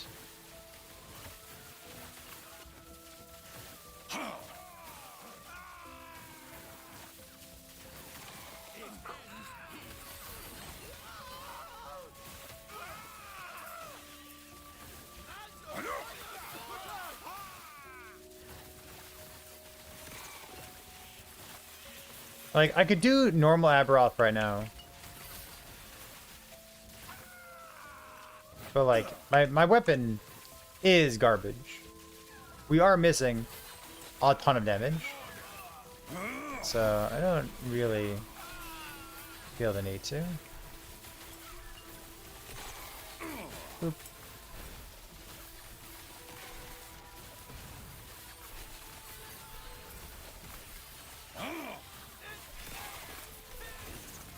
Wait a minute. I recognize those numbers.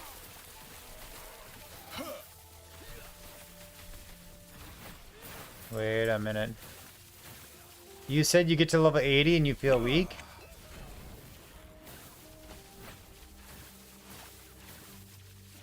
Is there anything in particular that is making you feel weak at level 80?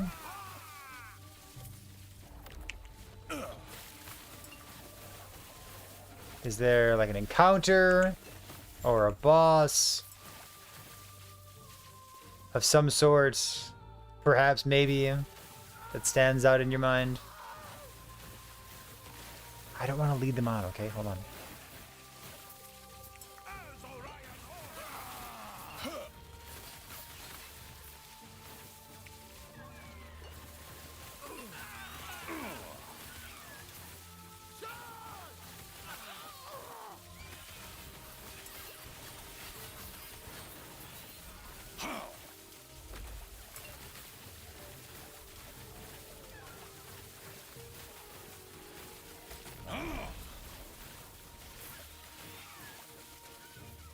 go over here real quick.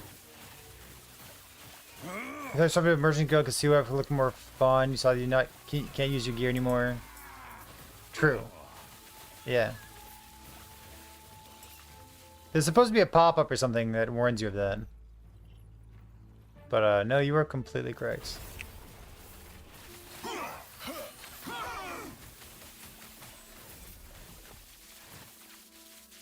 What should you do?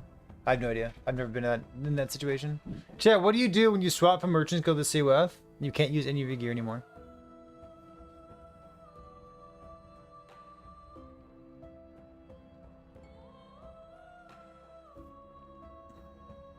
Start a new character? That's probably what I would do.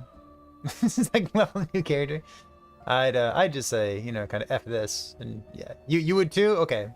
Twitch chat says F this. I would start a new F. Yeah, okay, good. Let me read some of the other questions real quick. Swap back and farm some non-Merchants Guild gear. I like that too. Here you go. Something I haven't tried. Feel like a level 80. Feel weak.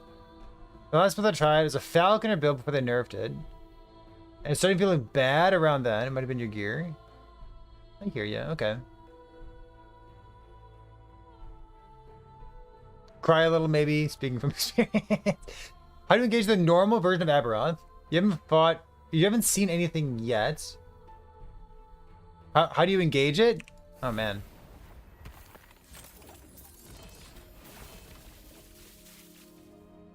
How do you engage it? Alright.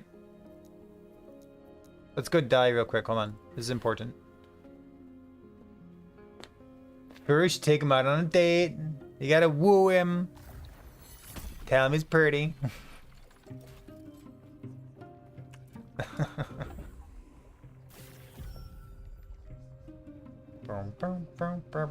The reason that I joked about the level 80 stuff, Blackstar, is that the Harbingers begin appearing when you first walk into your empowered monoliths. And we often talk about the Harbingers being a huge spike in difficulty relative to the rest of the game. It's like when someone says that their build feels really bad at level 35. Because, like, calling out level 35 is kind of like coded language. And I know exactly the part of the game that level 35 puts you in. And I understand why somebody would be frustrated at that point. So, like, if you say, like, level 80, you feel like your gear is bad or something. It's like, well, it sounds like you're starting to fight Harbingers. The altar. It's guarded. It means you haven't done your Harbingers yet. Your 10 Harbingers. So you finally returned to me, and with a guest. All right. But first, Can I do this? selves worth. I don't think I can.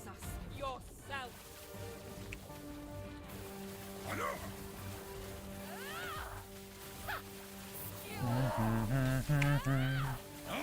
Dodge this!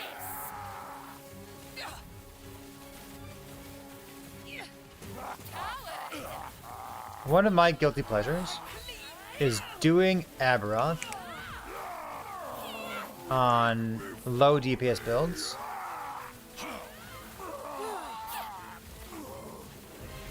So, let's do it. You ready? Entertain my dear sister for a moment. Traveler, don't worry about me. Hey yo, weird, what's going on?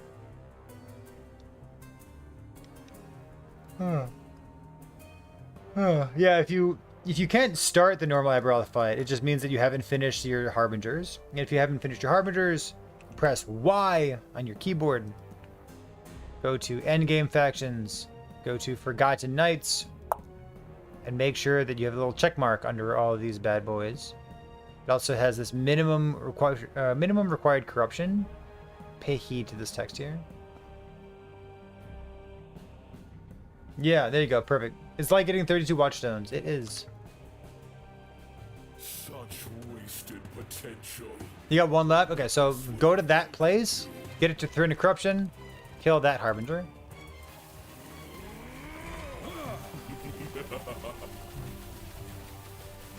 You fight for nothing. Nope.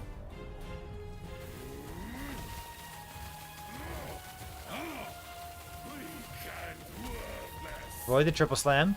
Okay, okay. Don't stand in the damage over time. All right. Where's the purple goo? See this purple goo on the ground? Oh yeah. Super dangerous. See the beauty we were denied. The terror turned her back on us. Oh yeah. All right. We're dodging. We're dodging. The void hungers. See this thing? That little red circle that you put under me there? That red circle, it cleanses the purple circles. So you get a bunch of purple circles on the ground. Oh, like this, like, oh no! Oh, I only got one. Hold on. So I got that purple circle. You see, red and purple, natural enemies. We got worthless. The ghosts tore our world apart. They deserved their fates.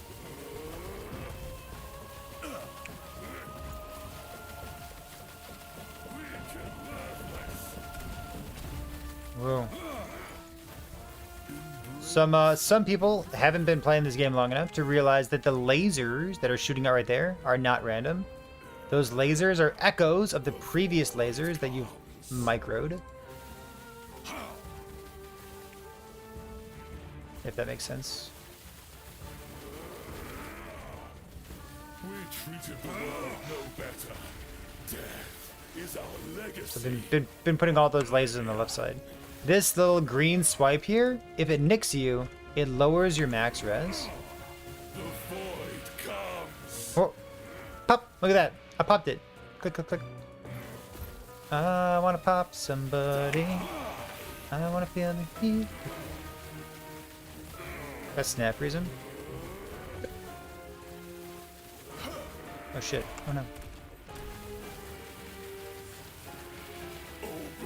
Here, I'll get a sec. There. This thing reduces all res by 10, can't be cleansed. Look at that. Look at my res.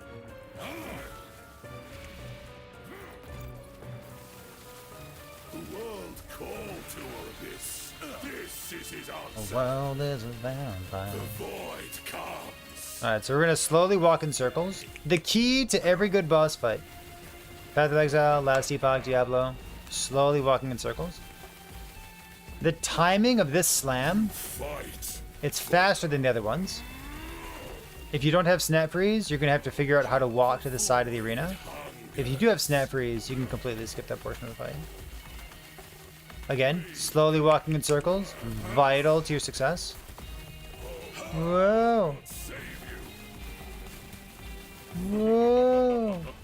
Whoa!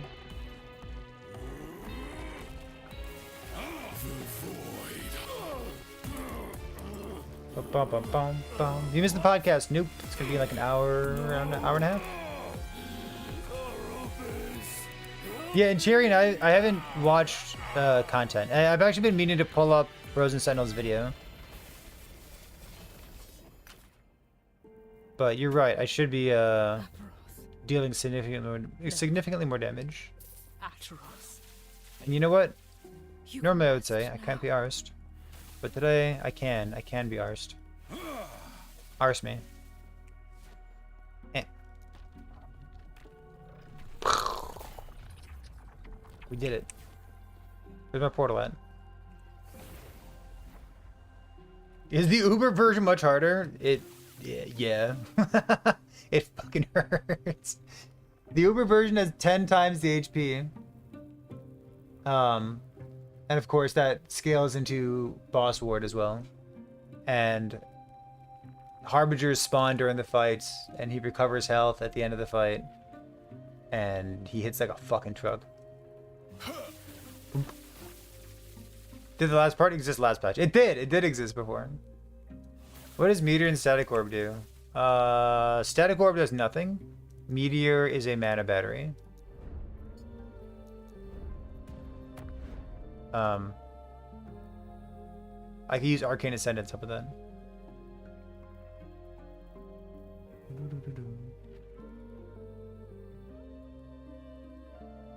I don't know. And Sharon, how do I target any more damage? Because like, isn't the whole point of this that I can deal damage? Should I be playing Lightning Meteor instead? So here's another idea. Like Lightning Meteor. with the Velatria set. Ah, that'd be good. Target a bit to the side of the boss is the gist of it. If I click behind the boss, the auto-targeting repeat and the repeat toward you overlap. So all recasts overlap on my position.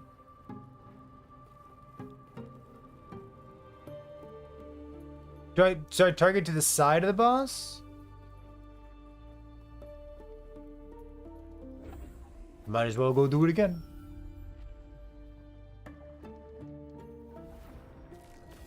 The altar of oblivion. Do we target to the side? Or behind? Finally returned to me, and with a guest. But first, prove yourselves worthy. Lighting meter, mana guide. Maybe.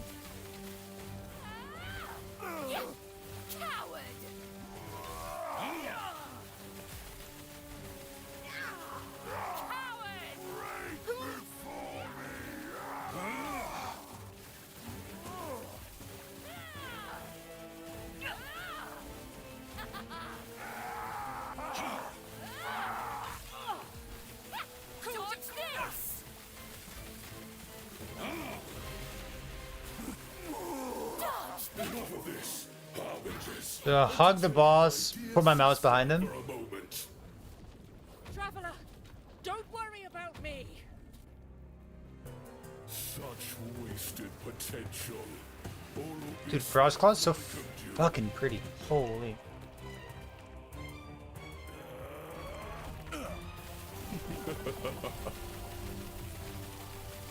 you fight. The void comes. Flame Ward?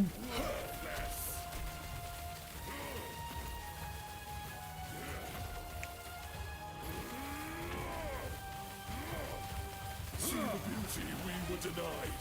Terror turned her back on us. The void comes. Embrace oblivion.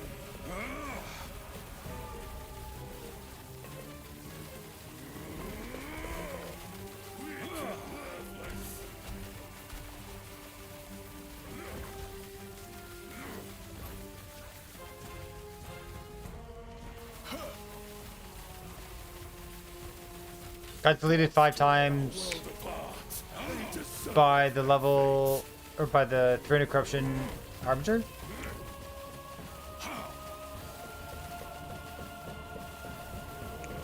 Oops.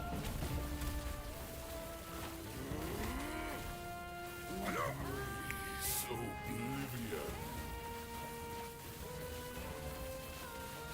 We treated the world no Oh no, that was a different person. Death is our legacy. Die!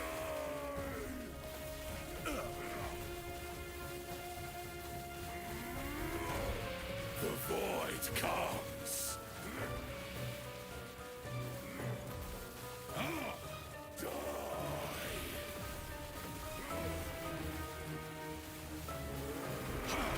The world called to Orbis. This is his answer. Is that The it? void hungers.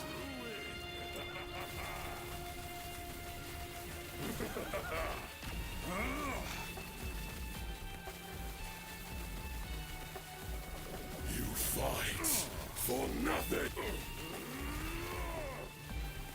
The void comes. Weak and worthless. I Oops. will not save you.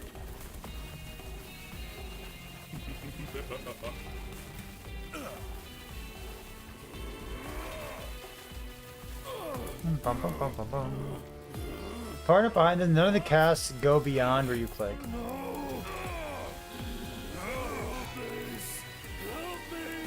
Okay. I need a new Nihilus anyways.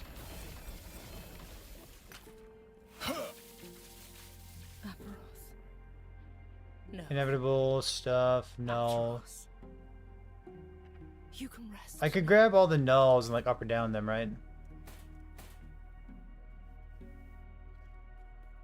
Yeah, let's go do that real quick.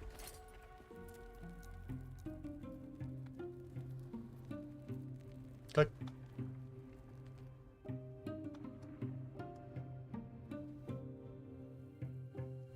Oh, and like you did Uber at Roth 5 times. Yeah, he fucking hurts, dude.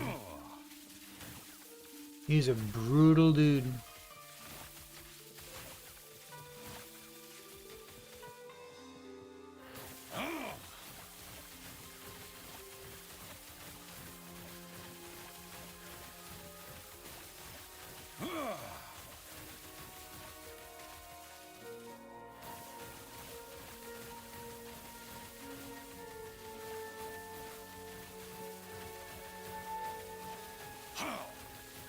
Oh, like this?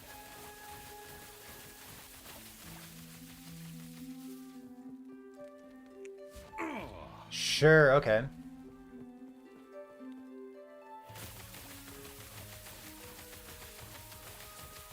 This is what I'm looking for.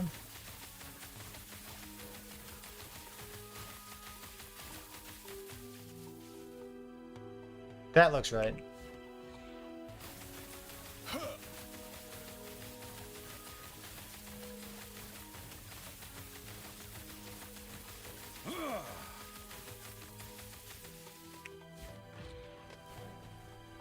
Zoop.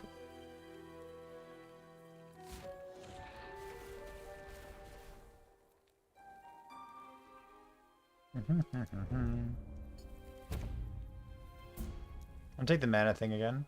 What's my last skill here? Nothing. Glacier helmet and then Spec Glacier.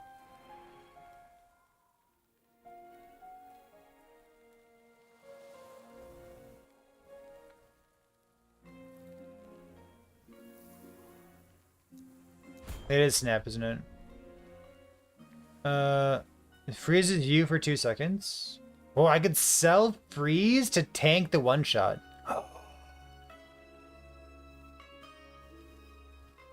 Hmm.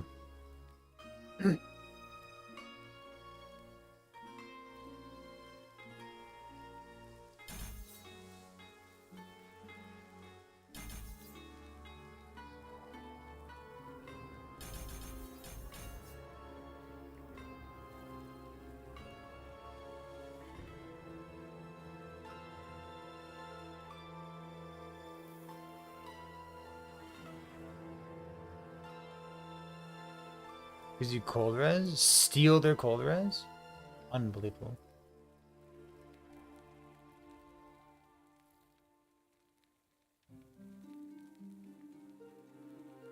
Chills enemies.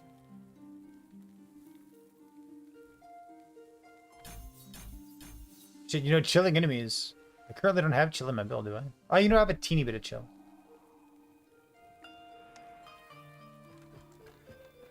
Oh.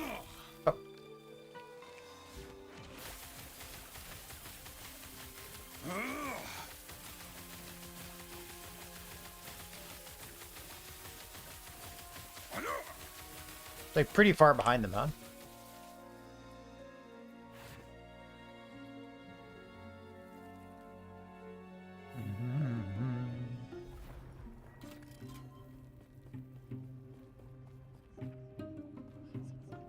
Your paladin build's so boring. QQ. Hour and a half until podcast. Yeah. The altar of oblivion. So you finally returned to me, and with a guest. But first, And prove with a yourselves guest. worthy. Capybara! Face us yourself! Dodge this! Attack! Coward!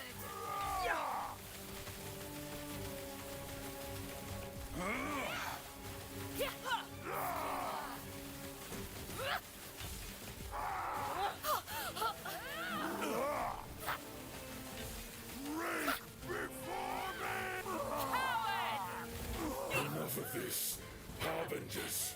Entertain Pop, pop, pop, my pop, dear pop, pop, pop, sister for a pop, pop, pop. moment. Traveler! Don't worry about me. Such wasted potential. Oropis would have welcomed you.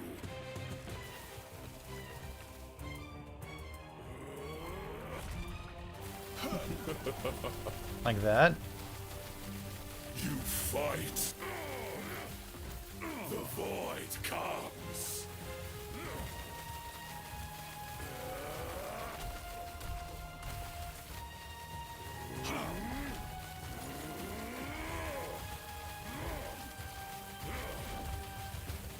Oh, whoops.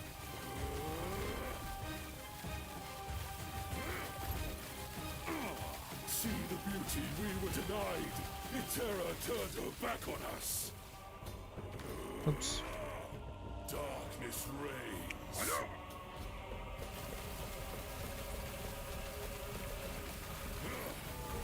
The void hungers.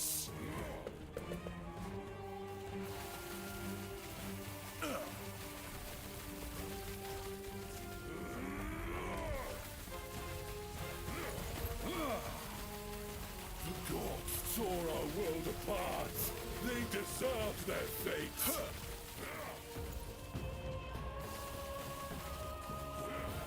Darkness reigns. But if he weren't standing in the corner, would it be easier? Yeah, that's fine. You got it. We can worthless.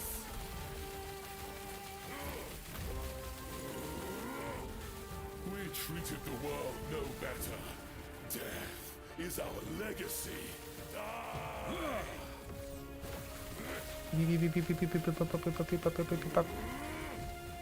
The void hungers. Wicked worthless. Oblivion.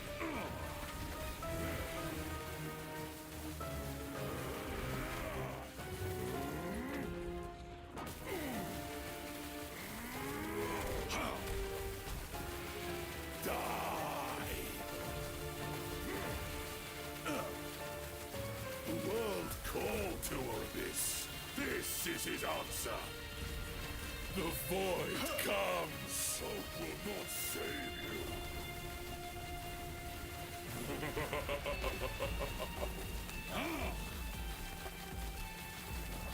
You fight. The void hungers.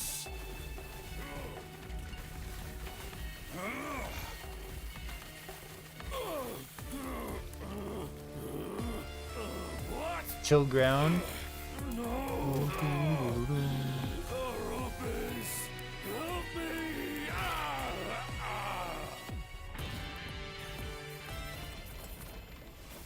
Where's my amulet? No, no amulet. No. Atros. Okay.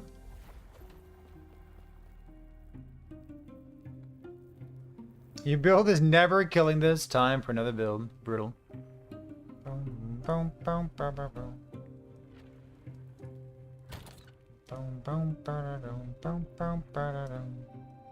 You got it crazy up, dude. Brutal.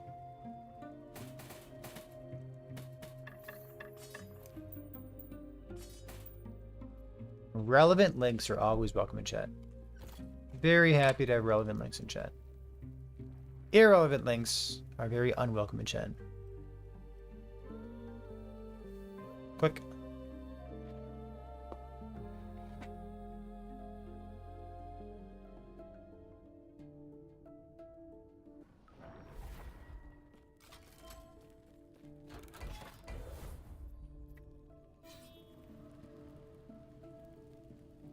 Twisty good for a sentinel? Yeah, it can be.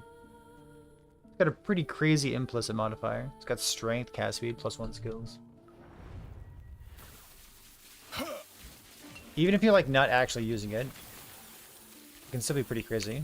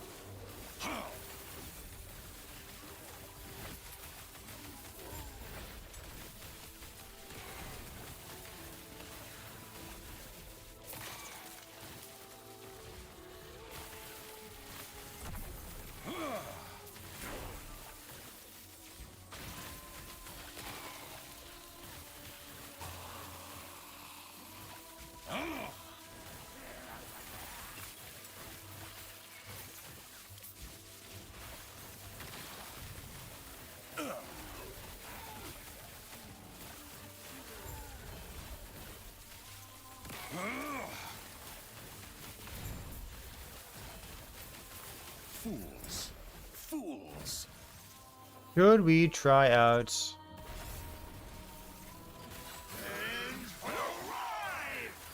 Like this kind of thing. Okay. This is fine. Should we try out like actual lightning meteor?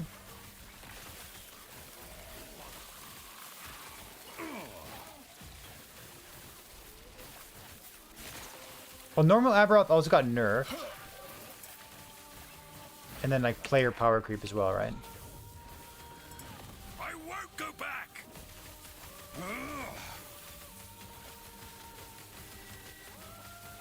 Oh, they would cage Like normal us Aberoth should be pretty achievable.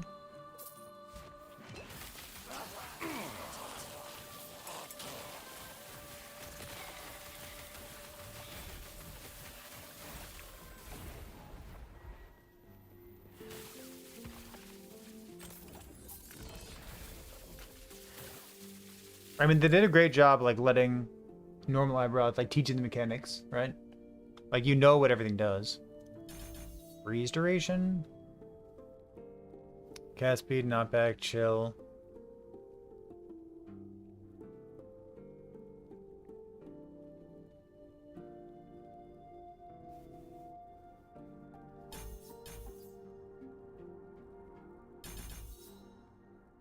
Steel armor? Done.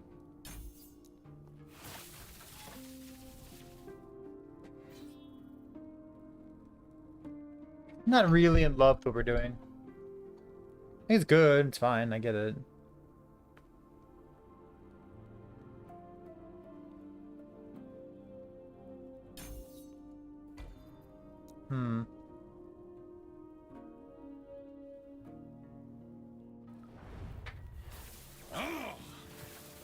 I forgot to do the cemetery shrine thing, didn't I? Yeah, it's fine.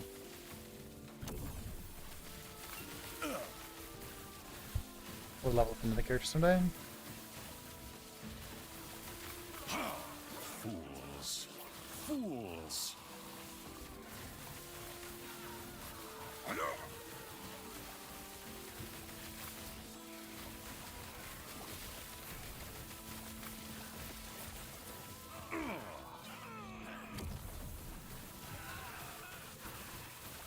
Fools. Fools. How?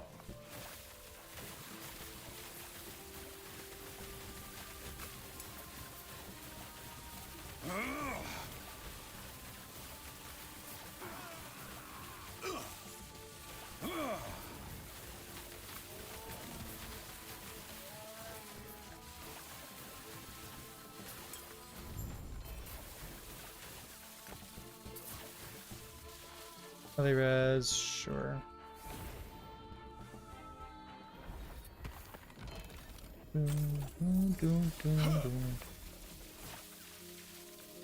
Got it. Deadeye? Not the exalted FX.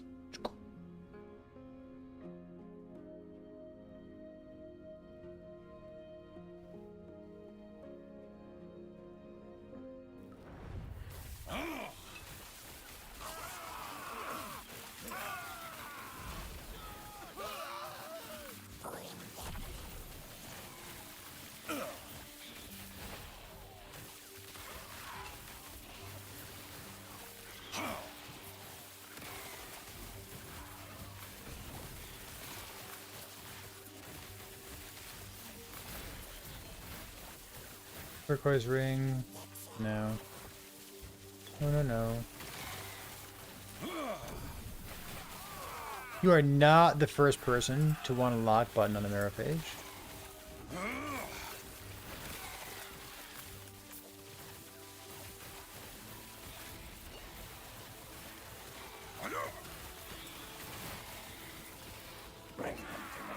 Fools. Fools. Just take two-handed swords off your loot filter. I don't know.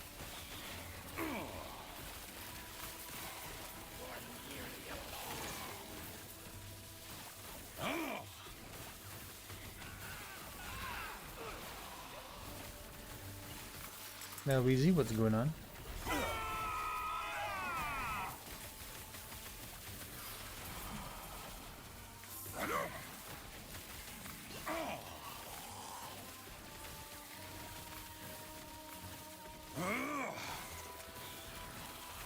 Fools. Fools.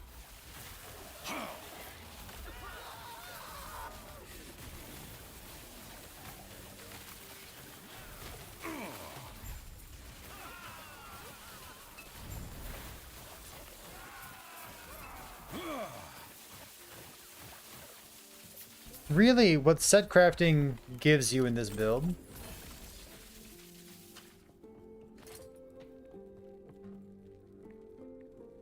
is like one suffix. Oh, sorry. I guess two suffixes and a prefix on your weapon, and like a real helmet. Which, like, it ain't much, but it is pretty good.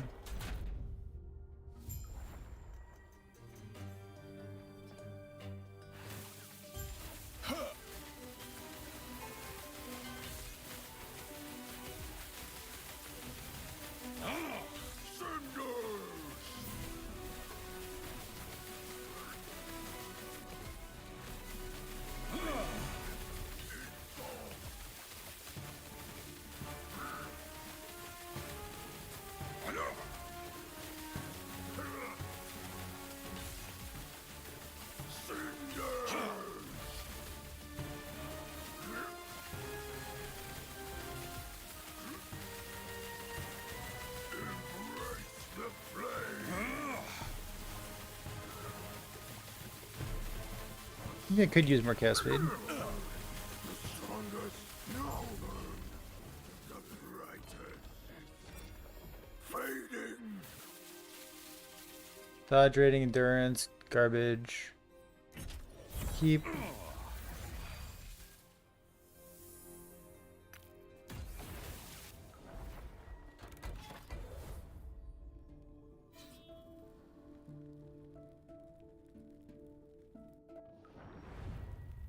Okay.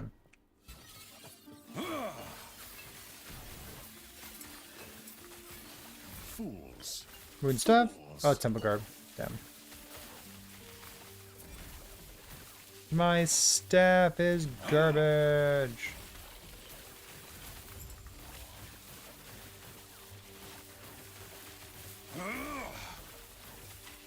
Monolith blessing for increased drop rate of specific items. But they work on imprints. Anything that drops on the ground should be impacted by the blessings. I don't see why not.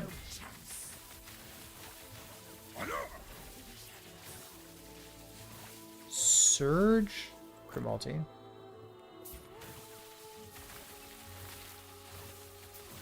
I don't see why there wouldn't be.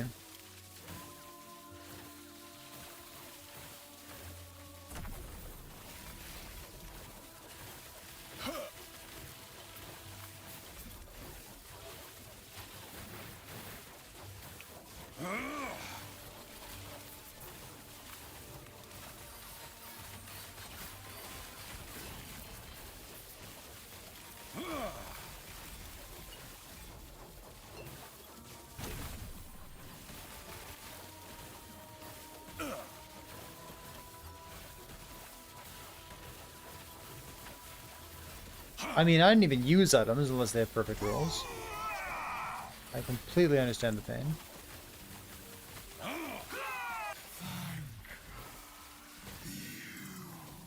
Monka?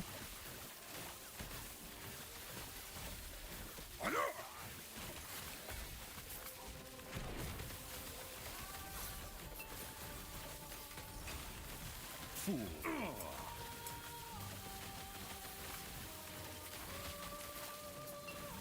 Oh, sure. I suppose you are then.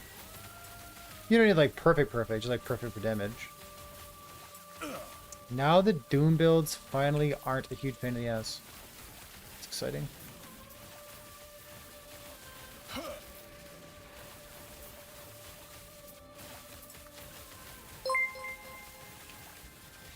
Hey, welcome, welcome.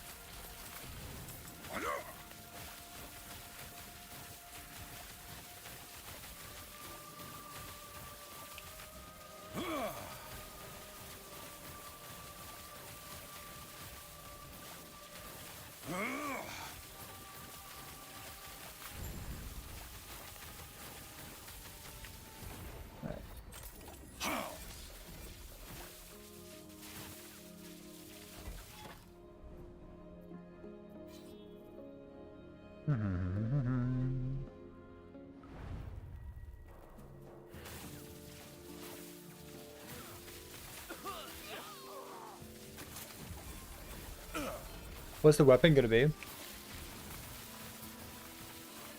And goes staff for more damage against plague enemies. You can go axe for more damage against what do you call it? Frozen. Ghostmaker and Infernal Shade. I like it.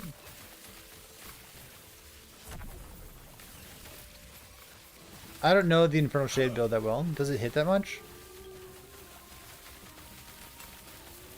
Let me get those 4 stacks.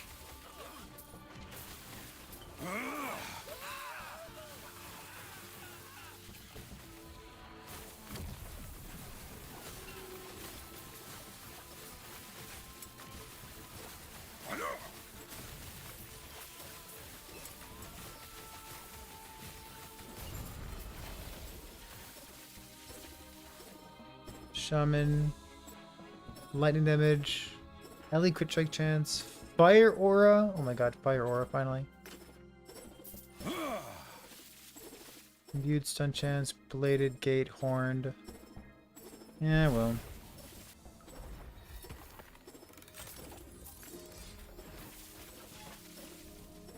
Let's see. Item factions, this prophecies. Shade of Orbis, Shade of Orbis. I can't do a shade like immediately. Over here.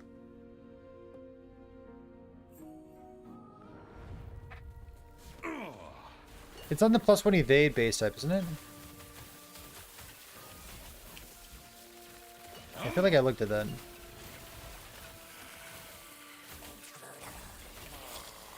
What's Arcane Boot for? To do.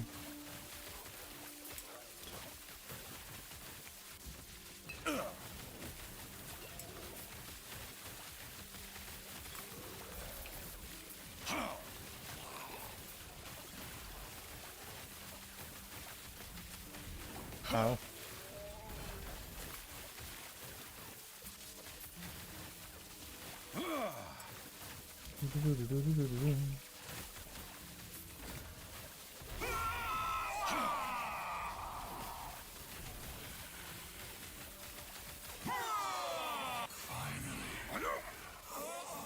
Two OP Dragwrath. Nothing, nothing? Okay.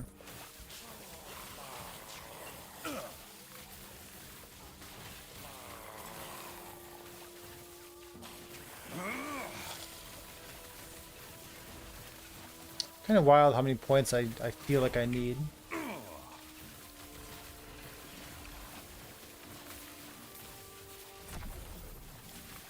Yeah, we got it feeling pretty good.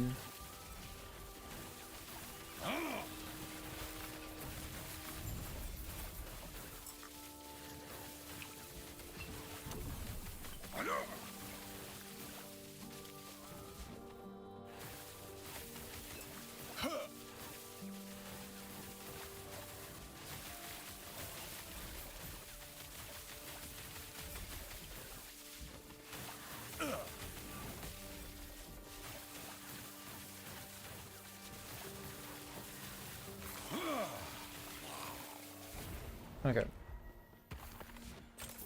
We do have it feeling pretty good. Our character is level 89 right now. We have a guide for this? I suppose we could. Got some fun stuff going on. I've played a similar build in the past. Does something have the word intelligence on it? Oh, this node does. Take intelligence. We played a similar build in the past when Frostclaw was first added to the game. And set on crafting definitely upgrades it.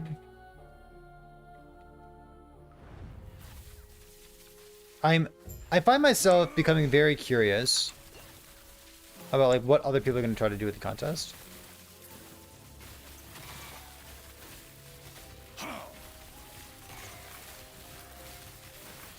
Which I think means that we chose a good topic for the contest. Because like I am genuinely curious to see like what people are going to come up with. Like what's the highest damage thing? I don't know. What's the highest damage build that uses set crafting? Is it time rot or is it anything else? It's like the time rot stuff's pretty good, right?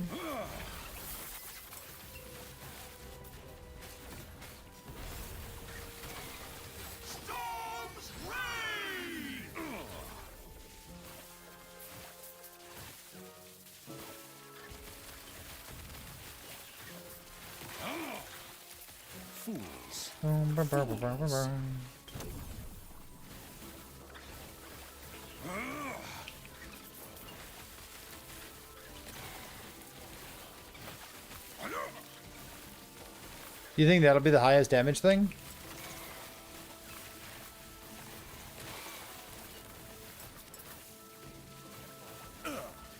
It could be.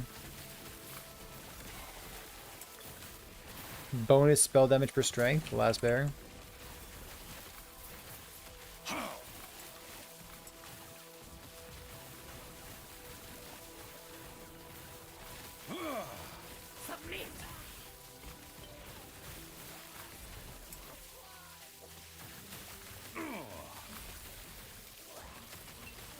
I'm beginning to think that there is no Stormgate. It was an ambush. Unbelievable.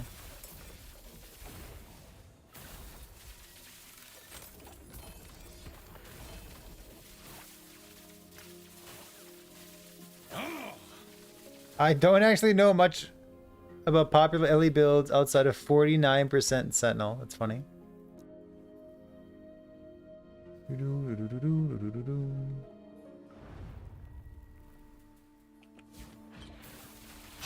I have no problem at all with Sentinel being as popular as it is right now. That does not strike me as problematic in the least.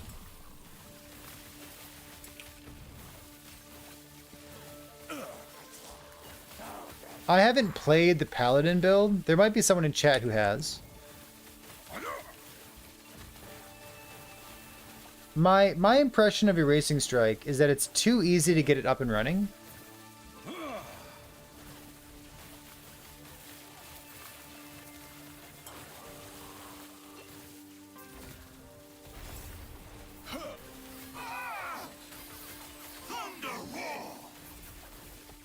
I don't want to weigh in on like is Erasing Strike too strong or whatnot. But like it's definitely too easy to get too much of the damage from that build. You know what I mean? My brilliance is unequaled. How about the Paladin build? The Judgment thing. Research wasted. Is that build OP? Is it too strong? Is it too easy to get up and running?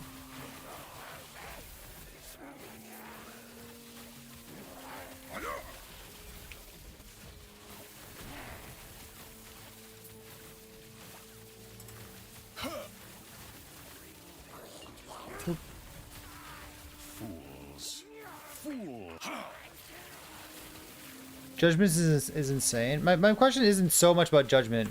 It's more about like, is it easy? I guess it kind of is. Is it easy to get up and running?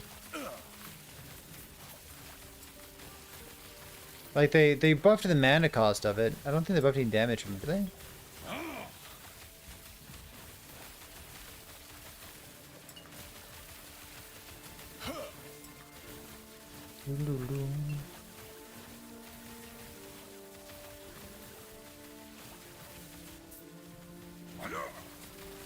Gotta kill monsters real quick. Real question, why don't we have 3 to 5 S tier builds per class yet? I don't know if that is a real question. I can answer it if you want, but I don't think it's a real question. You're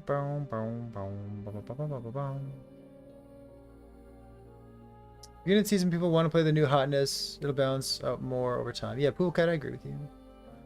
You think it's yeah? So Ginger, you're running that build right now. You think it's way too easy to get Paladin thing up and running?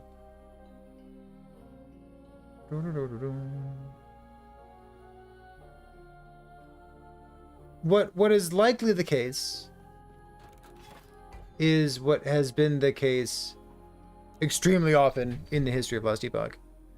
There's probably like 2 or 3 builds that are huge outliers in terms of damage or tankiness or how easy they are to get up and running. That always tends to be the case. It's one of those tale as old as time moments. T7 necrotic, neat. Storms rage!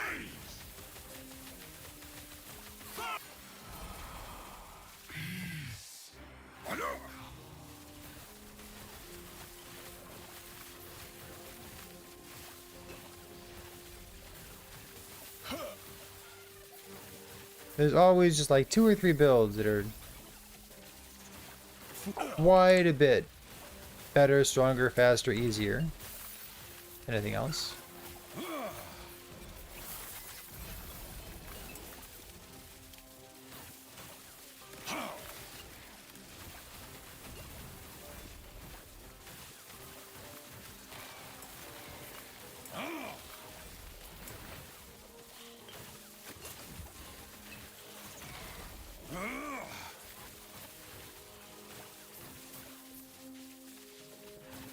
Boom, boom, boom, boom.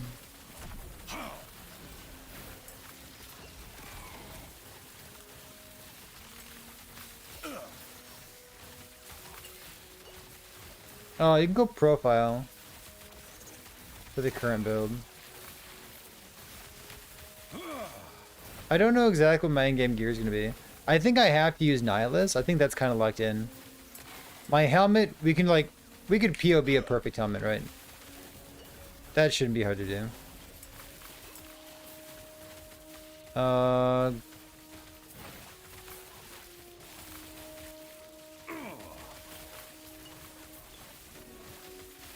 Yeah, I don't know. I could make a build planner for this.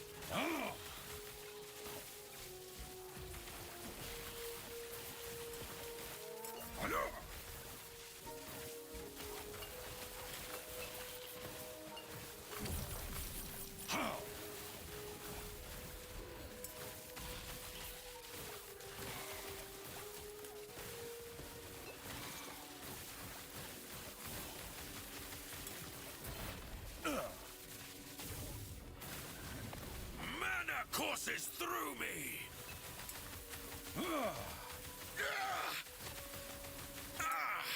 I did nothing. Morning Frost would give you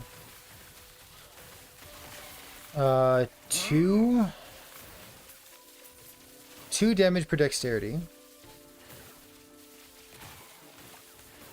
Morning Frost give you way more damage. This thing does, huh?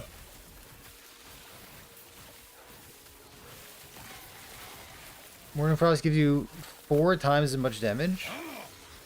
Yeah, but then you have just like Dex. My hand wasn't on the keyboard. Just like Dex instead. Kind of just different. You also get like Lightning Crit Multi.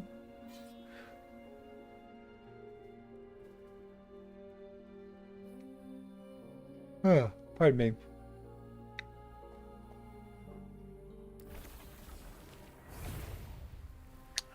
Back, endgame, woven, click.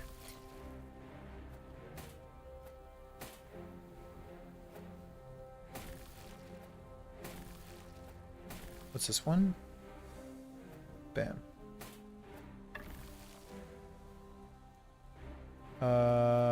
This?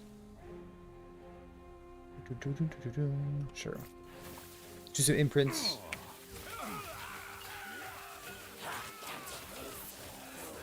True enough, you can't.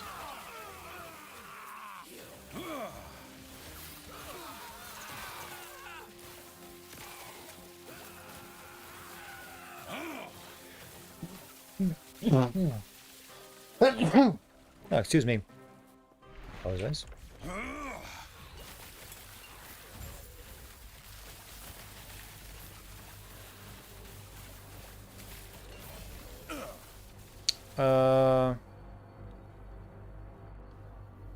Damage, mana cost, crit, damage.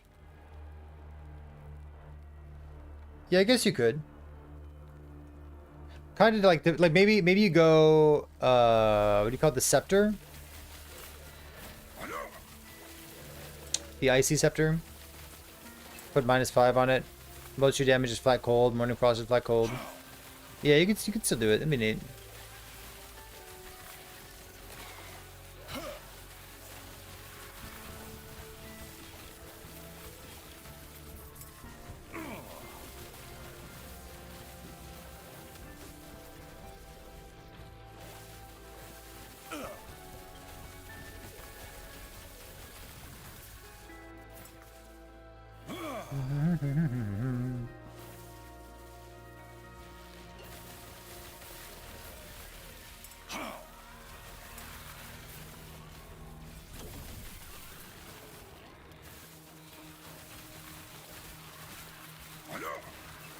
Fools.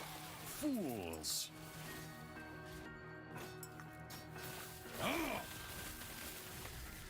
Even like 20 dexterity.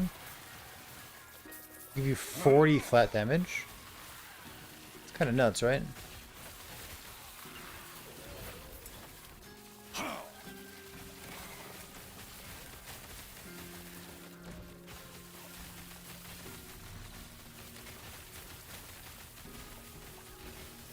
Like, you don't even need that much. Huh.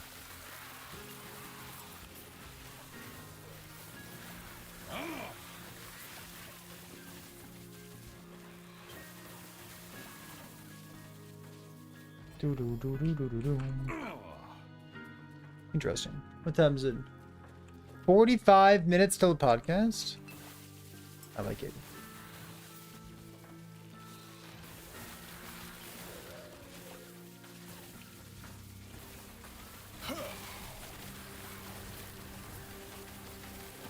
Why'd they pre-nerf all the sets, Chet?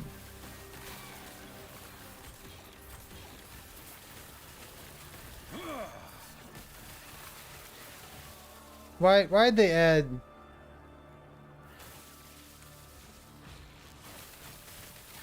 Why'd they do that?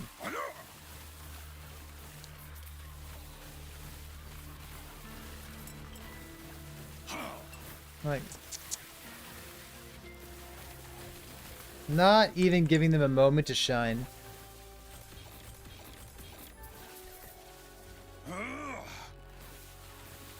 Fools. Fools. It's like, so they're OP? Yeah, fuck it. I don't know, let them be OP. They're fucking set items. Come on.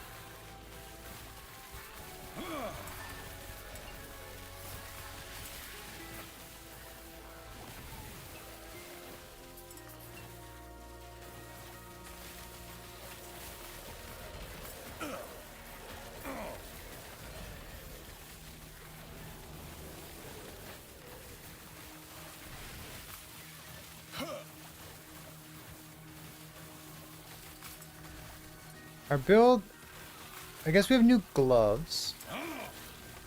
Let me get a new helmet. And then we'll raise corruption to like 800 or like 900.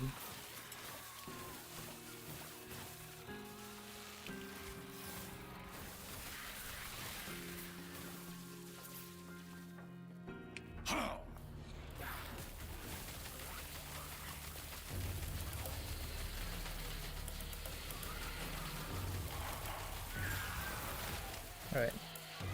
I'll get better at that placement. That was pretty good there at the end. So I don't need this. Wait. That's not how this works. Frostbite duration, the dream.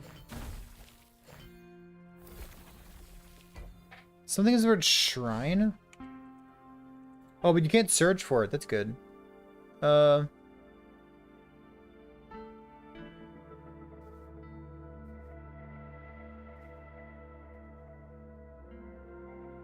Oh, it's the first one. Alright, sure.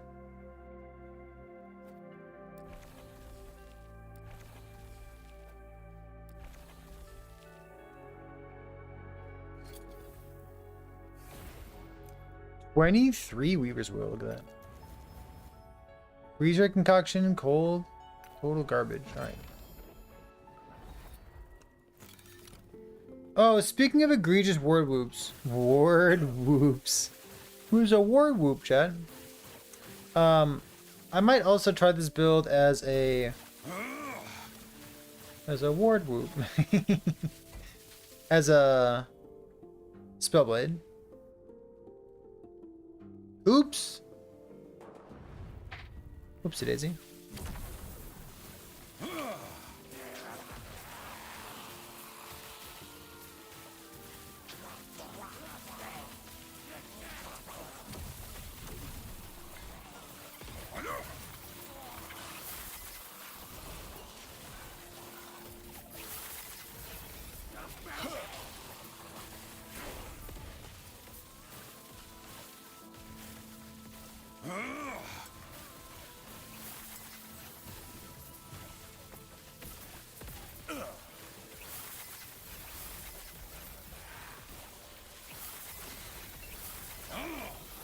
Huh.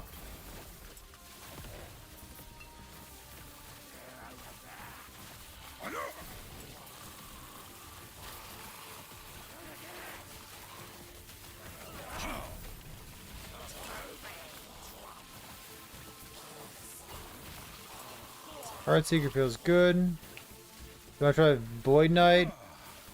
What would you recommend? Do you want like an experiment build, or do you want a good build?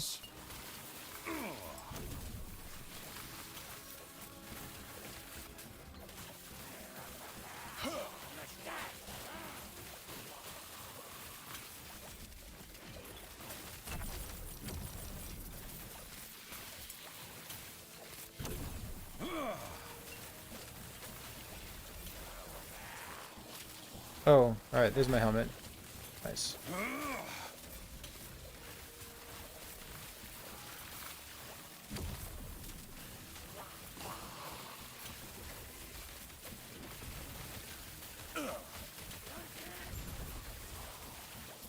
You want a good build? Erasing Strike? Go farm up a Void Cleaver from the Black Sun.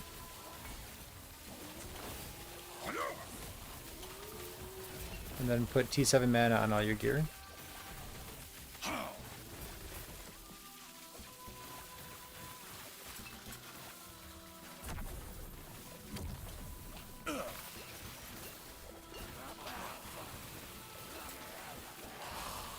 I guess clicking on all the shrines is kind of fun, huh?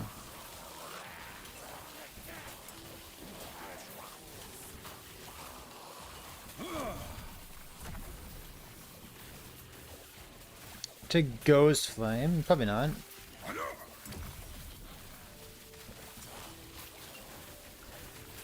Ghost Flame for damage. Didn't it like get nerfed again or something? Like it did.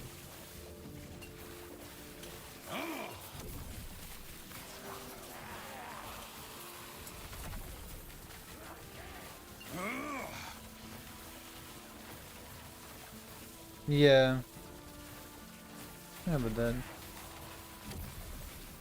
Fools. if you want to play a warlock, go play Witchfire. I've heard good reports on how it's treating people.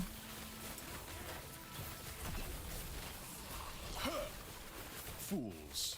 Fools. Oops.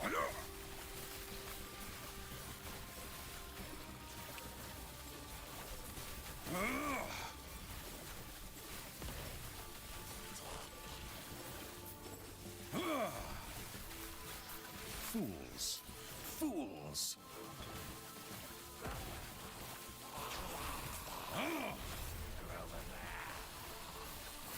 Vengeful ride!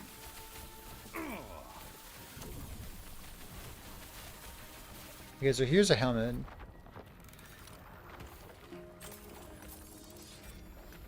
This thing. It's got intelligence. Oh shit! It's intelligence, mana, health. What the fuck? It's so good. Huh. Okie dokie. Whoa.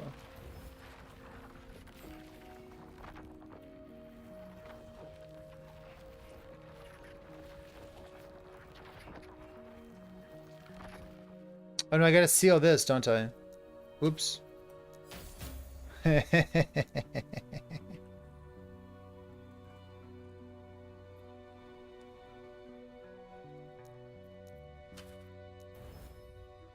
We almost made a little whoopsie there, Chen.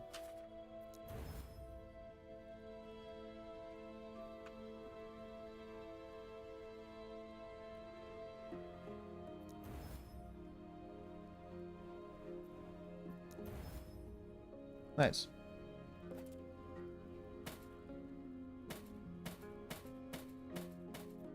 Like, this is our mana. Oh no, we only needed 300, not 400, okay.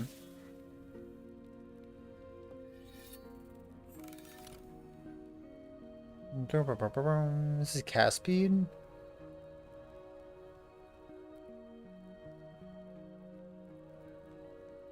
You probably should like take the 4 cast speed per point, right? This is 3 cast speed per point. This is 1% more. Level spark charges, do it. Do it. Shield duration, night duration.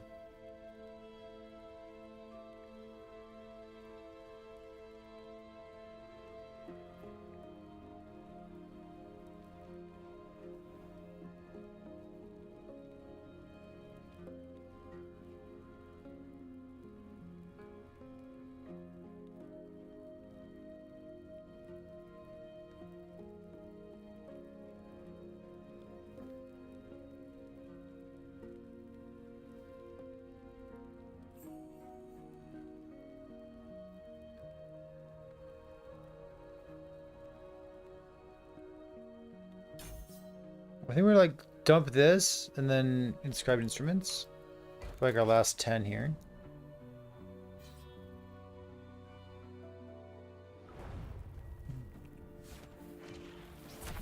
Fools! Fools!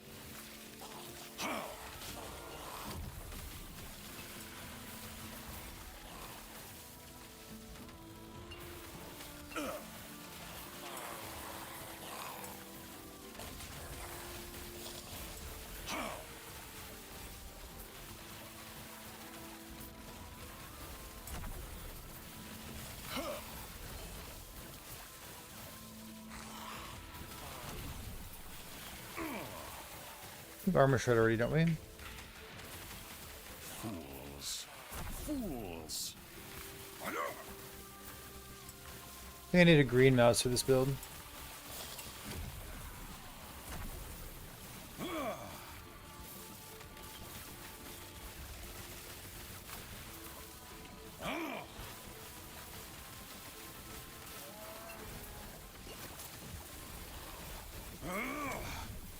So to hunt. Excuse me. Oh, I have an intelligence shrine. I'm gonna say I'm not 190 intelligence.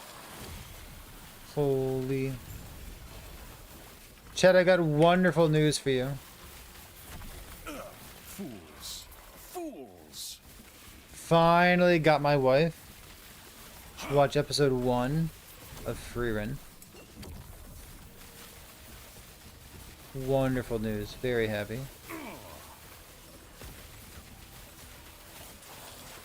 It's so good.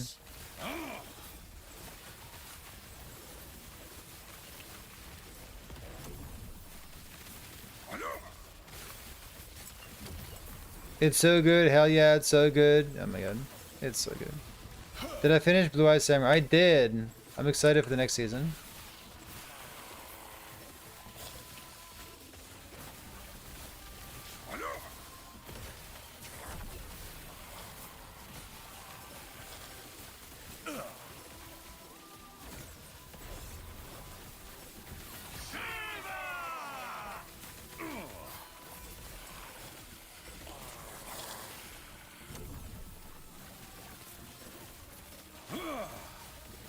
Is the best one you're never gonna finish? It's like 28 episodes, right?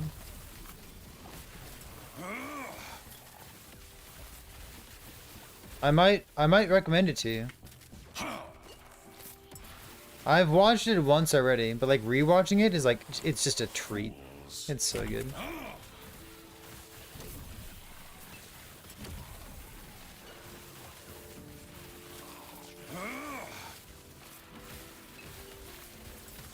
Is this the closest we're ever gonna get to that fucking Gaul helmet?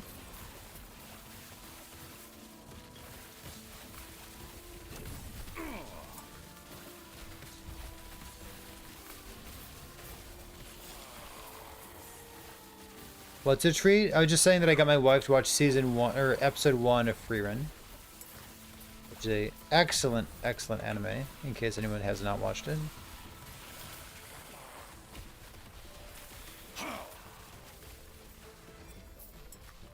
What's this thing?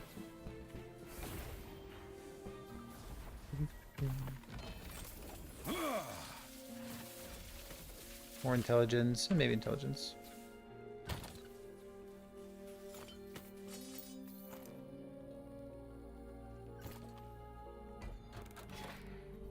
I don't know about the rest of the items I'm supposed to have here.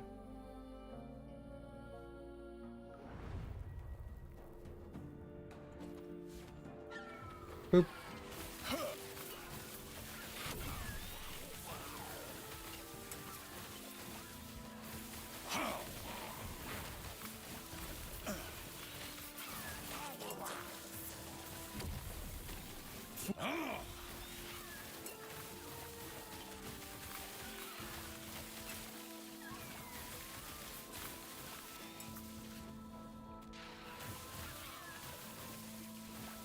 Is there German in it? It might be German in some form or function. There's a character whose name is written Stark, but in the English version they pronounce it as Stark or Stock. Mr. Stock. There's some W's and V's that get mixed up. There might be a German part of that story that I just don't know about.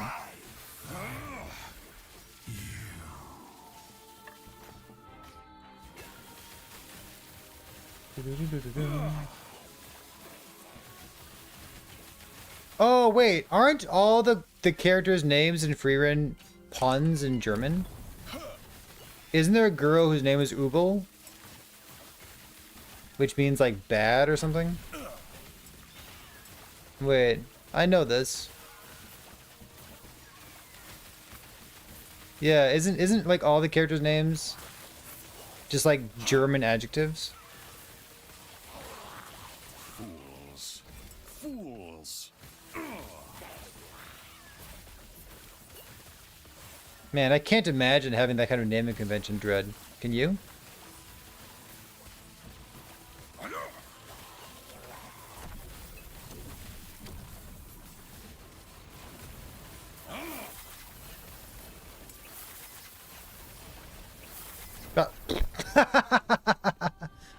Something killed me. I was too busy having fun.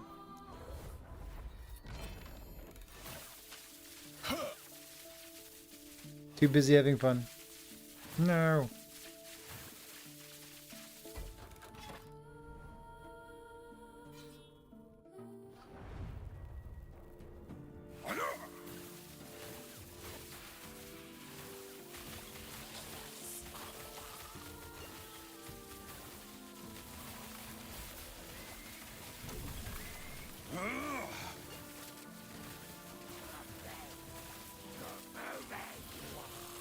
Yeah, you can put a void pen on a wand, but you can't put percent void damage on a wand, can you?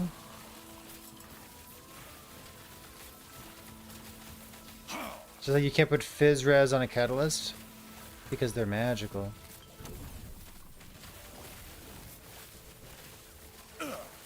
Time to ask a question and ask the devs.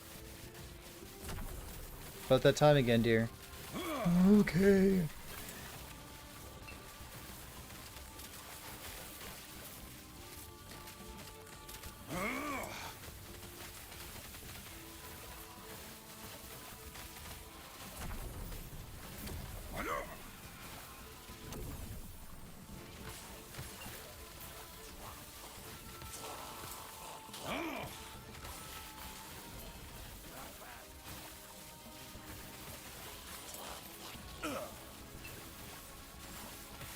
It sounds like today's dev stream was a good one.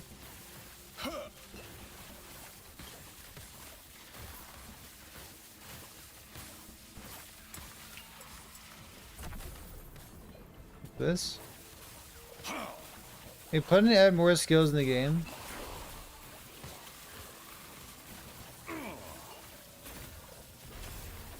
Say no.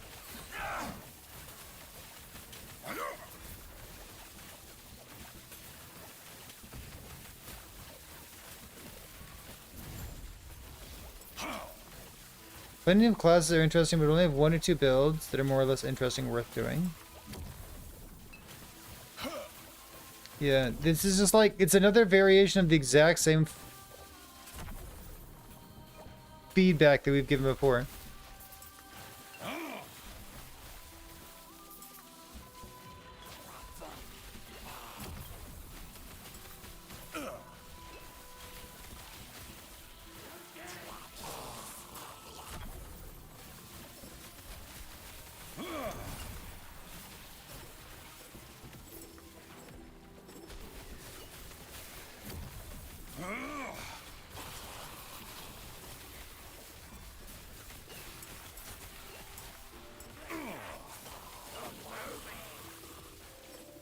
Are you gonna balance game? No, I don't think so. We're just gonna leave it.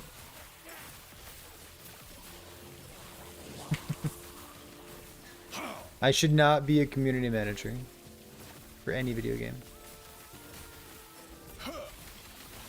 Like,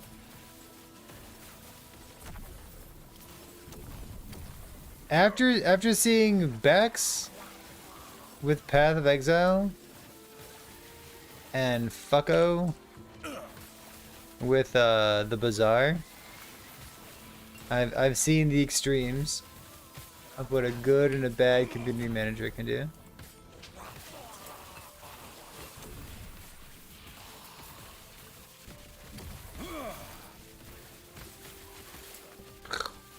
Alright. Get here.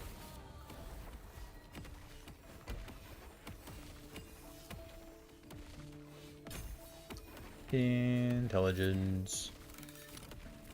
I'll take one of these nodes.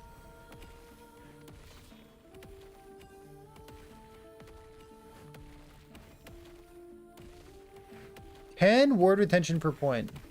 You know? Is that crazy talk?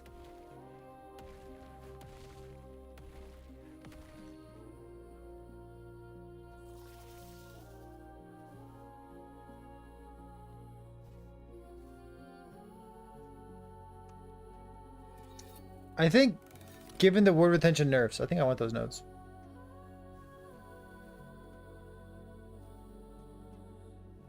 Oh, the community's mad again? Wild.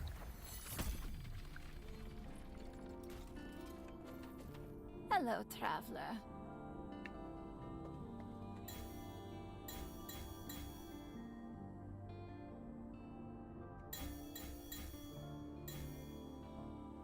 Hmm.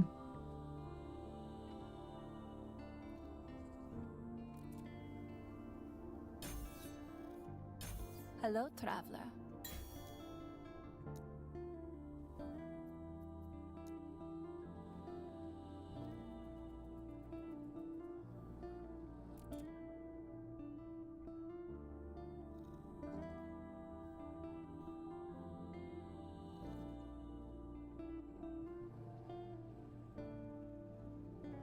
A lot of points, huh?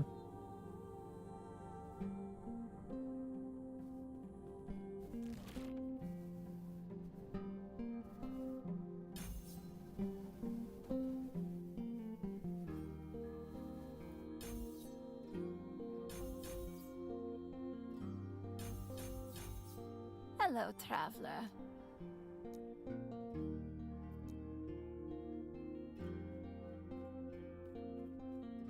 That's funny. I kind of want this ward retention. Is that weird?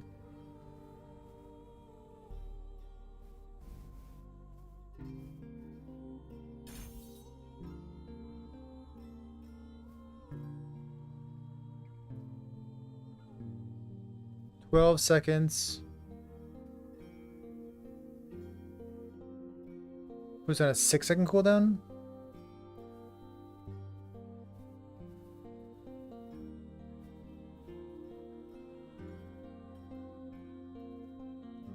Hello, traveler.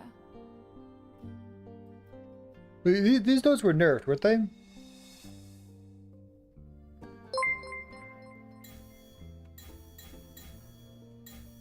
Go like this.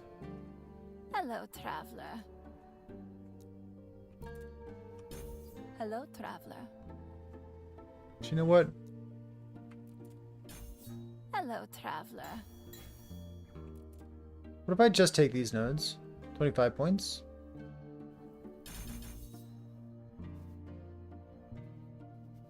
Don't take Silver Rune. I feel like 50 ward retention would serve me well. You think it's incredible? Was it nerfed?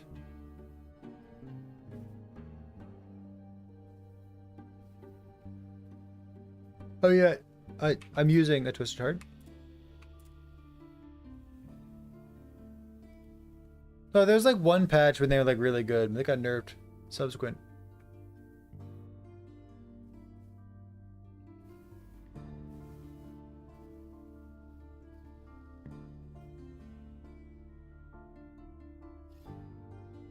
I think it's that good. Hello, traveler. Like this.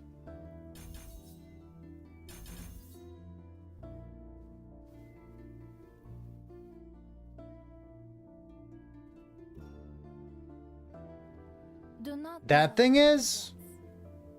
Sound like it's short, huh? Didn't it used to be better?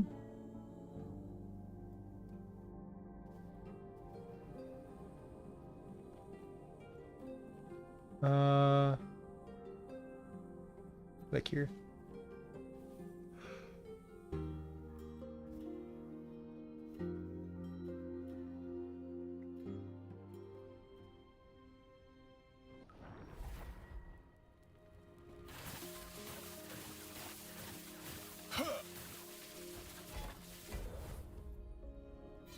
Six-second cooldown, huh? Over here. Up.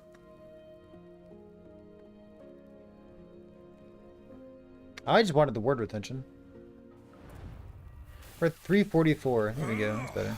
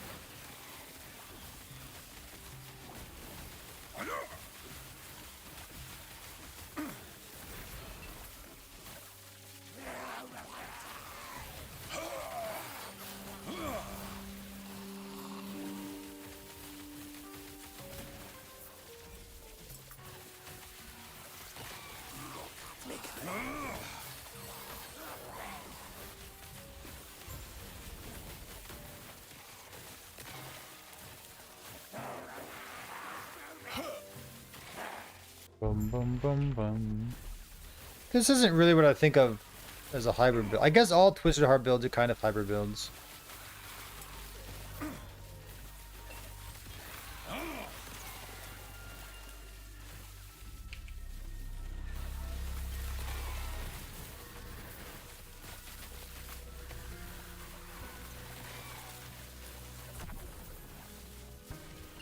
I mean, this is just like a Twisted Heart build. Like it's hybrid, I guess.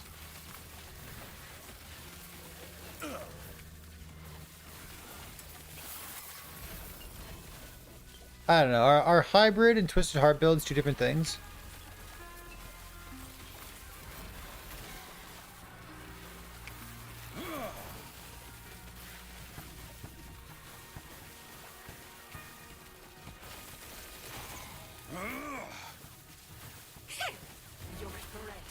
spun.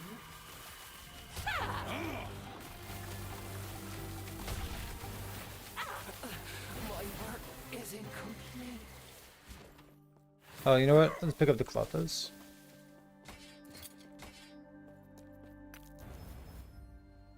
Void, melee fire.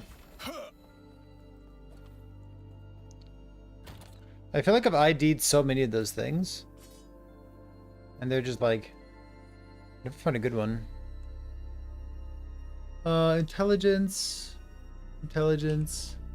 147 intelligence. What's that? 50, 67, 80, 90, 100-ish.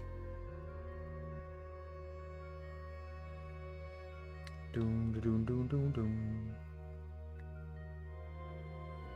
This thing could certainly be better. I mean, it's fine. If I drop this blessing, can I do that? Make it like lightning shred. Be happier.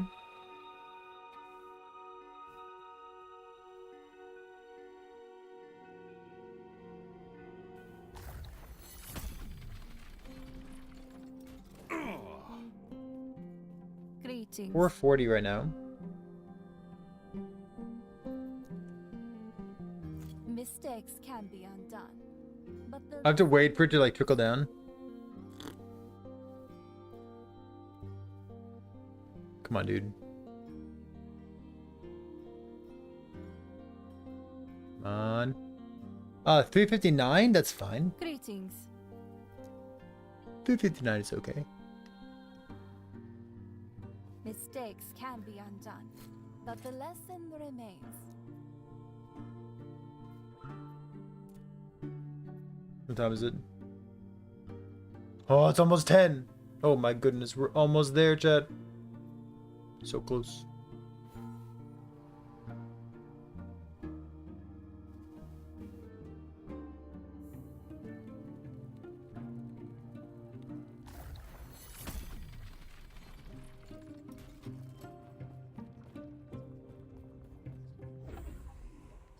Bunk, bunk.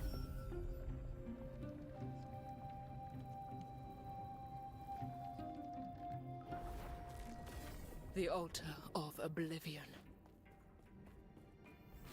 Bleed hard seek without puncture? So, I don't know why you would, finally return to me. but you could. Guest. But first, prove yourselves worthy. You don't want 360 Face us yourself. bleed chance?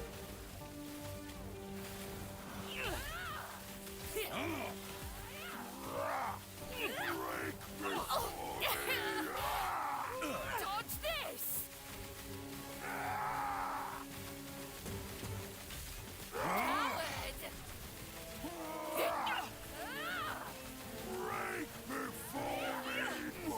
Enough of this. Harbingers, entertain my dear sister. Use, let's see.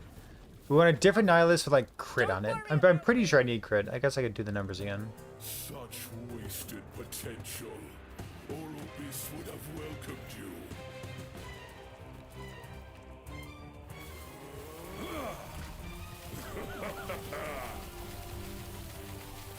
You fight for no. The void comes. We can't worthless.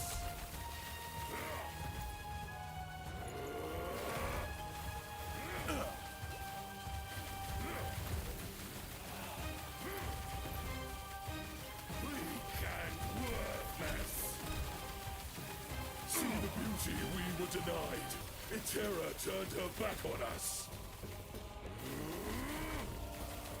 The void hungers. Embrace oblivion.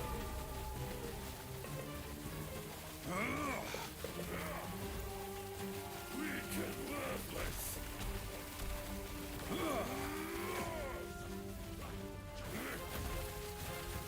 The gods tore our world apart. They deserve their fate. Oops.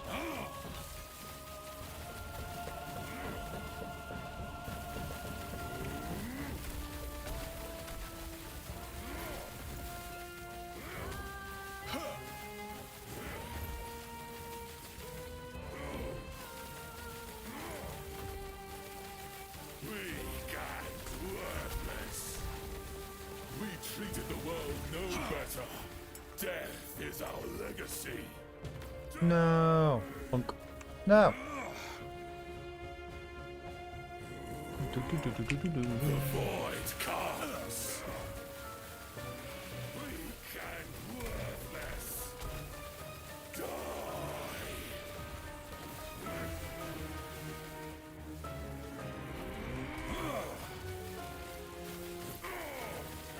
Weak and worthless. Oblivion. The world called to Orbis. This is his answer. The void hungers. The void comes.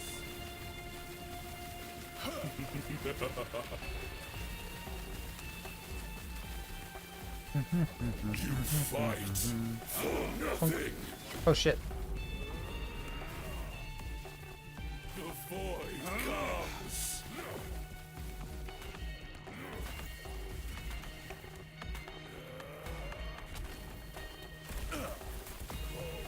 Will not save you. Why is he so far away from me, Chun?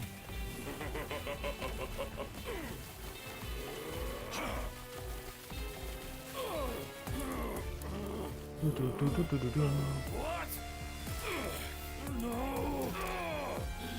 Orbis! Help me! Come on, give me the amulet.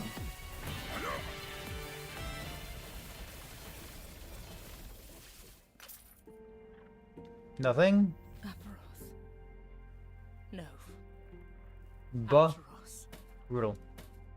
You can rest now. Brutal.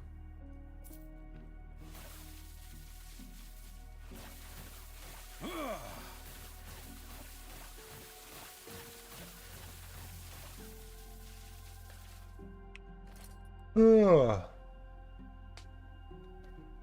It encourages me that our weapon is so bad. It really could be so much better.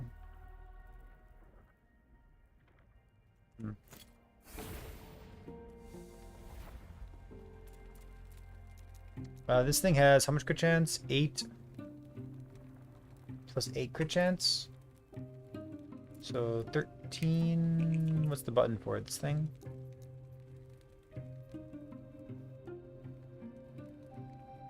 My spell crit chance is 28.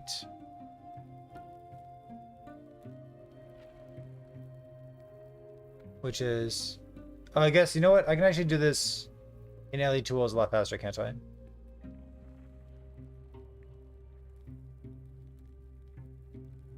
$450-ish?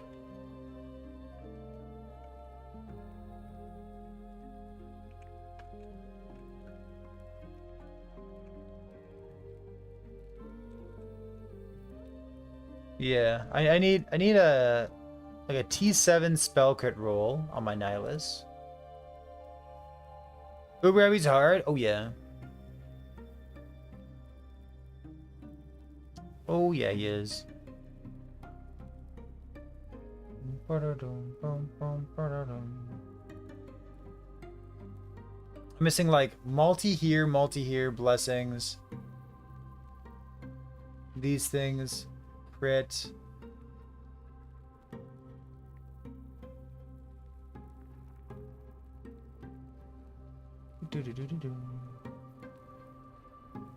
Is it 500 people in the league or 500 people like ever?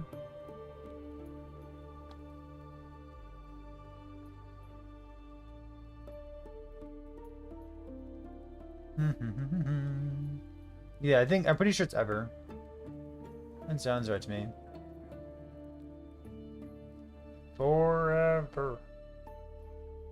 Fire or smite based forge guard that isn't warpath minions. Hater. Smelter's Wrath.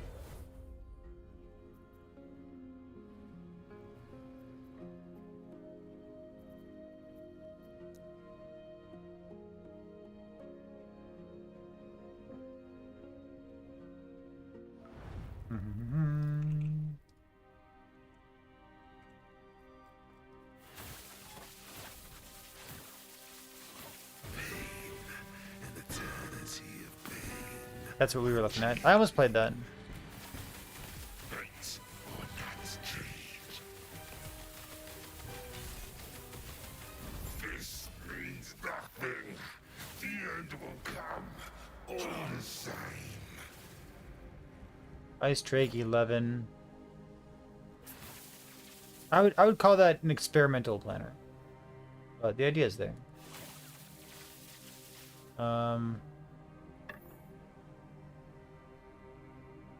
These do not help. Oh well.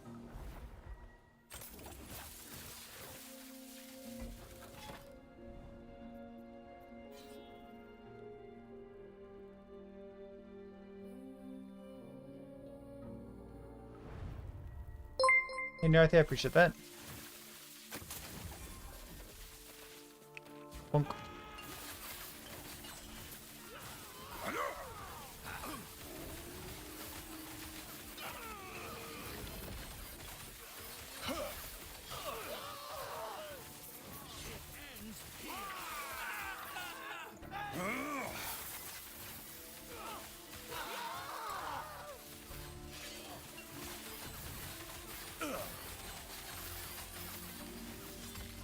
What's giving? Oh, Twisted Heart gives +1. Okay, so that's a 27. So how? Seems like 26 is easy. Where's 27 come from? It's 11% with fire damage.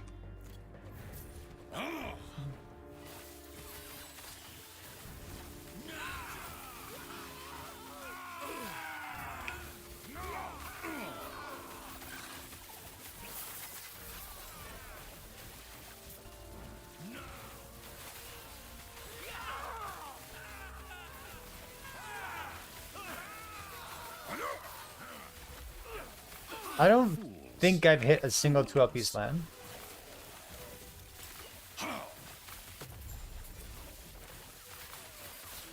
I've had like appropriate outcomes, but not like the one that I want.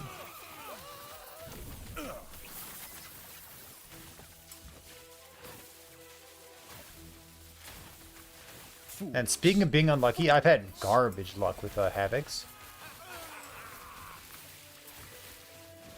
That's been kind of sad.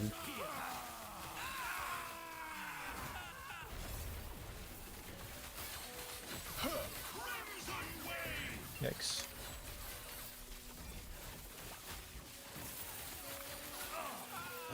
Your 20th 2 LP? Easy. That's all it takes. Sometimes it really is just that easy.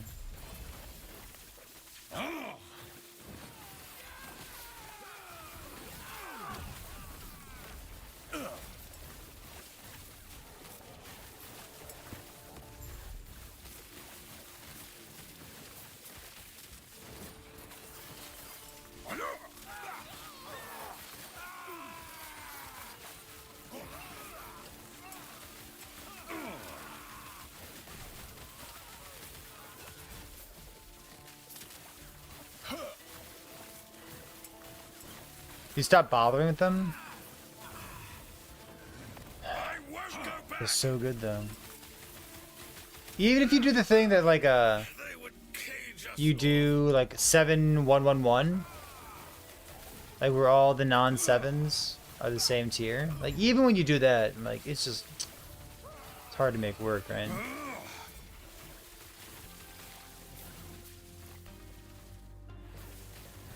They're sweet though. I definitely like the addition to the game.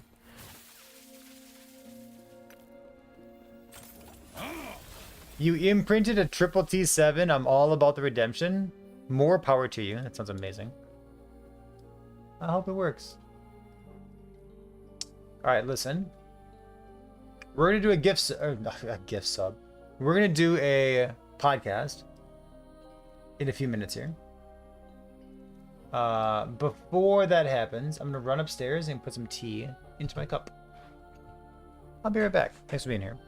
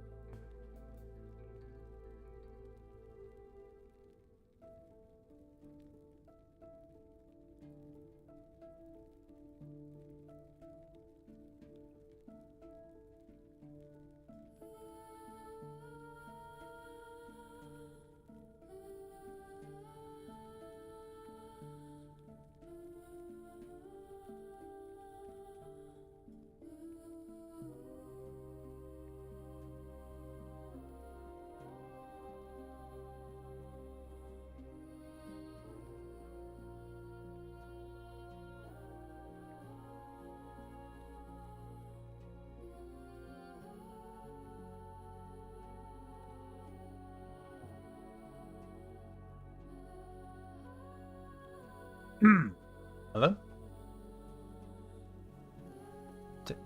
Test? 1, 2, 3.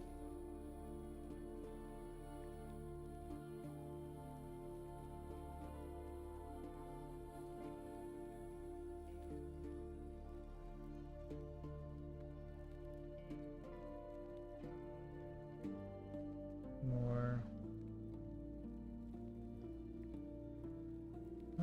Bans. Ban them. Open mod view. Ban.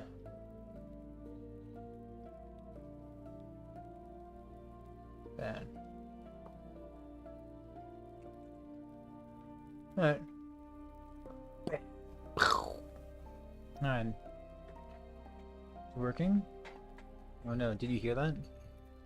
You weren't supposed to hear that. Not on Discord.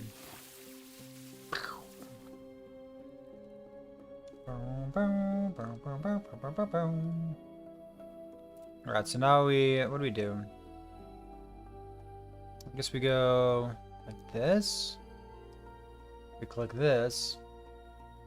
And then we click... I'm supposed to click something. Let's see, this button, this button. This button? I think it's this button, right? That button.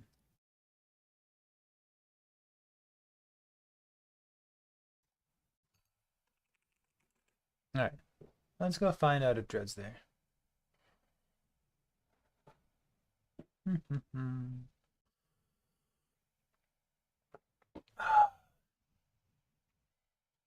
Is he? This is the stream now. We'll stream like this.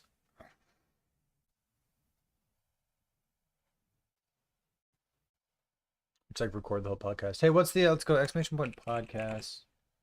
Let's check this thing real quick.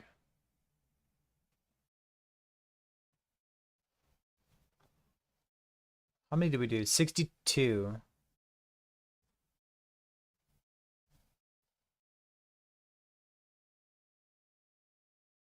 Dread's voice is dead. I'm a PNG tuber. Have been all day, gamer. Let's see. Bonk. Have been all day. What are we talking about today? Do I need a listerino of topics? What do you think? Chat, complain.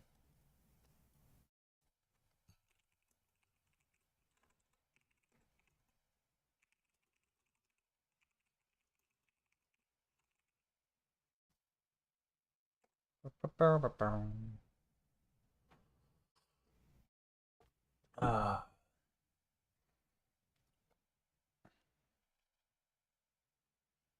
Go like this. All right. Hello? Gamers? Whoa. Did I ask for complaints? Yes, I explicitly asked for complaints. Let's get a little topic going on here. Bug. Hmm? Sorry, second. There you go. I was hearing myself through the stream there. There you go. Now I'm good. Ugh. God, my camera looks so shitty. I'm gonna have to get a new one eventually. All right, I'm ready. Let me. Oh, can you hear me? You hear me, right? I can hear you. Okay, perfect. All right. Judgment doesn't do enough damage. Judgment doesn't do enough damage for what? Uber? What? What? What? All right. There's the good view. Okay. Let's go like this. I thought you said there's the gritty for a moment. My brain is rotted. The grid view. Okay, let's turn Capybara off. Let's turn Dread on. Got it.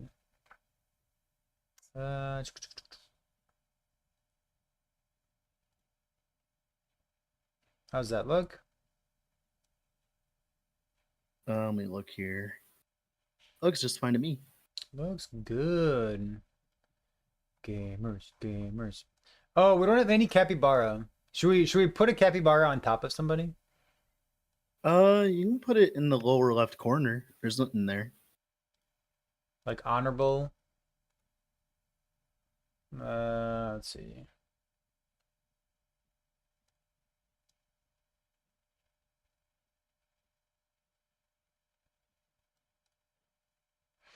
It's perfect. Wait, I kind of like it. Capybara. All right. What are we talking about? Is Last Part 2 easy? That's a boring topic, dude. Last Part 2 easy. No, Let me we'll brainstorm stay a away topic. from We're that gonna spend like next time. 60 seconds brainstorming topics. Let's see. What do you mean brainstorming topics? 'Cause We I have want plenty of to no, talk because I about. want to write them down ahead of time. That's what I want to do. Oh yeah, of course, I got you.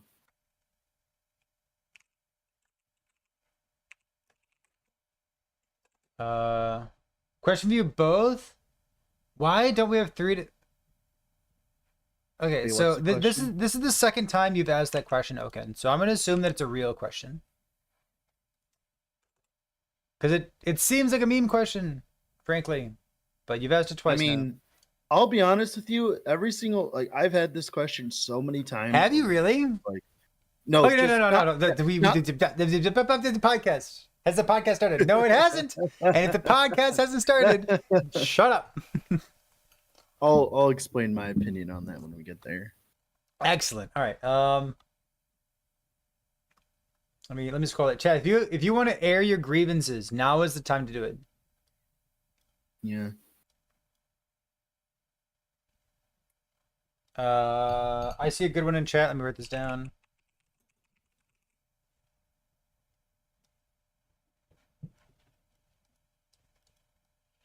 Holy crap, 30 mana regen, double mana regen on fucking Mana Guide is so stupid. Why Forge Guard bad? Because they made it bugged for some reason. I was like, because they made it bug. Yeah, uh, it was I intentional.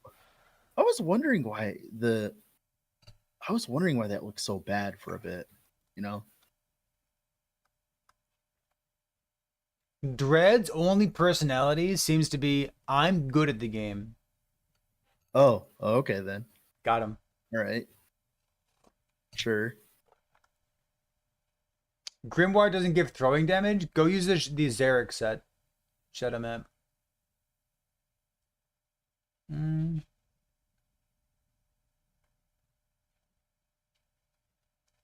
Okay. What's the two-handed shield bug?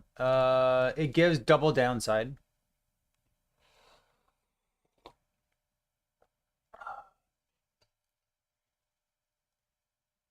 Makes you bad.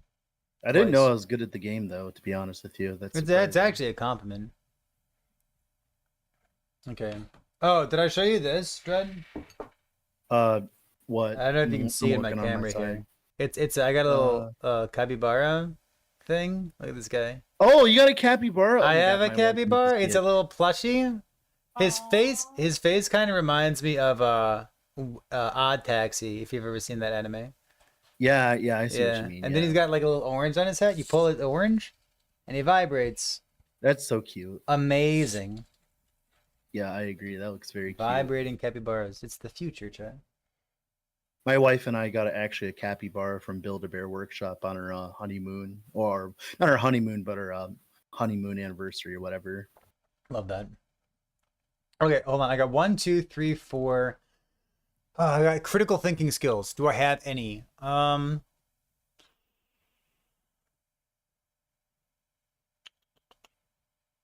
Oh yeah, hold on. I got more things. Got more things to talk about.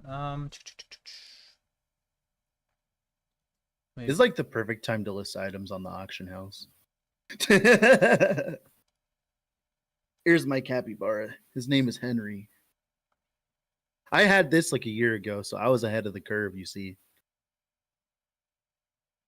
Actually, can someone just link me the that graphic that EHG shared? I'm gonna talk about that too. I don't want to faff around with Discord while I got the camera turned on. Was that on Reddit? It was probably on Reddit, wasn't it? Yep, there it is. Okay, got it.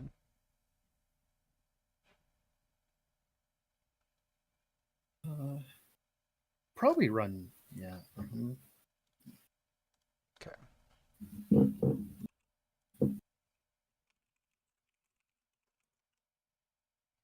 This thing. Okay. Has exalted item power creep gone too far? Exalted items? Yeah, I barely know what that means. I agree with you. No, I think I know. I think I know what they mean. But the problem with questions like that is like, so power creep goes both ways, right? Well, we'll talk about that. Well, I'll shut up. I'll shut up. Beautiful, beautiful. All right, so I've got my, I want to do two topics in particular first. Mm-hmm. So let me start with those, and then we'll move on to different stuff after that. Okay. Of course. I'm gonna stick the infographic right after that, and then all right. So let's do it. Twitch chat, you ready? Hey gamers, episode 62. How far in the podcast are we? 0 seconds. Ready? We just got Hello here. and welcome. Can I start over? I'm gonna start over. Yeah. No. Hello and welcome back to episode 62, I think, of the Rat City Radio podcast. I am your host, Perry the Pig. 63. 63 of the Rat City Radio podcast. I'm still your host. I'm still Perry the Pig, and I am still here with my co-host. Thank you so much for joining me, my friend Dread. How are you? Hello, this is Dread, and in today's video topic, this is going to be the 63rd episode of the Rat City Radio podcast. I'm very excited because this is where we get to actually talk about the fun stuff, because let me tell you, waiting 6 months sucked. Because I think we, like I said before, the last few episodes we took like a 6-month break before doing anything. We did. Oh, it sucked. It like okay, so broadly speaking, is this the first podcast post 1.0? No, it's the second one. It's the second podcast. The first post one 1.0. kind of doesn't count because it was like day 2 at most. We haven't even sunk our teeth into Sure. the game that much yet. So like I have a list of topics that I'd like to run through today. We have some interesting things that we talk about beyond that. We gathered some questions from people who are watching live on twitch.tv/Perry the Pig right now. So beforehand, if in the future you're interested in having questions answered, being in Twitch chat, watching live, and asking those questions before the podcast begins, pretty good place to be. So I wanted to start with, I guess I'll ask you how you're doing. I have a very specific topic that I want to get to. But first of all, like, build you're playing right now, how are you currently doing? So I just finished Ignite Black Hole Meteor. I won't go too far into it, but I was pretty happy with it considering that, Black Hole before this patch was a complete meme. So that's cool. I got that too. I've pretty much recently I've raised my standards of where I push builds now.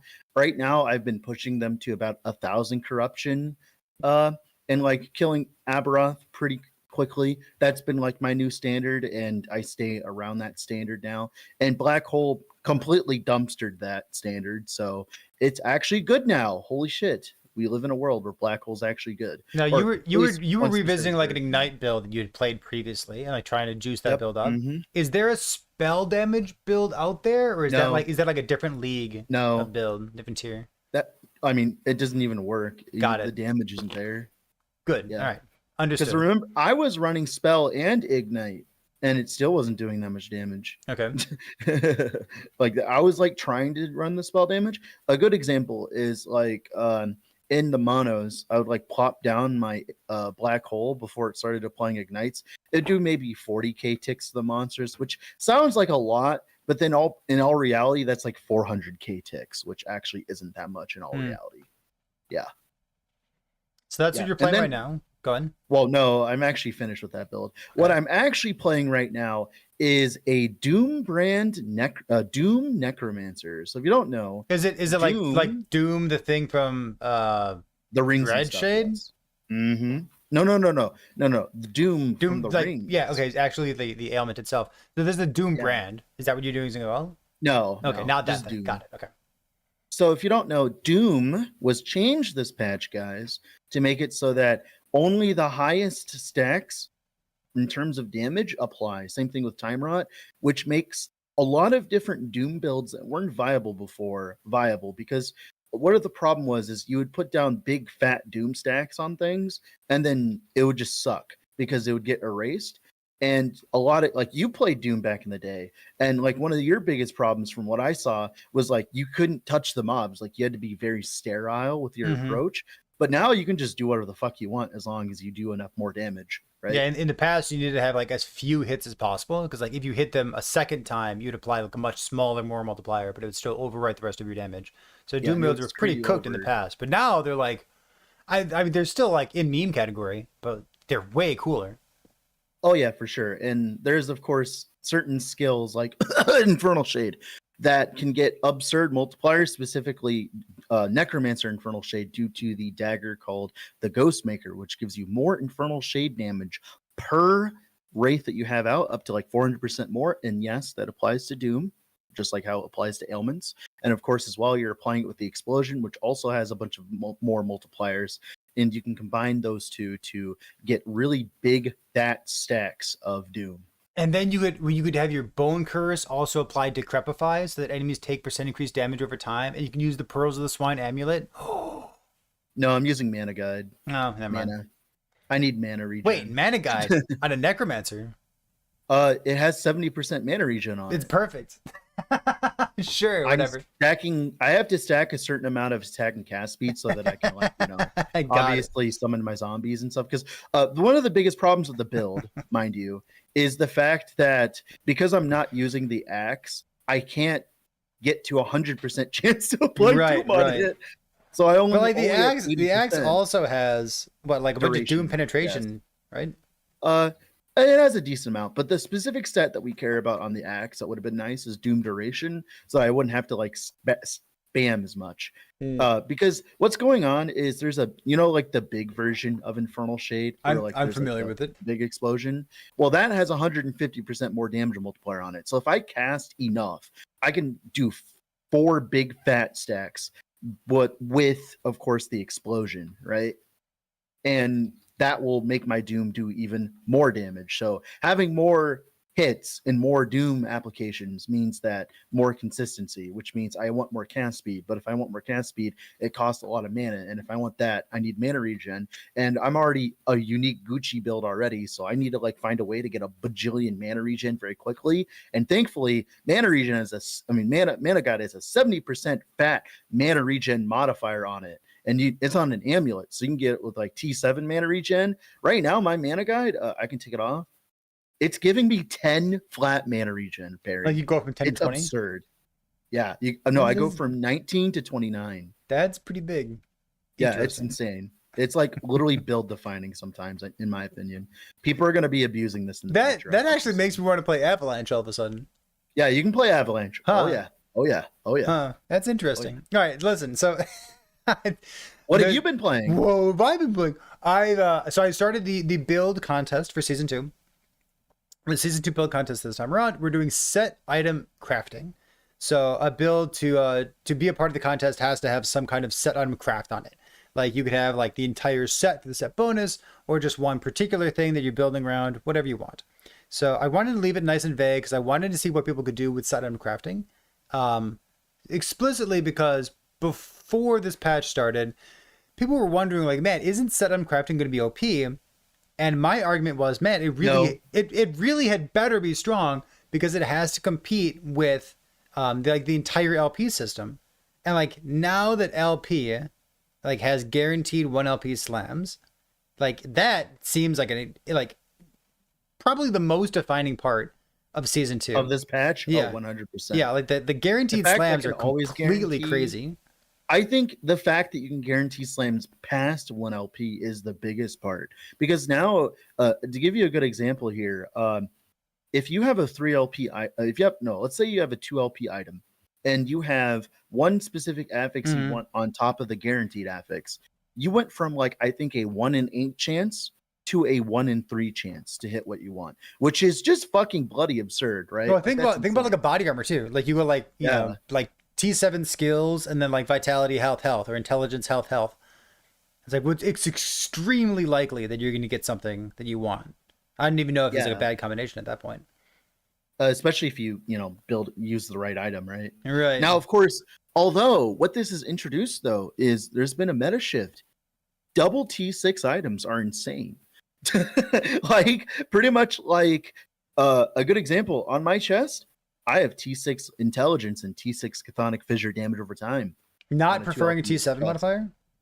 Oh, I mean, if they existed, sure. I'd have to go use a bunch of runes of redemption, and I don't want to do that crafting until I know the build is good, right? Because that's gonna be like hours of me sitting in Merchant's Guild and like trying to figure out like how I'm gonna do it, and then I have to pray and hope and pray it's a 1 in 3, right? So the build that I'm playing right now for the side item crafting contest that we're running, I'm revisiting a Frostclaw build that I played in the past. So when Frostclaw was first introduced to the game, the spark charge stuff wasn't there, and one of the variations that I tried was using a Velatria's staff, like the lightning meteor stuff, and like it happens to be on a moon staff base, which has the minus mana cost and also the melee damage on it, which is really good with a node in Frostclaw called Glamdring, which with 3 points invested gives you 1 spell damage per 1 melee damage. So it gives you a ton of flat. So like the variations that I had tried back in the day were what do you call it? The Morning Frost boots, which per 1 dexterity give you 2 flat damage.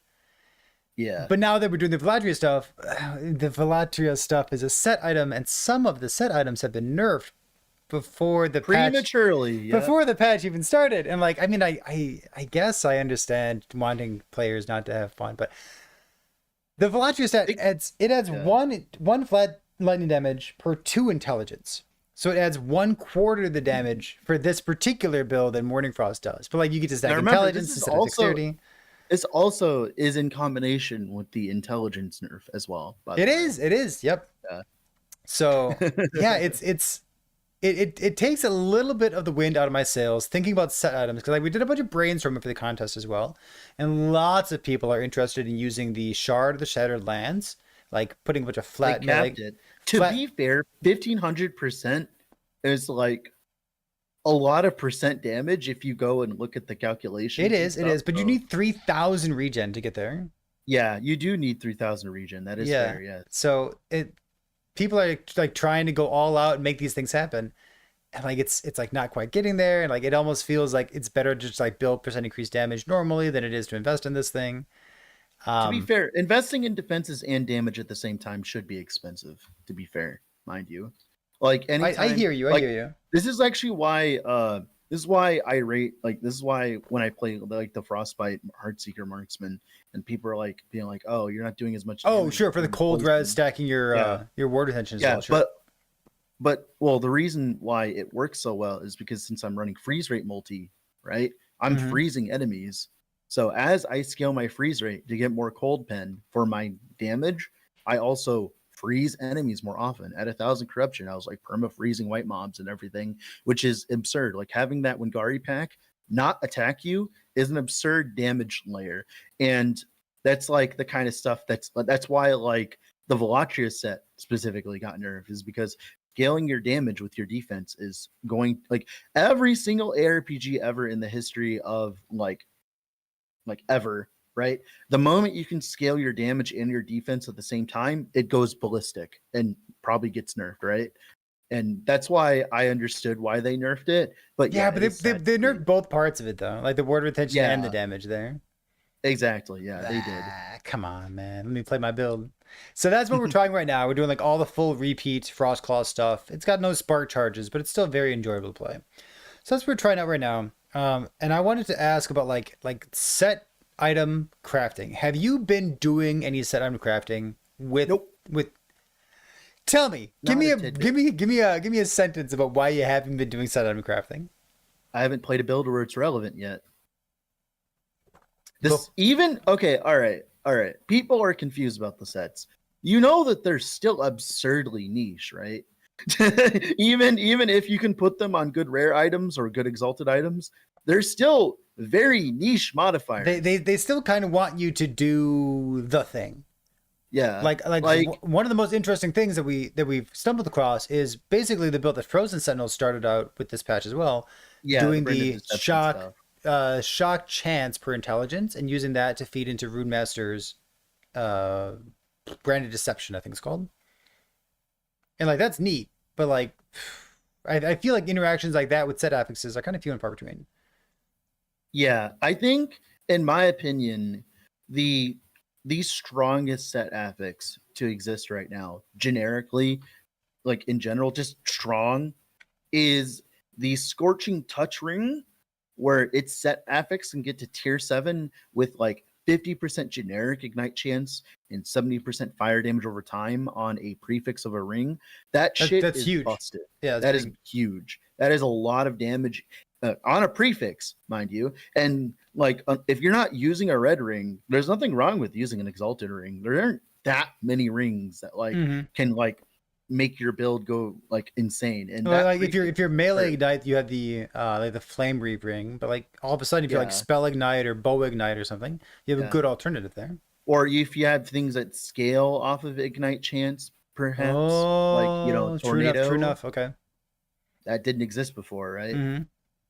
And that's like the kind of stuff that like the set affixes I've seen has been useful for, is like literally the affixes themselves, not even the set, which in my opinion is just interesting. Just having more access to more sets and stuff is cool, dude. Mhm. Like that's cool, right? I like that.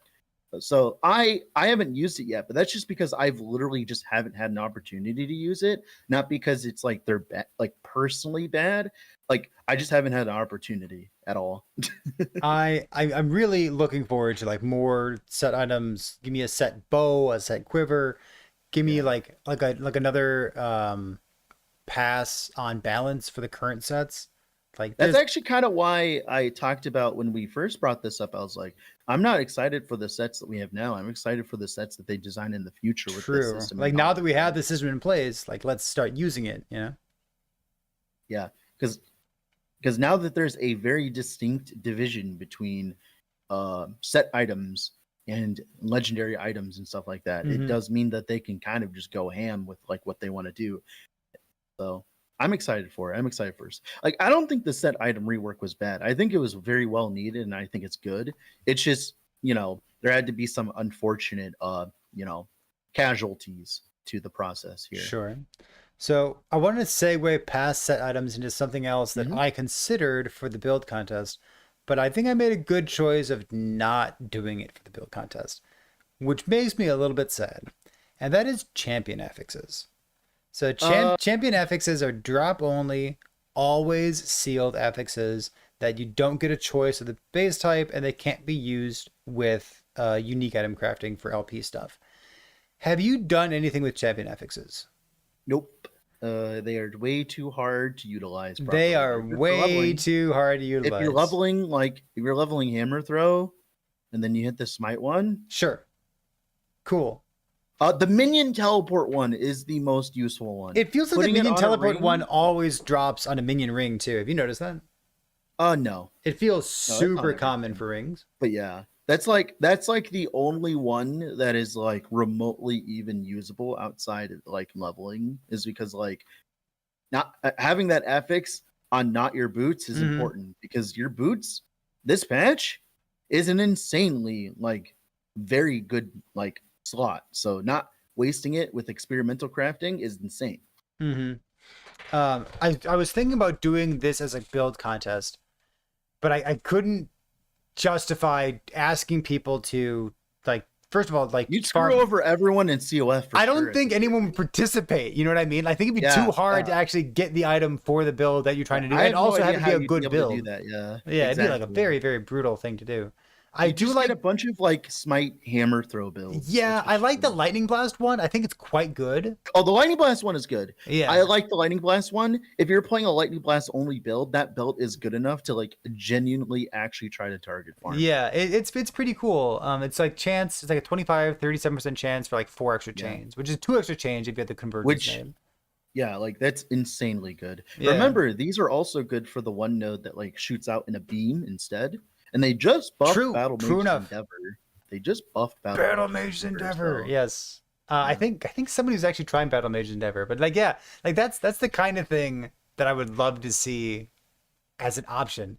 Like they should drop more. There should be like a Weaver node that like, you know how they had the Nemesis base types and then they added something that made them much more common. Like they Yeah, added the they're so champion much better. affixes. Oh my But god. they added the champion affixes, and like next patch, surely they're going to add something that makes them more common, the same way that they just did with the Nemesis base types. Yeah, it could literally just be okay, your champions have a significantly higher chance to drop a like champion affix, but they Or they have, like, maybe they less drop a exalt- pile of champion or affixes an or something. exalted, right? Or Sure. just have more chance to be exalted, because like that's I'll be honest, that's the problem. Probably they probably just don't drop exalted enough to show in your filter. On You know? better base types, maybe? Could we influence base types somehow? Well- Could we imprint something to make the base types? I don't know.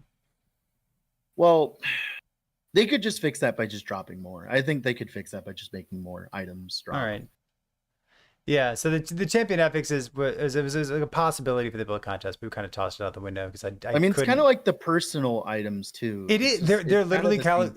categorized as personal affixes. So like, Yeah. you can't interact with them. You can't craft them. You can't put them on different base types. Maybe someday in the future we'll get some kind of base type crafting, but that's certainly not what we have right now in the game. Yeah, I mean, you do have it with Gliss of Envy. It'll just go. away, if I'm You not sure mistaken. do, man. Remember when envies were added to the game and people were trying to figure out how to craft with them? Yeah, They have That's so funny. much text on them, and it's Yeah. all irrelevance. True enough. Oh yeah, for sure. All Cool. I have the next thing that I'd like to talk about after discussing both set items in the build contest and the champion affixes that we're not using because we can't find good ones. Breathing for a moment. Is this something you want to talk about? Uber Aberoth. We can talk about Uber Aberoth, absolutely. Let's talk about him for a little bit. Because Have you tried it? I'm. No, Have you thrown I'm your too corpse busy at the wall having just for fun. funsies? no, but I'm seeing the sentiment in the community here a little bit about Uber Aberoth a little bit. I can tell you, as someone who has been playing for the last 4 years and like has a pretty good idea of how the meta is and the patch and stuff like that, like Uber Aberoth is one of those things that's going to exist in the game for a while. That like, if your build can do it, it's great. But like, pretty much, Aberoth is much like, it just seems like it's kind of like it's the same thing as like a dungeon push build, where like you design your build specifically to do it. Because Uber Aberoth is just a bunch of like, what is it called? Like things to check off on your checklist of build. Like, you need a really good source of cleanse. You need a build that can be essentially immune to dot damage. You need very high damage. You need very large chonk. You need to be very mobile. All of these things, and it's a checklist. And if you focus the game that way, you have pretty much gotten rid of everything. Mhm. Like literally everything. Like everything ever in the history of the game, pretty much, right? Except for things that are a little bit notoriously broken at the time, right? And I think people like, there's already this mentality that like, oh, if your build hasn't done Uber, it's not good. And I'm just, or it hasn't finished all the content in the game. And I'm like, you know that like Uber Aberoth is like essentially at this point like optional content, pretty much, right? Like, at least in my humble opinion. Anyways, what are your thoughts on that? I agree that there are two kinds of builds in the game, and this kind of colors my opinion of non-Uber Abbey builds. So for Uber Abbey, like the builds, I'm sure there's more than this, but the builds that I'm aware of personally are like Erasing Strike, the Paladin, Judgment build, and Tornado Werebear did it.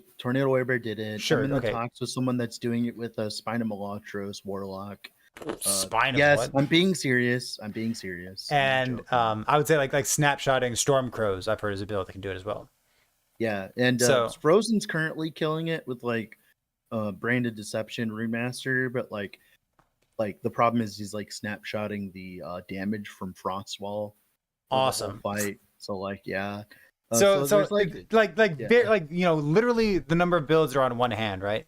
So Yep. in my opinion here, like this is from my perspective of being a content creator. I talk to did people Trickster kill it with Chakram too? I didn't see that. That's sick. with Chakram. That's very impressive.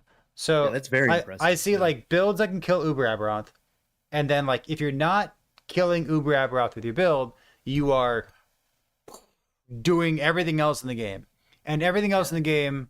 My opinion of that being someone who plays a lot, The game's really fun right now. It's very fun. My opinion of like what does it mean to not be an Uber Abbey build? To me, it means you're farming 1,000 corruption quickly and comfortably while reading Twitch chat, participating in Twitch chat, watching a YouTube video at the same time, listening to a podcast or something like that. Like, that's the kind of thing that I would like to do during an action RPG, whether I'm creating content or watching content. So, like, 1,000 corruption is definitely what I'm looking for any build. So something interesting that, at least this is my opinion on this. Well, there's two things I want to talk about this. My first opinion about this is I think that there's fine if there's content in the game that your build can't do.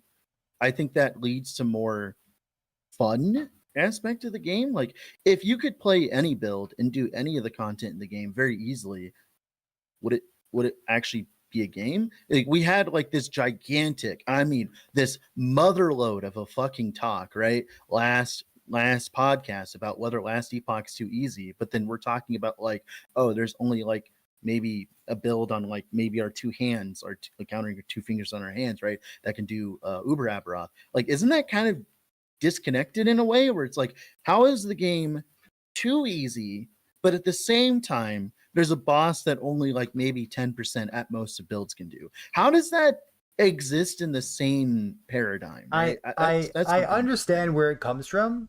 I think me and the people who would have that sentiment are coming from different places. So someone could say Last Epoch's too easy, Uber Aberoth is really fucking hard. So like for the vast majority of your gameplay, like during the campaign, during normal monoliths, and even like if you like, beginning of like Empower monoliths, the game is pretty easy. Now, like for me, if I get to 800, 900, 1,000 corruption, I still die. And every single time that I die, it's because I did something wrong, or I neglected a piece of gearing, or I got myself into a scenario where like I'm just like taking on too many things at the same time, and I'm having fun with it, but I'm probably gonna die, and oops, I just died. And to me, that's all difficulty. I don't want to die. Every single time I die, I feel bad about it. Like, oh yeah, me too. And there are people out there who probably have this opinion who just don't mind when they die. And if that's you, you probably think Last Epoch's quite easy. On the other hand, I'm going to come back to like this overarching sentiment that you and I and Twitch chat have. The game's so fucking fun. Like, how can you spend so much time complaining about it being easy when, like, first of all, shades of gray. Second of all, I'm literally too busy having fun to worry about whether it's too easy. Yeah, someone talked about like comparing it to Diablo 3 in a way, and I don't necessarily agree with that personally. Tell me. That's fine. Well, like, they're like, oh, this game feels like Diablo 3, where like, there's certain builds that do like multiple magnitudes more than others and stuff like that, which isn't actually the case. Like, there are some, but like, I've seen Diablo 3 gameplay. I've seen how Diablo 3 is. Like, I don't agree with that sentiment personally, but it's like whatever. But the other part of the topic that I wanted to talk about was specifically around how, at least, so this is just a, what is it called? This is like a conspiracy theory, okay? Like, put on your tinfoil hats and stuff. Got it. Tell me. I think EHG added Uber Aberoth into the game as kind of like a honey pot, like a trap, right? They're like, okay, what are we gonna nerf next patch? Okay, who did Uber Abbey? And they're gonna look at that list and then be like, okay, how many did this build do it like a bajillion times throughout a bajillion players? Okay, we're gonna nerf that. And I am pretty confident that that's like significant. That's actually why Uber Aberoth exists, is to catch either the bugs or to catch the builds that aren't quote unquote balanced currently, right? So I think a good example here is let's talk about Judgment Paladin for a moment. I think Judgment Paladin is a completely fine build. Is it doing slightly too much damage? Maybe. Is it slightly too good? Maybe. But the thing is, the whole point of Judgment is to sit there and face tank the boss. That's like Judgment's identity, right? So if they were to nerf that, it would lose its identity. So part of Judgment's identity as well is it has mediocre clear, and that's the downside of having Judgment be really good on bosses is you walk into a mono 1,000 corruption and you feel super giga slow. Like that's the point. That is how it's supposed to work, right? That's how you're supposed to feel. All like that's like why I was like playing the Smite Fissure build. Like the Smite Fissure build just blasts through monos, right? Because you just hold right click and all that, but it's not meant to do like Uber Abroth and stuff. That is, I think, a balanced Uber Abroth build. But the Erasing Strike build, on the other hand, on the other side of the coin, is not one, mainly just because of how it has both things where it can do Uber Abroth very easily while also having insane clear and stuff like that. That's like the kind of stuff that like should probably get nerfed. Like a good example is like let's say A bomb kills Uber Abroth. Let's be real. Do you really think we're gonna live in a world where like A bomb is never gonna kill Uber Abroth? Like that should just be one of the builds that we should just accept is like the standard of an Aberoth killer. It has no clear. It has like it's very annoying to play and stuff like that. It should be obvious that should be like the things like when someone sees it do Uber Aberoth, they should be like, oh yeah, that makes sense, right? Like PoE has this kind of thing where there are builds that are focused on doing bosses and stuff like that, where you focus all of your manpower towards doing bosses versus clear and all that. And I'm happy that the game is finally gravitating towards that, where you can invest into those things. But that's just like me personally. What are your thoughts on that? I'm gonna talk about the Racing Strike for just a moment here. So I was playing like the VK Smite Fissure thing. I had my boy Knight leveled up, and I heard I don't think we talked about this on the podcast. We can talk about it right now, the previous one. But I heard that who was it? It was Fubgun had the first solo softcore kill with the Racing Strike. And I remember that you had been talking about a Racing Strike. Other people have been talking about a Racing Strike being good and buffed and whatnot. And like I don't really call myself like a Racing Strike gamer. I was like, I don't really keep track of it. So like it got buffed, good. So I looked at the gear that Fubgun had been using for a Racing Strike. And what really stood out to me first was his gear looks real fucking basic. Like there was nothing interesting going on. Like he had a 2 LP axe, which I guess was cool. Like he had T7 flat void damage and T5 melee attack speed. But like the rest of his gear was just like 1 LP unique items with T7 mana slammed on him. Which, again, we got to come back to the thing we said at the very beginning of the podcast, which was the 1 LP deterministic slams in Last Epoch is fucking meta defining. Like it is, it pushes out set affixes, it brings in builds like this. The amount of power that you get from this particular build, the baseline has the baseline for having is so the baseline of every build goes up because of the deterministic 1 LP slam, but this build functions because it has enough mana, and you get enough mana by just putting the mana on your LP unique items. I mean, in my humble opinion, I feel the problem is Void Well was added in the game when a Racing Strike wasn't the best skill ever, right? But then now it stood there the whole time while a Racing Strike slowly gets more. You think Void Well is a problem? I think Void Well is a problem. They could just remove it from the game. It's like, oh yeah, like a Racing Strike does enough damage to merit its mana cost. All right, now you should have to actually, I don't know, do what we all do to generate mana instead of just stack mana like that. Not I mean, it's got a cooldown on it. You could increase the cooldown. Void Knight, I mean, sure, yeah, but like the problem is to nerf it to be relevant would pretty much be killing it for any build that would be normally using it. True. It's like, why have it in the game at that point? Like I think the thing is like I think a Racing Strike itself is fine. It's just Void Well, obviously, right? Like let's be real. Like they added it to make a Racing Strike good, so Karn would stop complaining about being out of mana. But then they kind of went a little too far, and now they can fix it, right? Yeah, it's wild. So I picked up the Racing Strike as well, and I'm farming 1,000 corruption with it, and I'm still gearing up for Uber Elder.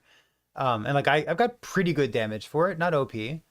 But like it's not phase tanky. Like you still got to engage with all the mechanics, and man, Uber Aberoth is fucking difficult. Like I like that it's in the game. I don't always have an opportunity myself to like play one of the best builds in the game and also play it for a long time and also try to min-max it and really care about the tiny details. And also have fun with it. And also have fun with it. Like I have this challenge. Because like you played Falconer and quit it like immediately. Yeah, but like who's Falconer? But like I have a boss who drops unique items that I want to farm, and I have this this like S tier build that's easy to put together, but I really, really care about all the little details of the build because I need every edge that I can get because I've never killed it before. Like I can't cut corners before I know the boss well enough to start cutting corners on things. You know what I mean? Yeah, Yeah. exactly. So it's fun to have this as an activity in Last Epoch.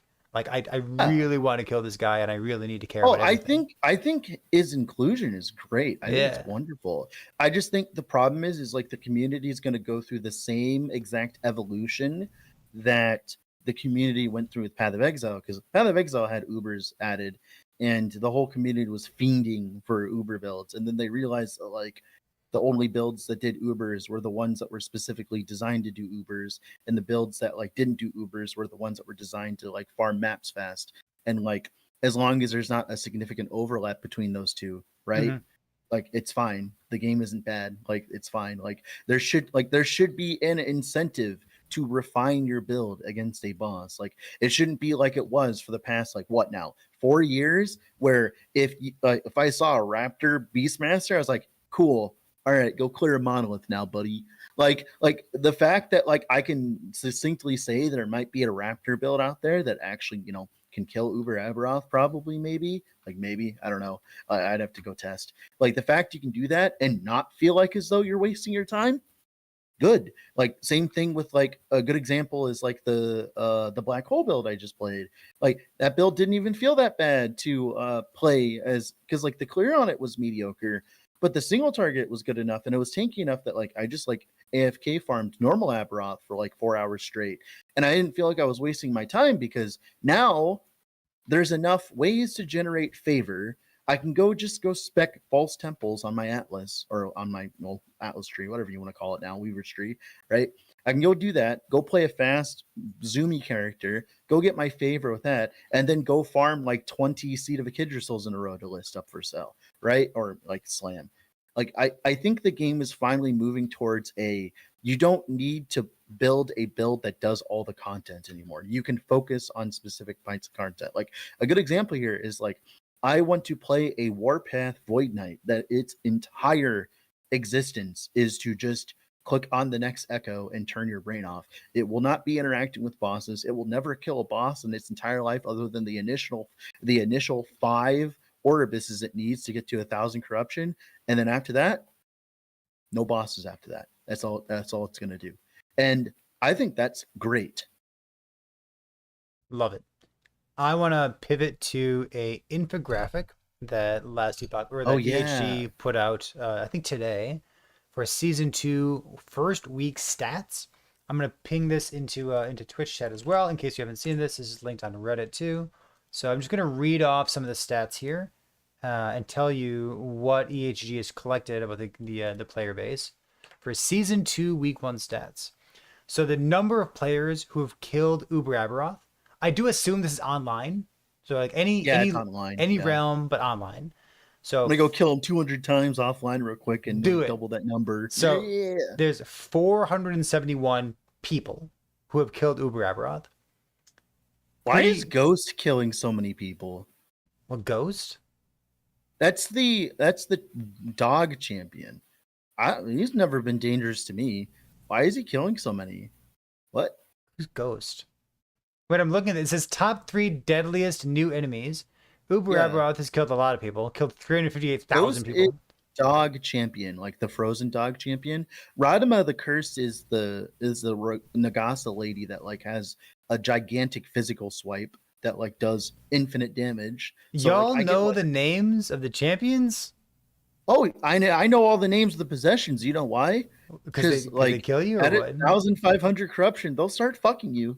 Like a good example, you know how I know that the name of the laser beam possession is called a Raced Witch? Because it's bugged and it's a damage over time beam that can crit you. That's why I know its name. You know what? I've died to a damage over time crit. I wonder if that was the same thing. Probably Weird. was. Love it. Love it. So Ghost is deadly, and then Radamasa the Cursed. Cool. Love that. Well, the reason why is I don't know why Ghost is deadly. I don't die to Ghost at all ever. Wonder. I die to the Void melee champions, like the cultist dudes. Those guys suck because they always spawn with like a the bubble on them, so you have to be forced into melee with them. And like if you're playing a Heartseeker build, that shit sucks. There's something that says total players who died at level 1. 392. Damn. So I guess I accidentally added to that. So you know what's funny about that? I don't think you can die at level 1 unless you're really, really trying to. So you need to cross the bridge and you need to go fight the phoenixes at level 1 because those first couple monsters literally can't kill you. Maybe they put on the veteran boots. Well, then you have to cross the bridge and go in the cave for that, though. Yeah, that's level 1. And you didn't kill anything. You just rushed to the boots first. What? Maybe. Maybe they didn't. Maybe they were doing a boot. Maybe they were doing a boot only run. Yeah, and they didn't want to kill any enemies because they're like, well, that's not the challenge, right? Why are people dying at level 1? Maybe I missed something. So it says normal player deaths. There have been 10 million normal player deaths and 163,000 hardcore deaths. There was one other infographic. Where was it? Oh, here's the other infographic that I was looking for. I missed this one here. So the peak concurrent users for week 1 were 150,000, 150.5 thousand. Awesome. And then what I want to talk about more is the breakdown of classes and the most played masteries. You've looked at this already, right? Oh yeah, I have. All right. So the most played masteries, number 1 was Void Knights. So obviously, awesome. It's a very popular class even before the buffs. Number 2, Paladin. Paladin getting a lot of extra help from the Sentinel rework. Absurdly popular, like fantasy class. Yes, obviously. and like lots of help with like the hardcore race going on with Zizrin trying to get the world's first kill in hardcore of the Uber Aberoth stuff. So a lot of publicity of like Paladin defensive builds there. And then 3rd is Marksman, because Marksman got a brand new skill. Yep. No, 3rd is Falconer. Well, yeah, Falconer. Yeah, not Marksman, Falconer. Because Falconer. Well, Falconer's still relatively new, mind you, as well. Like it's been here for 2 patches, which I know it doesn't sound like that much, but like at the same time, we've had all the other classes for like so long now. True, like, that makes sense. Like that actually makes sense. Same thing with Warlock. Like I would have thought up there makes sense. I would have thought that Marksman would be more popular than Falconer, given how amazing Heartseeker everyone got looks. psyopted to thinking that Heartseeker was bad, apparently, from what I heard. No one got psyopted into thinking Heartseeker was bad. No. My entire Twitch chat did, and everyone in my comments did as well. Everyone saw me. Tell me a story about that. That sounds like complete dog water. I don't believe you. I'm being serious. I'm being genuinely why? serious. Why did people think it was bad? Because, well, I mean, because no one knows how to build Marksman properly. That's part of it. But like part of it too is because so Heartseeker is an absurdly strong single target skill. It can off-screen bosses and everything. Okay. That's what makes it absurdly strong, and it does really good damage. It even killed like Uber Aberoth. Like, well, Lizard killed it, offline, but like, I trust Lizard to like do it properly, right? Like, it can even kill Uber Aberoth if you want. It does plenty of damage. The problem is it's clear isn't the best when puncture is like, because it can trigger puncture on kill or whatever, right? But if you don't have enough damage, those punctures aren't going to do enough damage. So after a little bit, you kind of stop killing enemies. And when you stop killing enemies as a marksman, you keel over, right?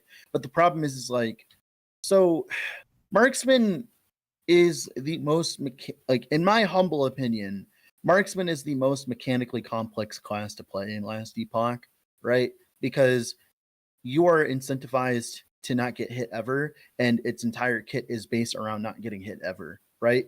And then if you have, I don't know, maybe a random mob possession that, does infinite amounts of damage and also is a damage over time that can crit, that ignores your glancing blow, your dodge, and everything that you do, and your silver shrouds. Yeah, of course everyone's going to think it's shit. Dude, like I can't do, like on my Heartseeker Marksman, I can't do cemeteries right now because of fucking Array Switch. That's wild. So someone in Twitch chat is saying that there are videos about Heartseeker being bad. I am just out of the loop. I got to go watch videos. Yeah, I have to go play it more apparently. So I guess so, because you enjoyed your build, right? Like you weren't killing Uber Aberoth, but like you were like farming 1,000. Well, it's because it was Frostbite. Let's be real. Why would I do that? I mean, that's pretty cool though. Multi-hit attacks. The one that killed Uber Aberoth, at least the one that Lizard tried, was the bleed and poison hybrid variant. Okay. Sure. Yeah. I'm dumbfounded to hear that people were psyoped. I think the problem is it requires you to like actually pay attention. And the problem is like when you have a bunch of people who are like used to playing like Diablo 4 and stuff, if you have to pay attention, you're probably gonna die. That's a lot of shade you're throwing right now. I mean, is it though? Yeah, you have to watch the screen. You're telling people they have to watch the screen, and if they don't, they're bad. Well, no. What I mean is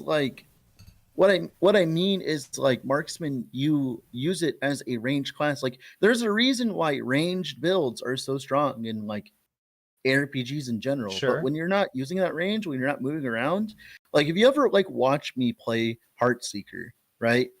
Like in the videos and stuff, I'm not getting hit unless if I get hit, I'm like pretty much dead. And that's not because like the build is bad. It's because you're just not supposed to get hit. I know that sounds crazy. I know it's like, oh, just don't get hit. I'm being serious. The entirety of Marksman's kit is literally dedicated to not getting hit.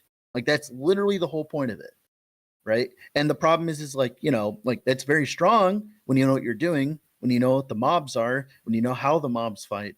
But when you don't know that, like, you know, the Wingari Patriarch is going to like put fucking avalanches on your skull every 5 seconds or whatever. If you don't know when the Wingari Matriarch is going to like do his slam and like the animation. Remember that video we watched where like the dude literally stood in the Wingari Matriarch like slam? Those are the people I'm talking about. Would you say that Marksman is a good place to be for people who want an active play style? Yes, 100%. It is the most active play style. I keep coming back to this idea that there's all these different games that seem to be wrapped up into Last Epoch. And like I want to segue to talk about something else. Let's finish this first. So Sentinel was 49% of gamers. Rogue was 21%, which I'm not surprised to see that those are making up 70 market share. And then Acolyte is 12%, which I would assume is like Thonic Fissure or Witchfire stuff. Probably Witchfire stuff because it's new and cool. No, it's Necro. Is it? Oh, yes. I forgot Necro existed. Remember, there's you're completely correct. Yeah, man, yeah, I was busy thinking about new and fun things, but yeah, Necro exists. Yeah. And the next 9% market share was Primalist, which kind of low. Nothing really changed with Primalist. Druid, 2 out of 3 of Druid's transformations suck, and Werebear is kind of like on this like. I mean, Werebear Storm build is still one of the best builds in the game, right? Yeah, but that's one of them. That's only one build. Yeah, exactly. Yeah, that is literally one build, and it requires you to transform swap, which literally I have gotten insane vehement pushback from even mentioning transform swapping and listing it in the video. Yes. So like I would assume that not many people are playing that. Agreed. And then last is Mage, which is the class that I'm playing right now. So well, yeah, that's because it got nerfed and people assume it's bad now, even though it isn't. It's I mean, still Mage, I get, but like there's nothing like, to me. I look at like new exciting things. It's where's the new stuff? Popularity. Yeah, I agree. It's a popularity contest. Like I agree. Like I still think that there are like plenty of strong sorcerer builds and plenty like fuck. I even made fucking Black Hole Ignite work. If I can make Black Hole Ignite work, do you really think that like Frostclaw is bad right now? Like, so come on, dude. Let's pivot off this for just one moment here, because I want to talk about something else. Speaking of pivoting off things, you told me something, and I'm relying on you not lying to me. I'm not gonna lie. I'm relying on you being factually accurate. Is it true that Frozen Sentinel is pivoting off of COF into Merchant's Guild? Today. He literally did it today. He did that today. And yeah. In his words, he doesn't like the power discrepancy between the two? Yeah, he was like, he literally took one look at the, like, okay, so he has this character he's been playing for a week now. His Rune Master, the Brandon True. He went and looked at all the items that he needs to swap into Merchant's Guild. Like, if you were to buy it 1 for 1, it might have been maybe 1 million gold at most. I have 70 million right now. It's absurd, the power discrepancy. Like, if you go look at the items that he has and needs for his build, you could like, I could literally buy his entire character that he spent a whole week farming for in COF for like maybe 1 million, 2 million gold. Like, that's what I mean by power discrepancy. I've been telling people that if you're at all interested in like the difference in power between Merchant's Guild and COF, Like if you're like, which one's better, which one's going to give me, like if you're ever asking any question that looks like that, the right answer is Merchant's Guild. Like you should Yeah. not play COF unless you explicitly like what COF is doing. So I've actually changed my tune on that just as Ooh, tell me. of late. My opinion on that now is, okay, are you a veteran player that has a lot of knowledge about Last Epoch and what other people are playing? No? Are you like new? Play COF. Are you someone who has a good idea? Like, are you a veteran player who's been playing for like a few years and you know what other people are playing, or are okay with doing some market research and figuring out what other people are playing so you know what items are good? You like joining like the Sanctum Discord, stuff like that. If you like that, yeah, you go Merchant's Guild. I think if you're a new player and you have no idea what items cost and stuff like that, and you're going very slow and the market's kind of like pushing past you, I think as a new player, you should just play COF. I don't think you'll see like a bigger bone. Like, I think Merchant's Guild and COF on day one, like 1 to 3, like level 1 to like 300 corruption or whatever, are like pretty much the exact same like experience, like 100%. I mean, you're Like, not it's not even really different at all. doing anything. And during because of time. that, I think that like going COF is better, because then you just get extra drops, right? Because like, for a good example here is, I played Merchant's Guild this patch, right? I didn't even feel like I was playing Merchant's Guild till day 2. I was just playing like COF but without the benefits, right? Like that was pretty much my Merchant's Guild experience for day 1 and 2, and it's just always like that every single time. And if you're not ready to not have the COF bonuses like the kitty gloves on for day 1, like you have to self farm. Although the Weaver's Tree has made that way easier. The to be Weaver's Tree fair. feels amazing to interact with. I really like that. Yeah, and it's helped out. It's helped out a lot, probably, because you get access to that way sooner. Like you can get the imprints like immediately in Mhm. comparison, right? Like, because like COF, you have to get rank 12 before it starts feeling really good. With a Weaver, you just get all 4 imprints, and all of a sudden you're dropping insane items. Like, now whether or not that's overpowered or not, we'll talk about that later. But I was so surprised to hear you mention Frozen Sentinel by name, because I know like one of the first big videos that he put out was like, you know, he markets himself as like the spreadsheet guy, and he was talking about like what the best prophecies we're doing. Here's what my COF character looks like. You know, here's my 3-month COF character that's better than Merchants Guild characters, and he's kind of like united his identity with like COF. Hearing him say, apparently, because I didn't hear it firsthand, hearing him say that he wants to pivot to the Merchants Guild instead, wild to me. Well, I mean, the thing is like, so the thing is with like, okay, so COF and MG has like this really weird just like dichotomy.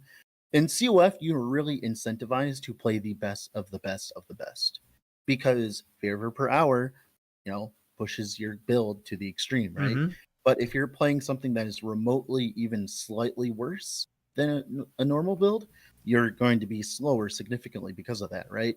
And since Rune Master and like Mage got kind of nerfed, and it's not quote unquote keeping up with like Paladin and Void Knight in terms of like Uber Aberoth kills, in terms of speed clearing, in terms of all that, pretty much a racing strike here, right?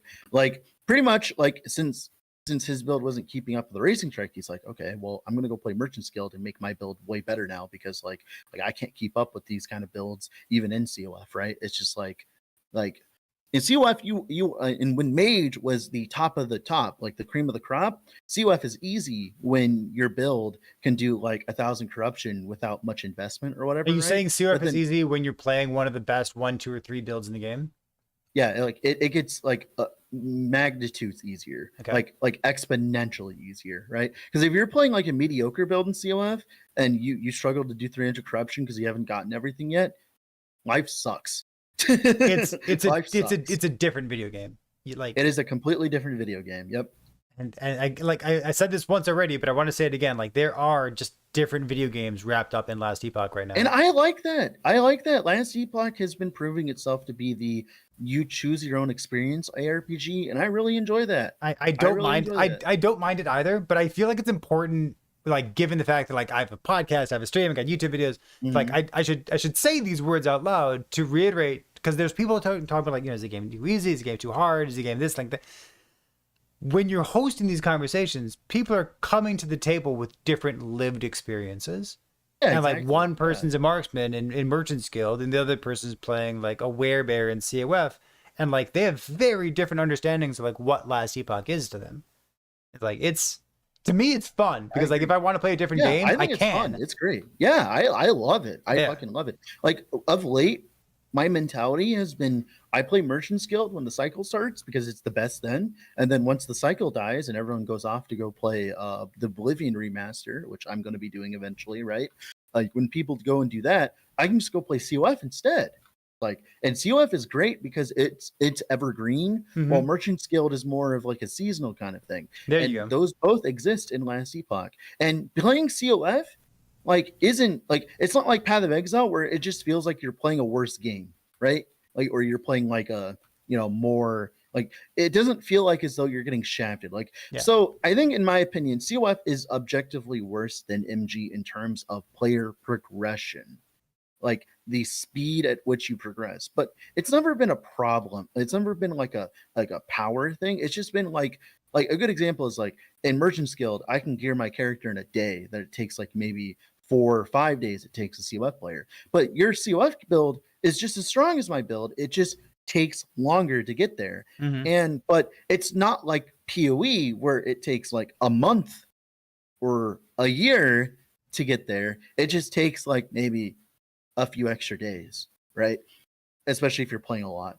Like I think that is like right now, in my humble opinion, I think COF versus Merchant's Guild is very close to what I would call an acceptable margin for the two to be distant away from each other, right?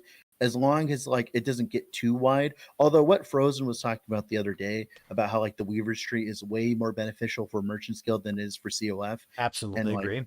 Like I think that could be addressed where COF and Weaver's Tree could have more just generically like strong synergies instead of it being where like like obviously they could fix that. I think if they're going to fix anything, they should fix that. I'd like to see more prophecies for Havocs and Redemptions instead of just like the generic one. Yeah, they have to be careful with that because then I'll just roll a COF character to have Merchant's Guild ruining COF. Whoa! They have to like have runes of redemption that can only be used on COF items. Cool, love that. So They could just make that a faction in PC, couldn't they? That uses COF favor and it makes your thing and it only accepts COF items. Wouldn't that be cool? Yeah, EHG, awesome. Get on that. That's a cool idea. Come on, EHG. What are you doing out there, man? Yeah. No, I think that was a really good step in the right direction for the game. I have 2 questions listed here that I'd like to chat about. These are questions that came from Twitch chat before we started the podcast today.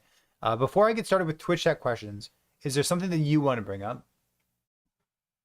There's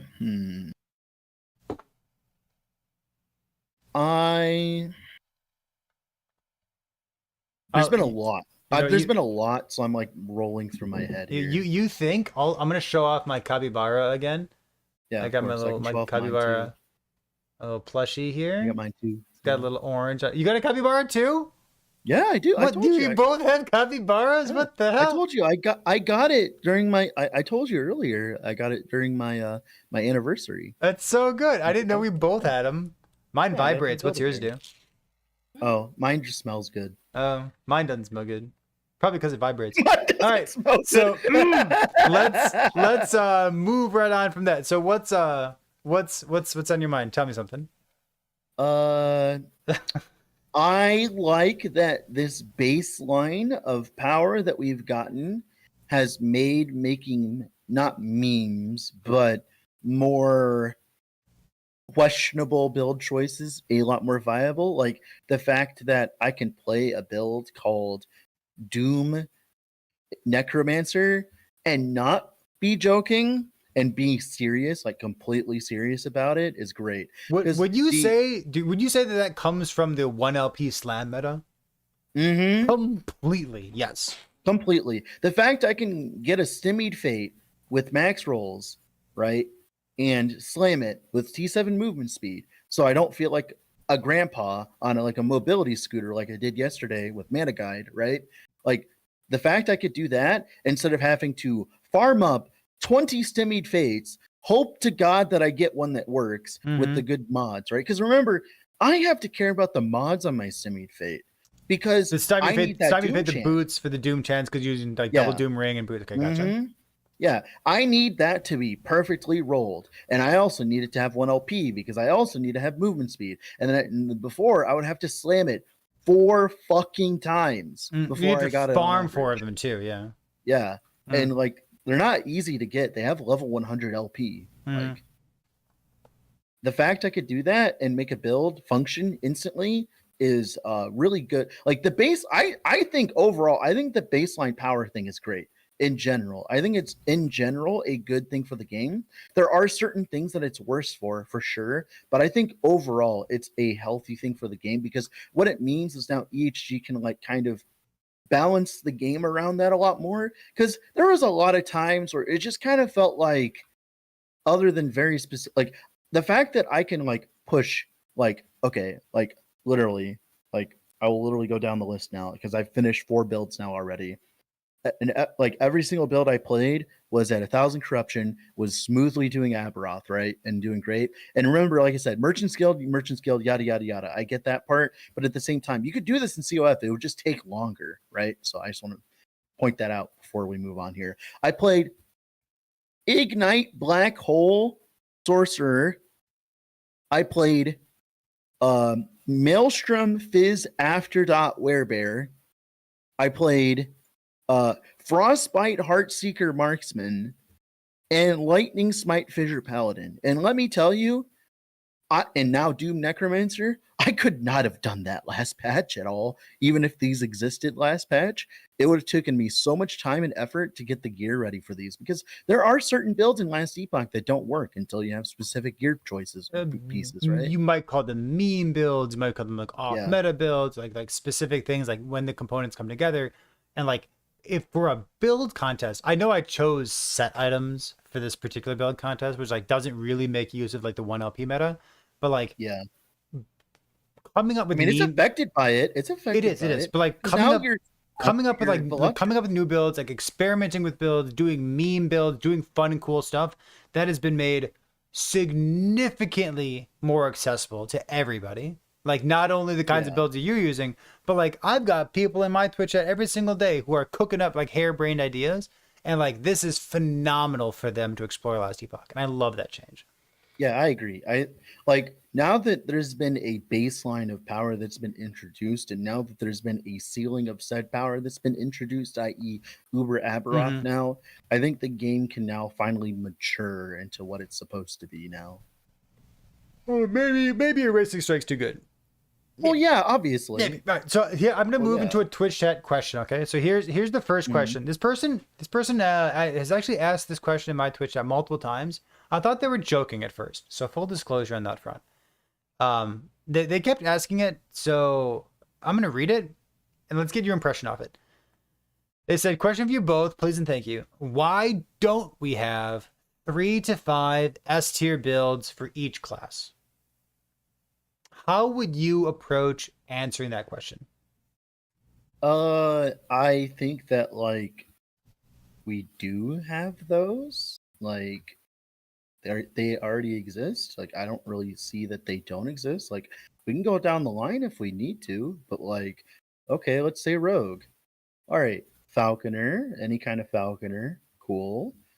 Shadow daggers, cool. Heartseekers already killed Uber Aberoth, cool. All right, so that's 3 for those, right? And they did say class, not mastery. So yeah, they did say class, not mastery, but I'll just specifically choose one of each mastery just because why not, right? More diversity, great, right? For Primalist, there's Tornado Werebird that just killed Uber Aberoth. Shaman, there's Storm Totem, I'm pretty sure, and of course Storm Crows. For Beastmaster, cool, that's 3. Nice. It's snapshotting build, but we'll allow it. Okay.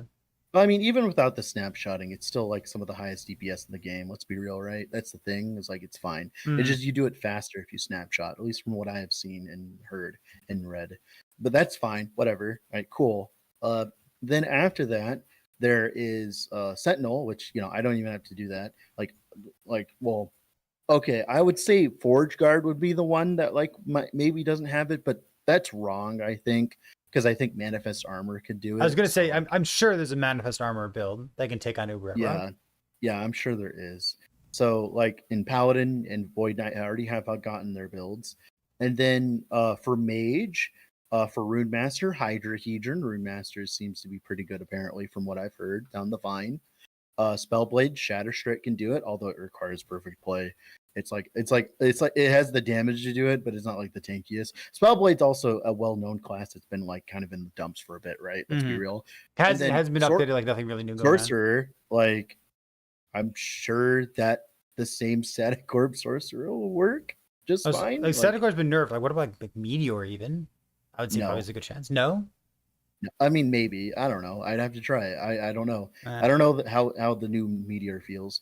But then, like, and the last one is Acolyte, and it's like that's just a joke.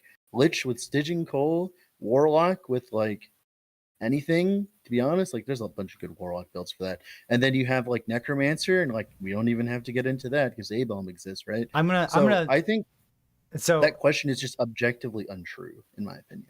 Are there builds?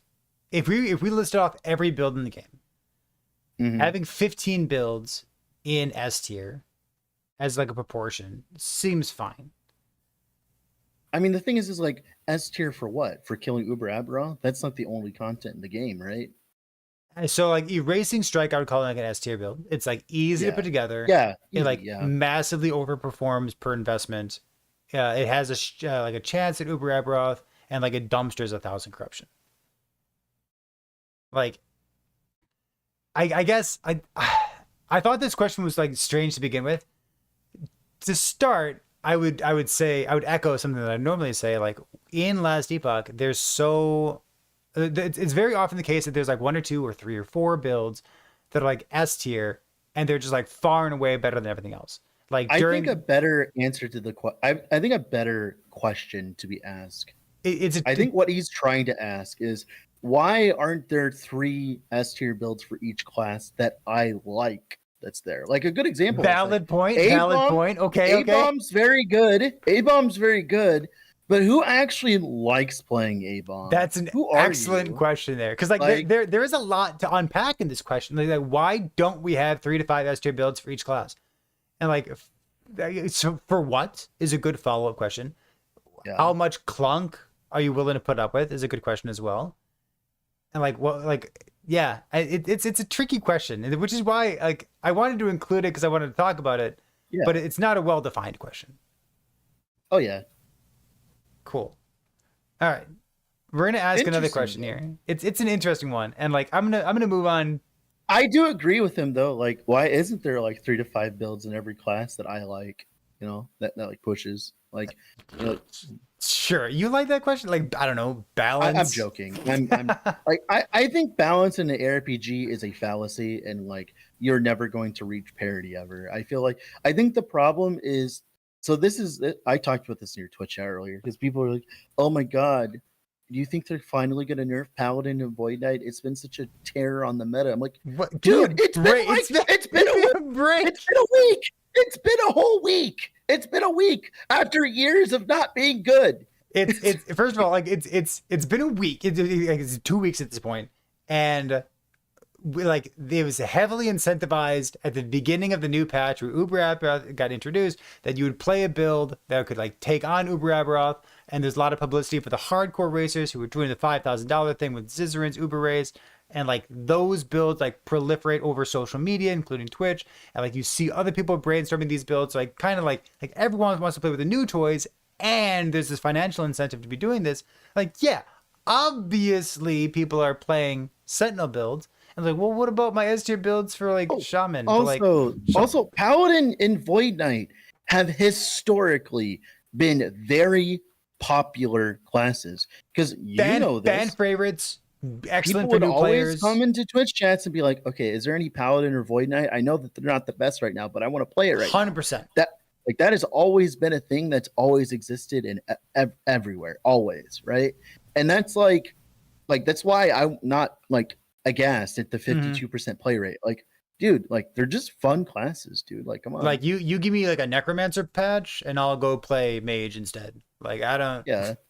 Cool. Like, people have their biases. Like Paladin is just historically a really popular Dungeons and Dragons class. Like, of course, it's going to be like very popular. It was literally it was popular when like the Healing Hands builds were popular, right? And like, my point of bringing this something. up is like we're only 2 weeks in, and we're still like people are still figuring out exactly how much damage and how much durability you need for like Uber Aberoth.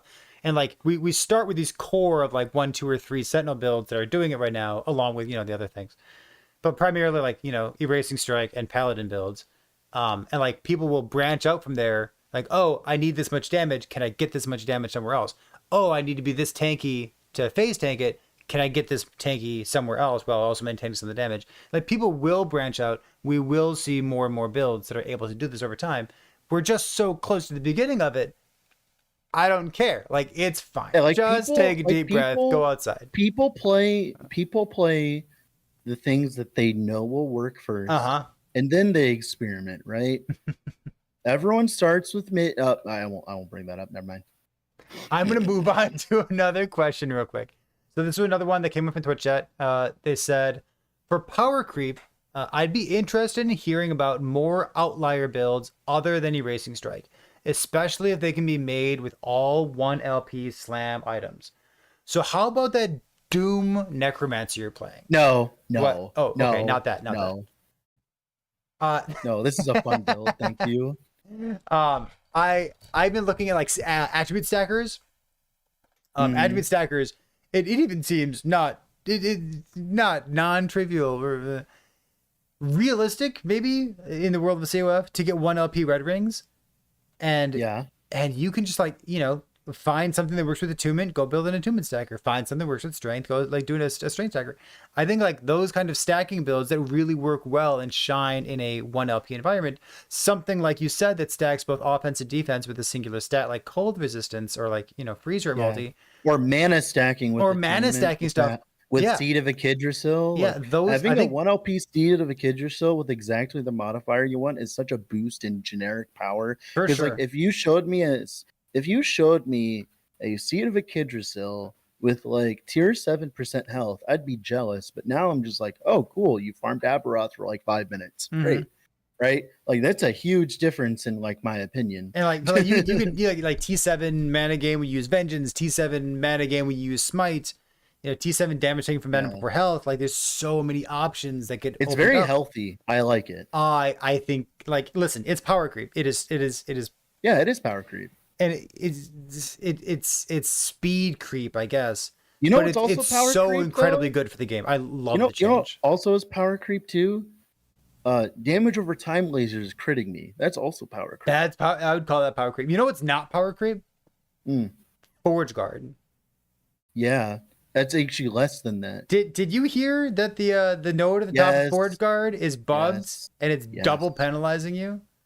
So instead of 20% less damage, it's 40% less damage. Not only was it the redheaded stepchild this patch, it also got backhanded to it at the same time. Listen, and remember they say every time we bring this up, they're like, we don't hate Forge Guard, guys. Like, come on, we don't hate Forge Guard. That's unrealistic. Like, we don't hate Forge Guard. Listen, just let me take my manifest armor, put it onto my character like a mech suit, and give me like increased effect of the affixes on my gloves, and increased effect of my helmet. Just give me that. I'll stop complaining. Some of the best power creep that Forge Guard got was what Paladin and Void Knight got. Like a good example, all your Forge Guard builds have access to generic leech now, thanks to Void Knight. Oh, all your Forge Guards got a lot better because Sigils of Hope is autocast for you. Oh, your Forge Guard's a lot better because like the skills meant for Paladin and Void Knight got buffed for the most part, right? Like Devouring Orb got buffed. Love it. It's just really funny. Like it did get buffed, but not in the way that we would like, anyways. But whatever. Poor skills. I almost for the build contest that I was talking about earlier, I almost did a crit Smelter's Wrath build. Oh my goodness. Using like a 2-handed mace, using the forged weapon stuff, getting a bunch of flat fire damage per forged weapon. Like you could could hybridize like forged weapons along with the mantle of the Pale Ox. Like you have forged weapons, like DR, while you have like a minion with you.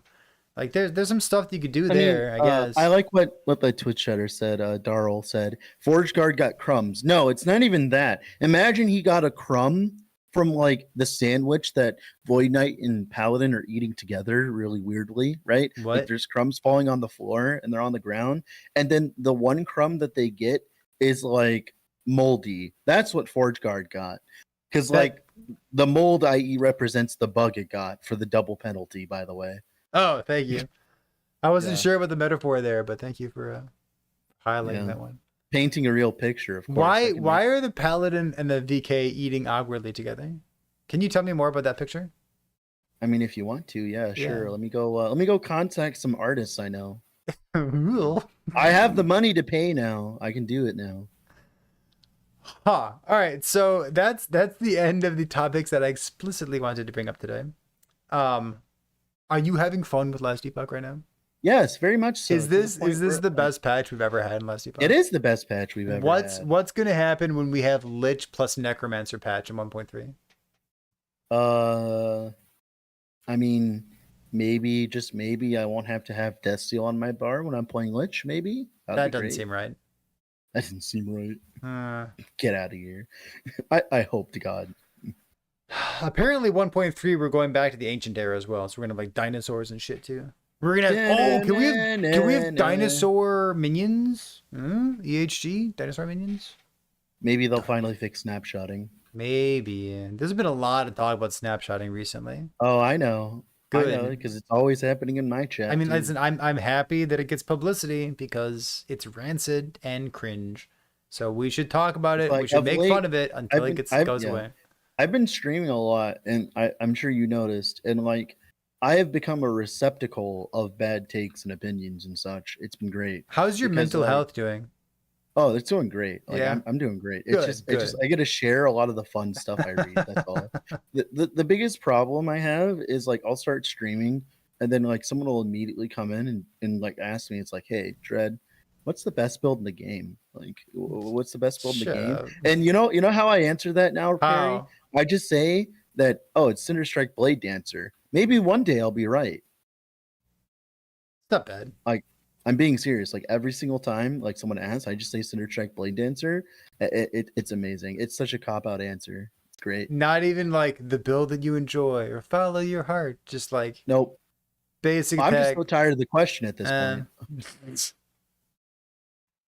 And like the thing is like someone was like, dude, like someone in my Twitch show was like, dude, you're gonna get like a death threat one time because they're literally gonna like play it and suck, and they're gonna like come and just like get pissed at you. I'm like, damn straight. Listen, when you're a content creator, things happen. You know, it's not too big a deal. That's kind of a sad note to end on. I don't want to end there. I want to end on a different note. Very positive. No, I thought it was cool. Like, Can I like it. It's can I funny. see your capybara again? Yeah, of course. There you go. His name's Henry. Mine doesn't have a name. Yeah. I'm gonna call him Carrie. Carrie the capybara. Carry the capybara. The best build in Last Epoch. Well, this is the best podcast in Last Epoch. I'm not gonna mince words about that. But this has been episode 62 and a half, probably episode 63 of the Rat City Radio podcast. So, Dread, thank you so much for lending me your evening. I know it's kind of a late podcast for people who are like watching and listening live, but thank you for sharing your evening. Appreciate it. Anytime. I enjoyed it. For the rest of you, if you are watching or listening on YouTube or Spotify or some kind of VOD after the fact, let us know where you are watching and listening. We'll make sure that your listening and watching experience is as good as possible. I hope. So, episode 63 has been Dread, Perry. We'll see you next time. Good. So are you gonna play Cinder Strike Blade Dancer next? No, but I kind of want to play Heart. I heard it's okay, good. so listen, Twitch chat, link me a video saying that Heart Seeker is garbage. Like, Do we want to watch it on stream? We can watch it. It's really? I don't. Okay, so I was told about this. Okay, this is what I was told. Tell me. This is what I was told. All right. So I think it was either Woody Joe or someone else was playing Heartseeker, or like they were playing Heartseeker, and oh no, I remember it was Rax. Rax was playing Heartseeker, and he quit it live on stream to roll a Sentinel, I believe, because he was having problems with it. Oh. And everyone assumed because he dumpstered the marksman that, like, you know, that it wasn't good all of a sudden, even though that, like that's not how that works, but whatever, right? It was just kind of interesting. Yeah, I Yeah. don't trust that. Oh, I mean, the thing is, I don't even think Rax meant it in that way. I think he just wanted to play Paladin. Oh, 'cause it you looked think you cool. think okay, gotcha. Yeah, I think it's just people like looking into it too much. Like maybe like And like a lot misinterpreted of what he was other trying to do. people, and a lot of other people were also rolling off of Marksman just because, like, so Heartseeker is kind of weird because it's really good, but it's got its niche of what it does and what it wants to do. And if you don't try to follow that niche, like a good example What is the like niche that it wants to do? it wants to be a pew pew marksman that actually does damage. And the problem is if you don't know how to actually scale damage, like it's going to have a because okay, so you know how it's like, so all right, if you're playing Ailment Heartseeker, Hmm. okay, one of the best parts about clear for that build is puncture, getting shot because the recurve thing, right? Yes. The problem is if you're playing an Ailment Heartseeker build, and if your damage isn't high enough, you'll end up sitting there casting at white mobs, and you'll look like as though you do no damage. And the problem is, it's like, and that, like, the problem is like Heartseeker is insanely single target oriented, and you have to, like, since it's insanely Like single you target have to be oriented, snowbally so that you get the puncture procs. Yeah. yeah. So either you have to, one, have a very, very, very large amount of damage to overkill the mobs with the ailment version to get your puncture procs properly, Okay. or you run a secondary proc like Reign of Winter or like Oral Dragon Song or something like that to assist. Okay. Like, you have to do either one of those, in my opinion, anyways. I can't really imagine using like not one of those two bows, like Dragon Song or Rain of Winter. Yeah, I don't and know I why think you that was wouldn't. like the problem. All right. Sure. It's bad. Don't play Heartseeker. I bet. No, I've like there's no way. I got other builds that I want to play. Like I want to play the Racing Strike thing because I want to kill Uber Breath. I want to play the set contest. I have another build that I want to play after this. Like now I want to play Heartseeker. I got like 4 builds that I want to play. You gotta take time in COF. All right, what were you gonna say? No way. What? No way. The Doom build is doomed. The Doom build's doomed. I don't think it's working that well. Oh let me try no, one is more it time. bad? Have you been leveling this whole time? A little bit, yeah. I know, because I could see it in the reflection of your glasses. Wait, why is it not working? What the hell? All right, I'm gonna go run to the bathroom. I'm gonna end this Discord call here, and then we're gonna keep playing. It's 11:30. Yeah. Holy shit, it's 11:30. Maybe we're not going to. Man, why is it 11:30, Chad? What a pain in the ass. All right, I'm gonna end this Discord call anyways. I'll see you later, dude. See ya. What? It's what? Why is it 11:30? I guess because we like did the podcast so late. Oh my goodness, dude. I'm not even happy with that. Oh, I guess. Oh, can I come back? I'm gonna come back. I'm gonna hide the Capybara. Boop boop, and I'll come back just like this. I can't believe it's 11:30, dude. all right. I guess it's 11:30. Let's go find someone to host. It is late my time. I need to be up in the morning. I got stuff to do, baby. Let's go see if we can give someone a little host Reno and see what they're up to. Bum, bum, bum, bum, bum. We were talking about Frozen Sentinel quite a bit at this point during the podcast. His stream title, let's see, is he oh, you know what, he's been online for 7.5 hours. He's probably about to end. But if you're interested in what he's doing, looks like Frozen is currently re-rolling into into Merchant's Guild. Brutal. Well, brutal. Let's find someone who hasn't been streaming for 7.5 hours already. Let's see. I'll pop open 1 or 2 streams and see if I can find a good one for you here, okay?